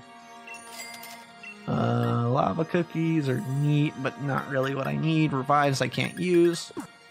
Do come again. Sure. Okay. You. Oh, I don't have Dynite ore. I used up all my Dynite ore. That's awkward. The King of Bountiful Harvests? I used to believe it was real, you know. I was told that if I made mischief in the fields, the king would steal my body away. The Pokemon King? Oh, sure, my gran used to tell stories about it all the time when I was a kid. An old fairy tale, that. Not exactly a fairy tale. Hello, sir. Have you heard of the King of the Bountiful Harvests? Well, if it exists, why doesn't it heal the lands around here so we can grow crops for a change?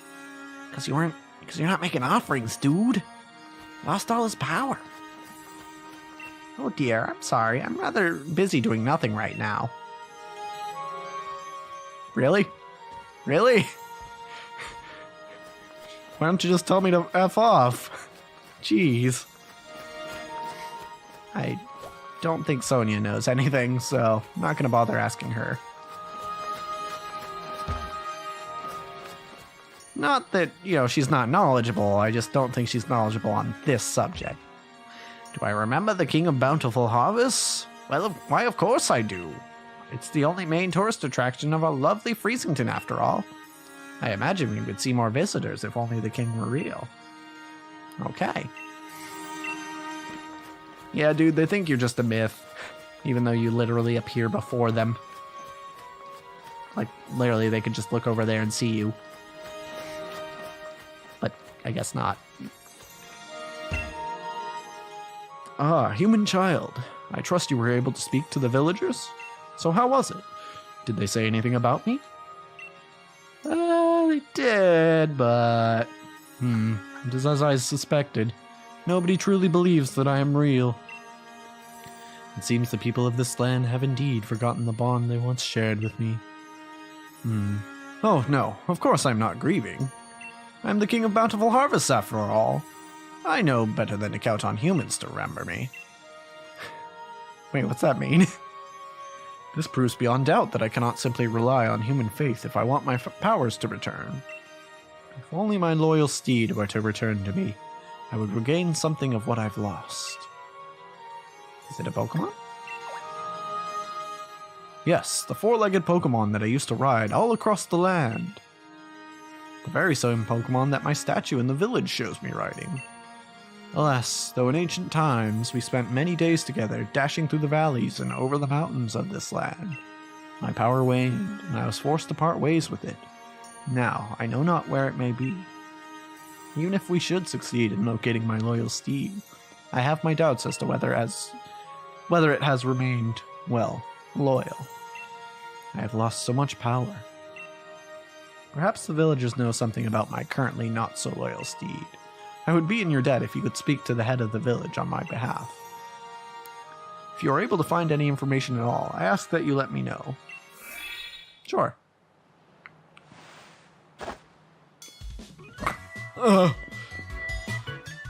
Huh? Chief? With a massive noggin? Wait, no. It's normal. I must have fallen asleep where I stood. Sorry about that, Chief. Still, I feel strange. Like my body's not quite my own. Guess I'll head back to the base and get some rest. Besides, it's freezing out here. Okay. Let's just go talk to the mayor again, because that's what Calyrex wanted us to do. Gotta say, Calyrex, pretty cool name, actually. The mayor's not home at the moment. He went to have a look at the fields in the Giant's Bed. You can go look for him if you're in a hurry. Yeah, I know where they are, thank you.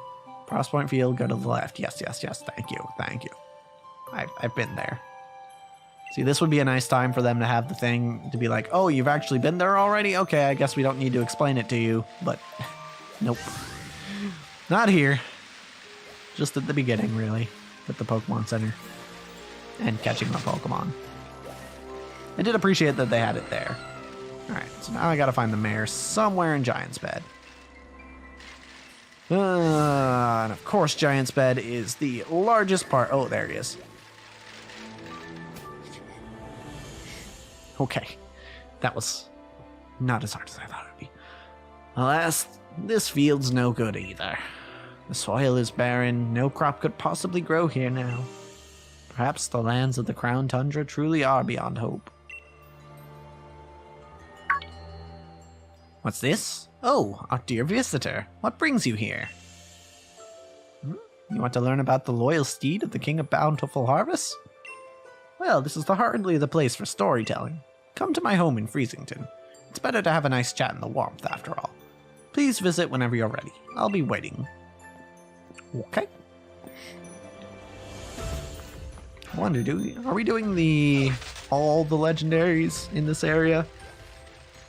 Or are the other two quests, quote unquote, just hints for how to get other legendaries?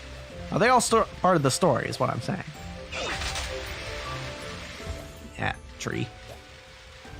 Okay, back to the mayor's house, which was... up here. Alright. Have you seen what's happened to the statue of the King of Bountiful Harvest? Its head has become massive. You say that's the way the king's supposed to look? Now that you mention it, it does resemble the design on our town's souvenir shirts. God, that is a phrase. Resemble the design on our town's souvenir shirts. Resemble the design on our town's souvenir shirts. That is... Jeez. But you speak as if you've seen the king with your own 2 eyes. 2 eyes? 2 eyes. The statue's been broken since I was a child. Oh, of course. You wanted to learn about the loyal steed of the King of Bountiful Harvest. Well, I don't know why you'd be interested in such things, but come then, follow me. An old book I read long ago said that the king's loyal steed was particularly fond of a certain special vegetable.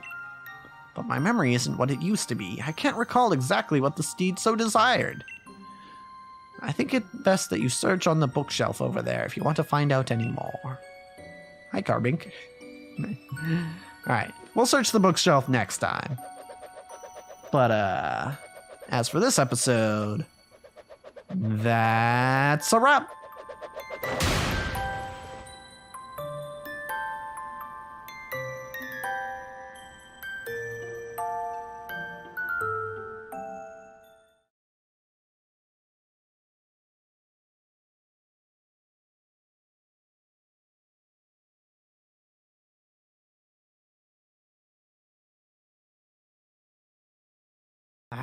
My nose itches.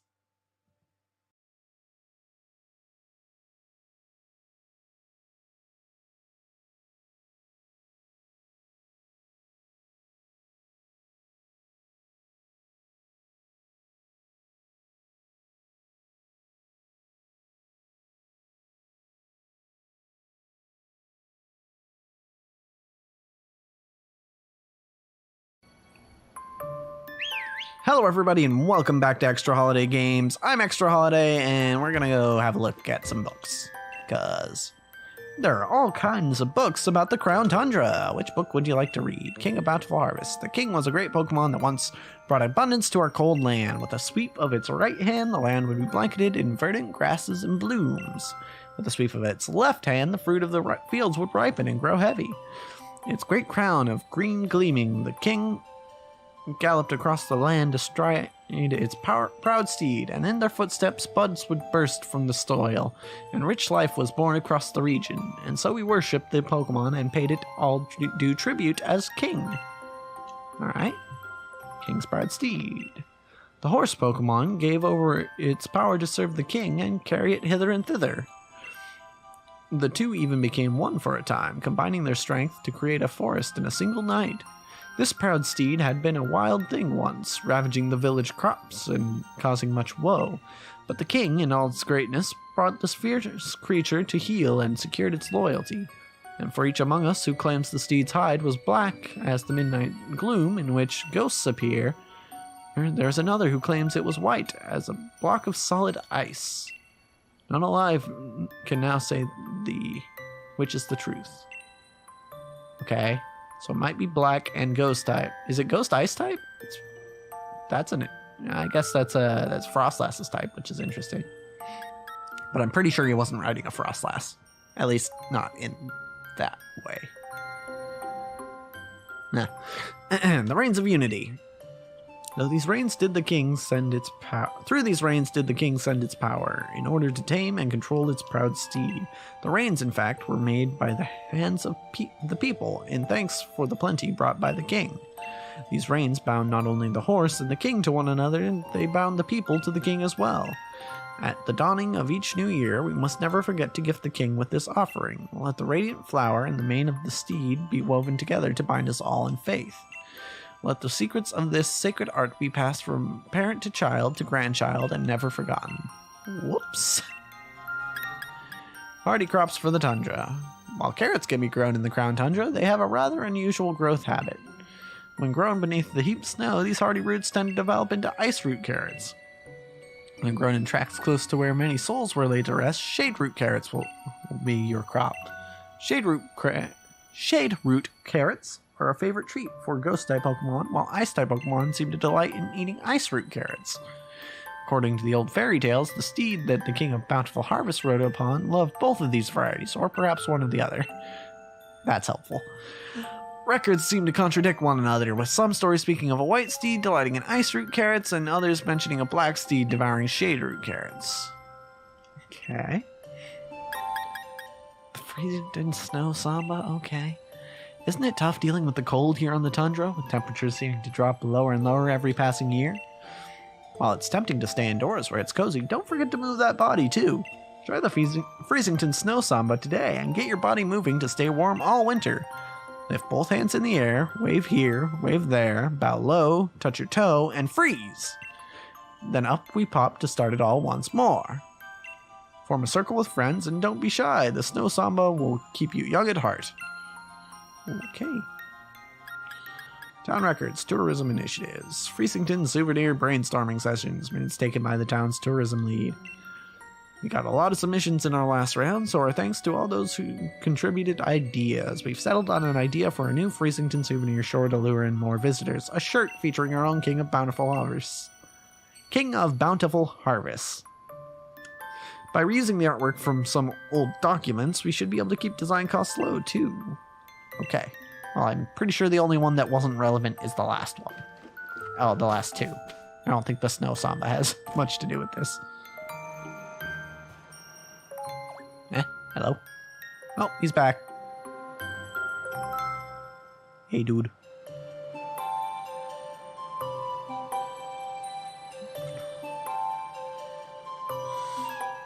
Alright.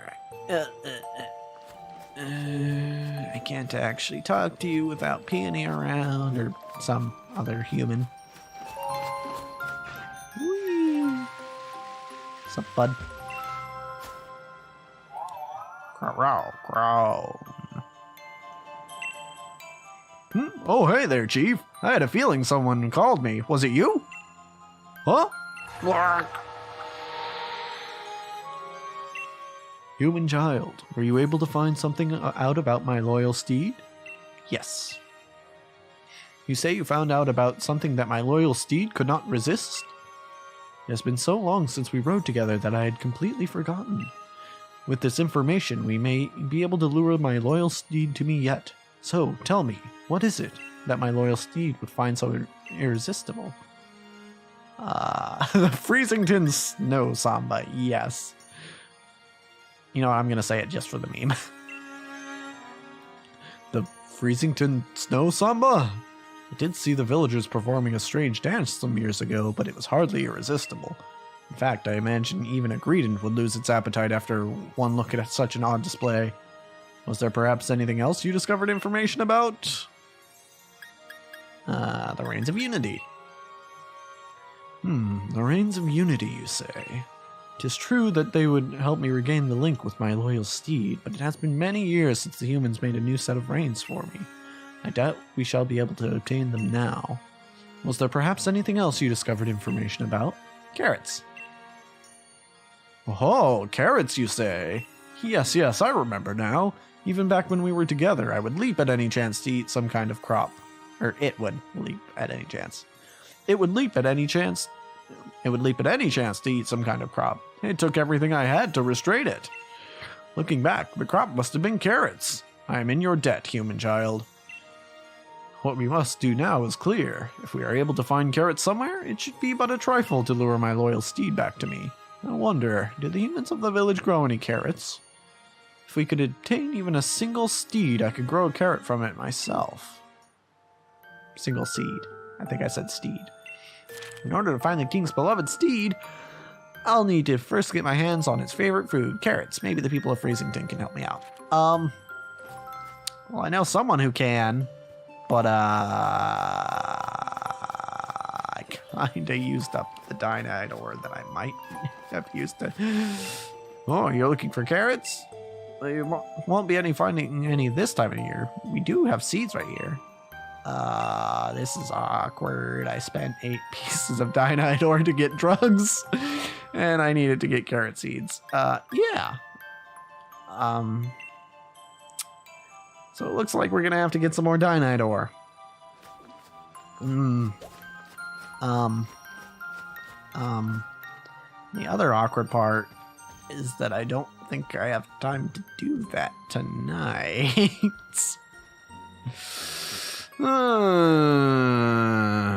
Okay. So...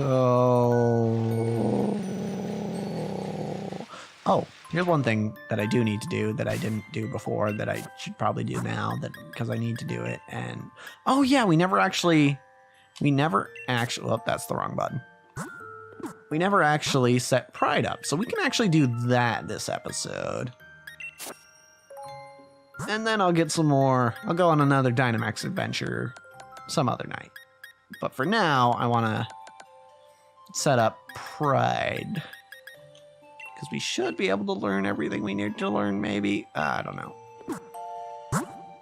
I'm gonna go back to Wedgehurst for a second, because Pokemon Center. Kinda need a Pokemon Center. They don't have a move relearner in Freezington, so... In we go. Alright, let's talk to our Mr. Move Relearner. Remember a move. Okay, so... Pride. Please tell me you can remember Dark Pulse. Quash, that's... not especially great. Switcheroo's not especially great. All physical moves. Great. Cool. Cool. Cool. So, what we have to do instead is once again look through our TMs. We're gonna do it the good way, the easy way. The way that is easier when you're dealing with exactly one Pokemon. So, Payday, yes, we know you can learn that. Dig, Screech, no, none of those. None of these. Swift, is okay, I guess. I wouldn't take it over Stab Night Slash, but it's okay. U-Turn. U-Turn's a solid move. Shadow Claw. I could teach U-Turn if I gave it, like, a choice item. Round. I'd rather have Swift, actually. Snarl. Hey, there's a Stab Dark move that is special. Let's learn Snarl instead of Night Slash. And actually, this moveset's not half bad by itself. I mean, Fake Out isn't going to do a lot of damage, but it's basically free damage. So actually, also Pride could learn Thunder, which is a little weird, but okay. Actually, I think regular Persian can also learn Thunder, which is even weirder, because regular Persian's a physical attacker. Okay, so actually, I'm cool with this moveset.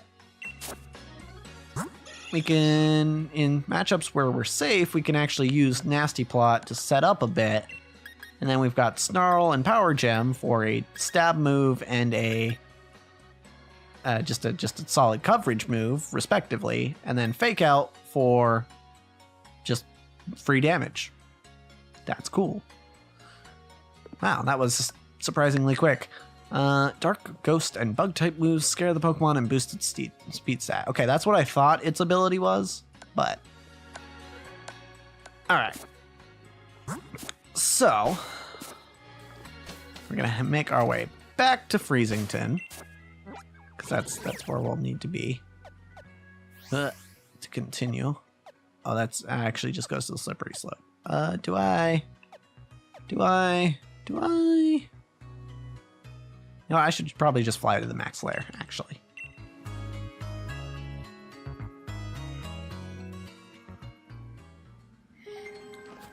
Alright, so, unfortunately, gonna have to call this episode a little early. But we can do another Dynamax adventure next time. But, as for this episode, that's a wrap.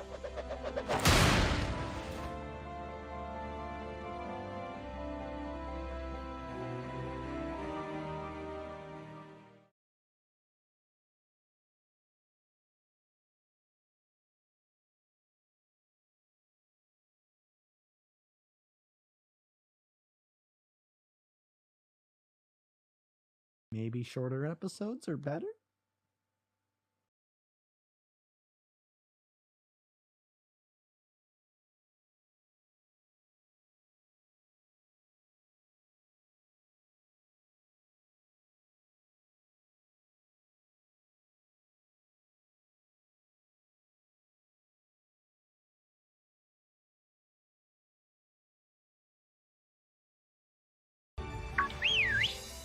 Hello everybody and welcome back to Extra Holiday Games. I'm Extra Holiday and we're going to do another Dynamax adventure, I think is what it was called.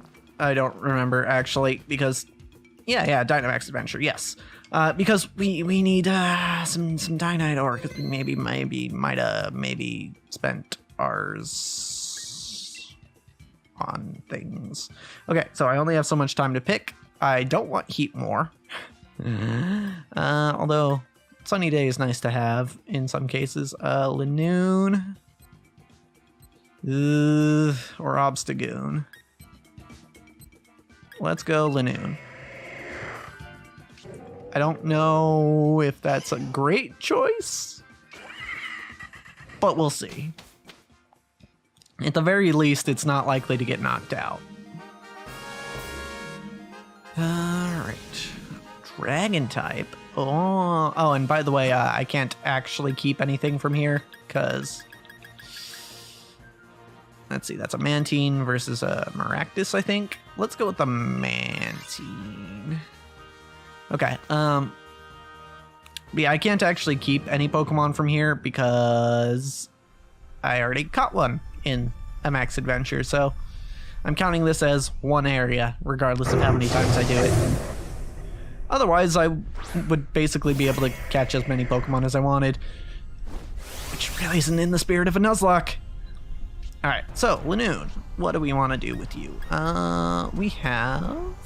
I could lower its attack, but I don't really think that's the best idea.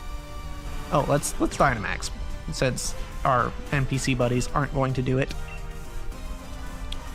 Also, I didn't really consider type here, but actually going either way, we would have one member who was weak to this, to the Pokemon we're fighting, so, you know,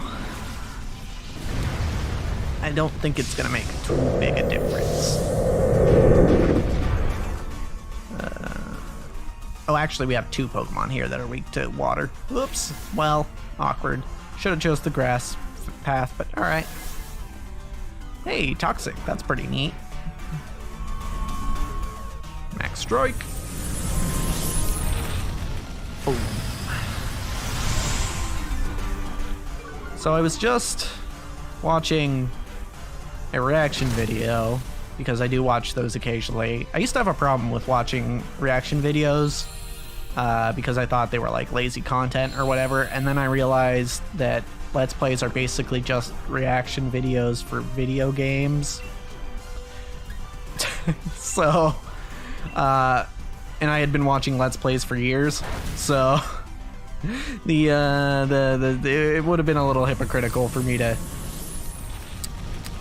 continue saying that reaction videos aren't worthy content, or content worthy of existing. So yes, I was watching a reaction video and the people were watching Death Note. And if you don't know Death Note, I'm specifically talking about the anime, not any of the movies, because what people often don't realize is that there were actually multiple Death Note movies, only one of which was made by Netflix. But yeah, I was watching a reaction video, and I think this is probably like the third group that I've seen reacting to Death Note, and every time there's at least one person who's like, oh yeah, no, I could use the Death Note right. And I just, every time I hear that, I can't help but think less of them. And I don't know if I want to get on the soapbox. Totally want to get on the soapbox in this episode, but to make my point as succinctly as possible, I don't think there's a single human being on Earth who could use the Death Note in a morally acceptable way. Like, the person I would trust most to do it is myself, and I don't even think I would do it right. So, yeah, that's a Blaziken. But there's a trainer there. Crap. I don't have anything to do to a steel type. Blaziken is probably going to kill me. Oh, but we have 2 fire types. Let's go with the steel one. But yeah, to TLDR my thoughts on the philosophy behind using the Death Note and the morality behind it, I don't think there's a single person on Earth. Oh, this is also correct. Okay. Well, that's all. Who could use it in a morally acceptable way. So, no matter how you slice it, something effed up's gonna happen. Could someone do more good than harm with it? Maybe, with that kind of power. Maybe. But it would be very hard to do so. And there's also the fact that the Death Note doesn't make you immortal. So it just... I guess I haven't really explained what it is for people who haven't seen the show or read the manga or watched the movie. It's essentially a notebook that you can write people's names in and they die. So it gives you the power over life and death, basically, and you have to like know their name and what they look like. And there are various other rules to it too. But yeah,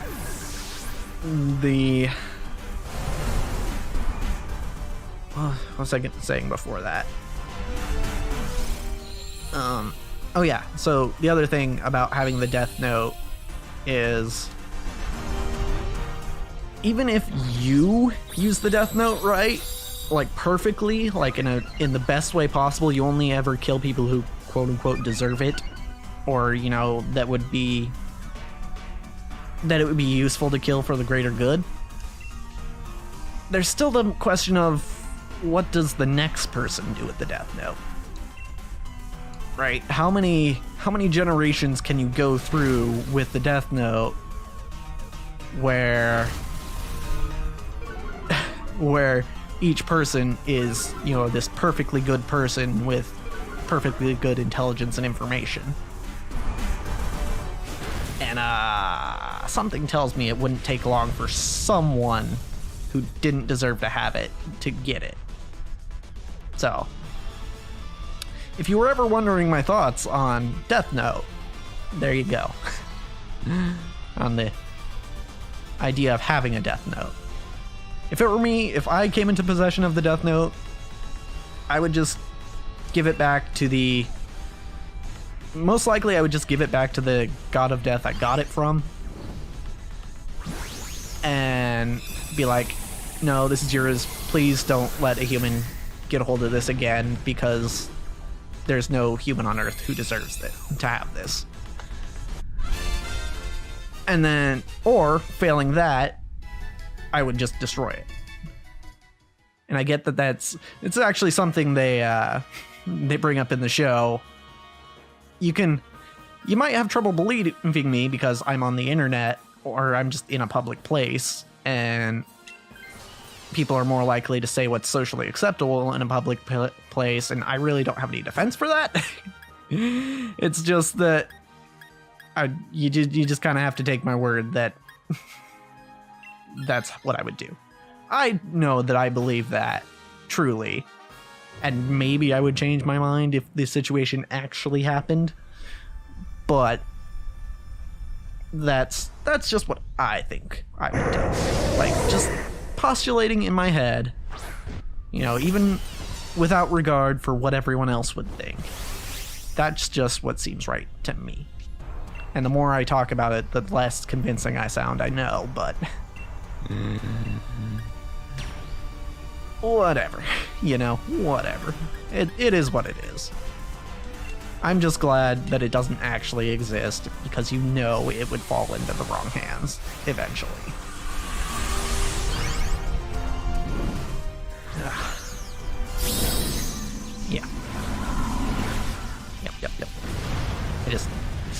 And it wouldn't even take a bad person, quote unquote, a bad person, to use it wrong. Right? It would just take someone who either didn't think things through enough, didn't have enough information, or actually was a quote unquote bad person with ill intent.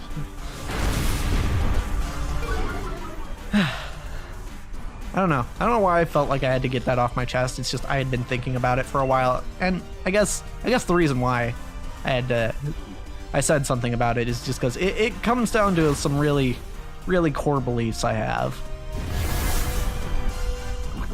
And I don't know if I feel comfortable getting into those, totally into those right now on the internet for everyone to hear.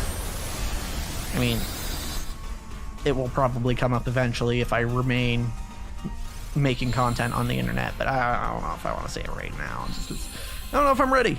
I mean, I guess now might be a good time to say it anyway, since there are very few people watching. But then again, people could also bring this back up later on. And you know what? If I change my tune later on, then people could be like, oh, but you remember this thing you said 6 years ago? And, you know, I mean, I already run the risk of doing that, just talking about anything moral or philosophical. I just bit my tongue. But, like, I don't know, might as well not give them any more ammunition than I need to. Well, oh, hey look, it's a Jolteon. I like Jolteon. It's a pretty cool Pokemon. Also, I didn't realize that G-Max Duraludon had eyes at the top of the skyscraper in like this kind of little black pit area. I'm not going to catch Jolteon because I don't really need to. Oh, also worth noting in this adventure, I don't know if it's actually going to give me the option to not keep a Pokemon. So if I do end up, if it doesn't give me that option, then they're just going in the dead box. Or I could release it. Hey, it's Zygarde. Hey, I heard that this is the hardest fight to do. I'm a little nervous here. We have, all three of them are weak to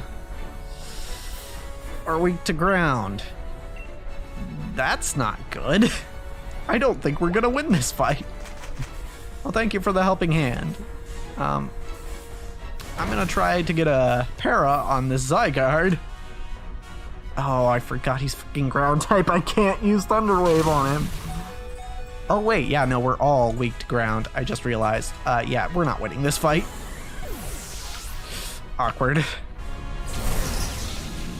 Yeah, this is GG. Well, at least it's not my Pokemon dying. Okay, yeah, no, that's fine. That's fine. I'm sure we still get some ore. Yes. I'm fine without taking Duraludon with me because that would break the rules. Okay, so we're gonna need to do another of those. But yeah, I guess. But we're gonna go ahead and do another Dynamax adventure next time. Because as for this episode, that's a wrap.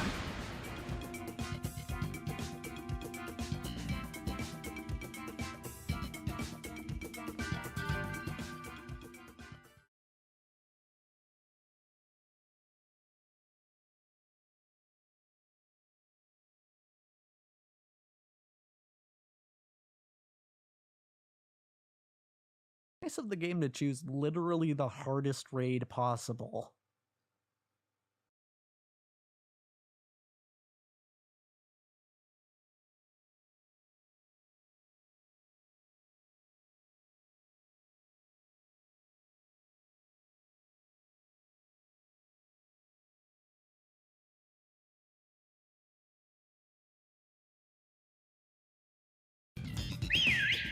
Hello everybody and welcome back to Extra Holiday Games. I'm Extra Holiday and another Dynamax adventure. Because, we kind of got effed by Zygarde. The game said, oh, you want to do a Dynamax adventure? How about the hardest one? Who do I want here? I could go with Linoon again. I kind of like the idea of having Miltank. Let's go with Miltank. Cause only one week. Actually, so far we only have. Wow. Oh, I really hope it's not a fighting Pokemon at the end, because otherwise we're gonna have to switch. Nope, it's electric. Okay. All right. Well, we're definitely going right at first. Cause we have a ghost type, and nobody here is weak to normal types, so we're going the normal path. Alrighty, who we fighting? A Greedent. Oh,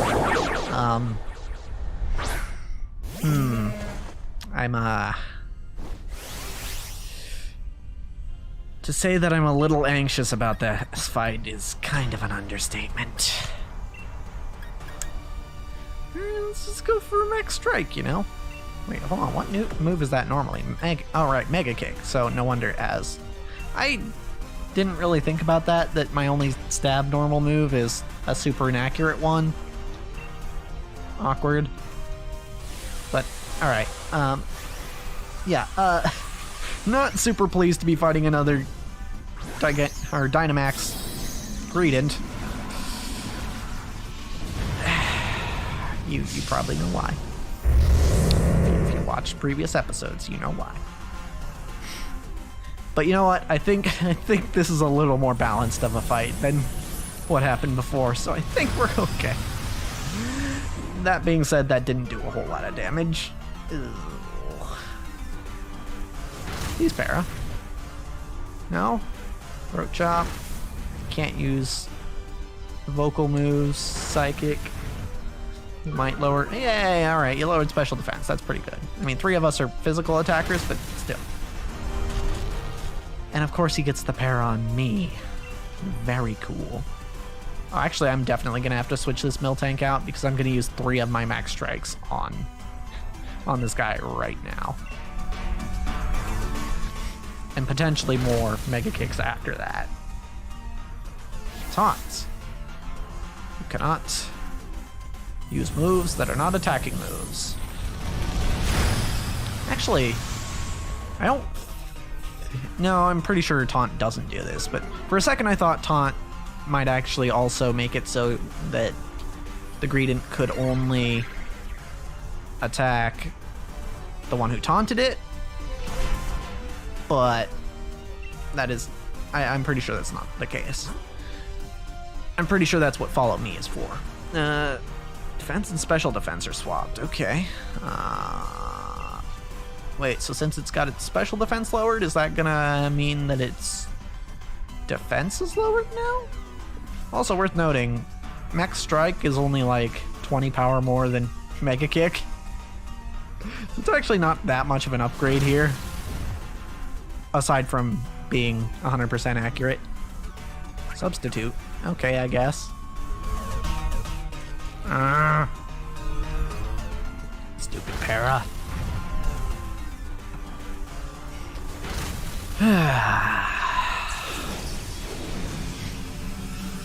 Is it ironic that in the last episode I spent basically the entire time talking about Death Note and then I died? That seems ironic.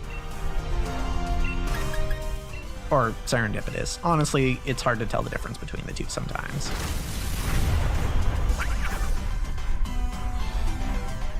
Ugh. The definition of irony has become very, very muddled in the past, I don't know, 30 years or so. I know what dramatic irony is. That one I'm pretty clear on. That's when the audience knows something that you don't know. And in fact, that could apply right now. Miltank died. That's unfortunate. Because, like, say, if you, the viewer, knew something about, you know, which legendary is at the end of this here adventure, then, and, you know, I made a decision that would hurt my chances at getting that Pokemon or beating that Pokemon, then, you know, that would be dramatic irony. You'd be like, haha, I know something that you don't, and you just did a bad thing. I'm gonna catch this Greedent just because it has PP. And it's basically, stat-wise, it's basically the same as Miltank. Yeah, so dramatic irony, I know what that is, and I remember there are other types of irony that I learned in English class. I just don't remember which one they were, which ones they were. Also, don't mind me taking sips of water. Gyro Ball, Psychic Fang, Sword Stance, Body Slam. I don't know if it has a barrier or not. I don't think it does. But you know what? Having more than 5 PP on a stab move is pretty useful. Okay, so I don't know what the deal with this trainer standing here is. But we're better off fighting a psychic type over a flying type. So I guess the flying type was Sigilift. I have a rental Pokemon here that I could swap. Wait, I didn't even get to see what the Pokemon was, did I? Or, I don't know. I don't think I got to see that it was a Marowak before I swapped, but you know what, it's fine. We'll probably be fine.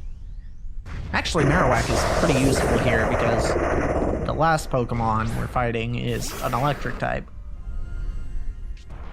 It's just maybe not so great in this fight. Oh, but we have a dark move, so... You know what? I think we'll probably be okay.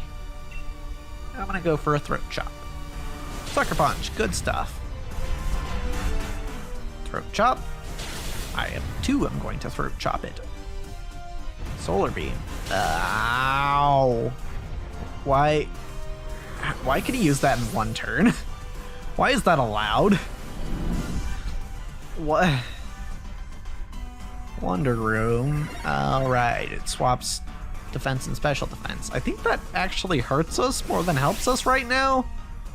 Oh, and I can't Dynamax right now because my Pokemon died. That's awkward.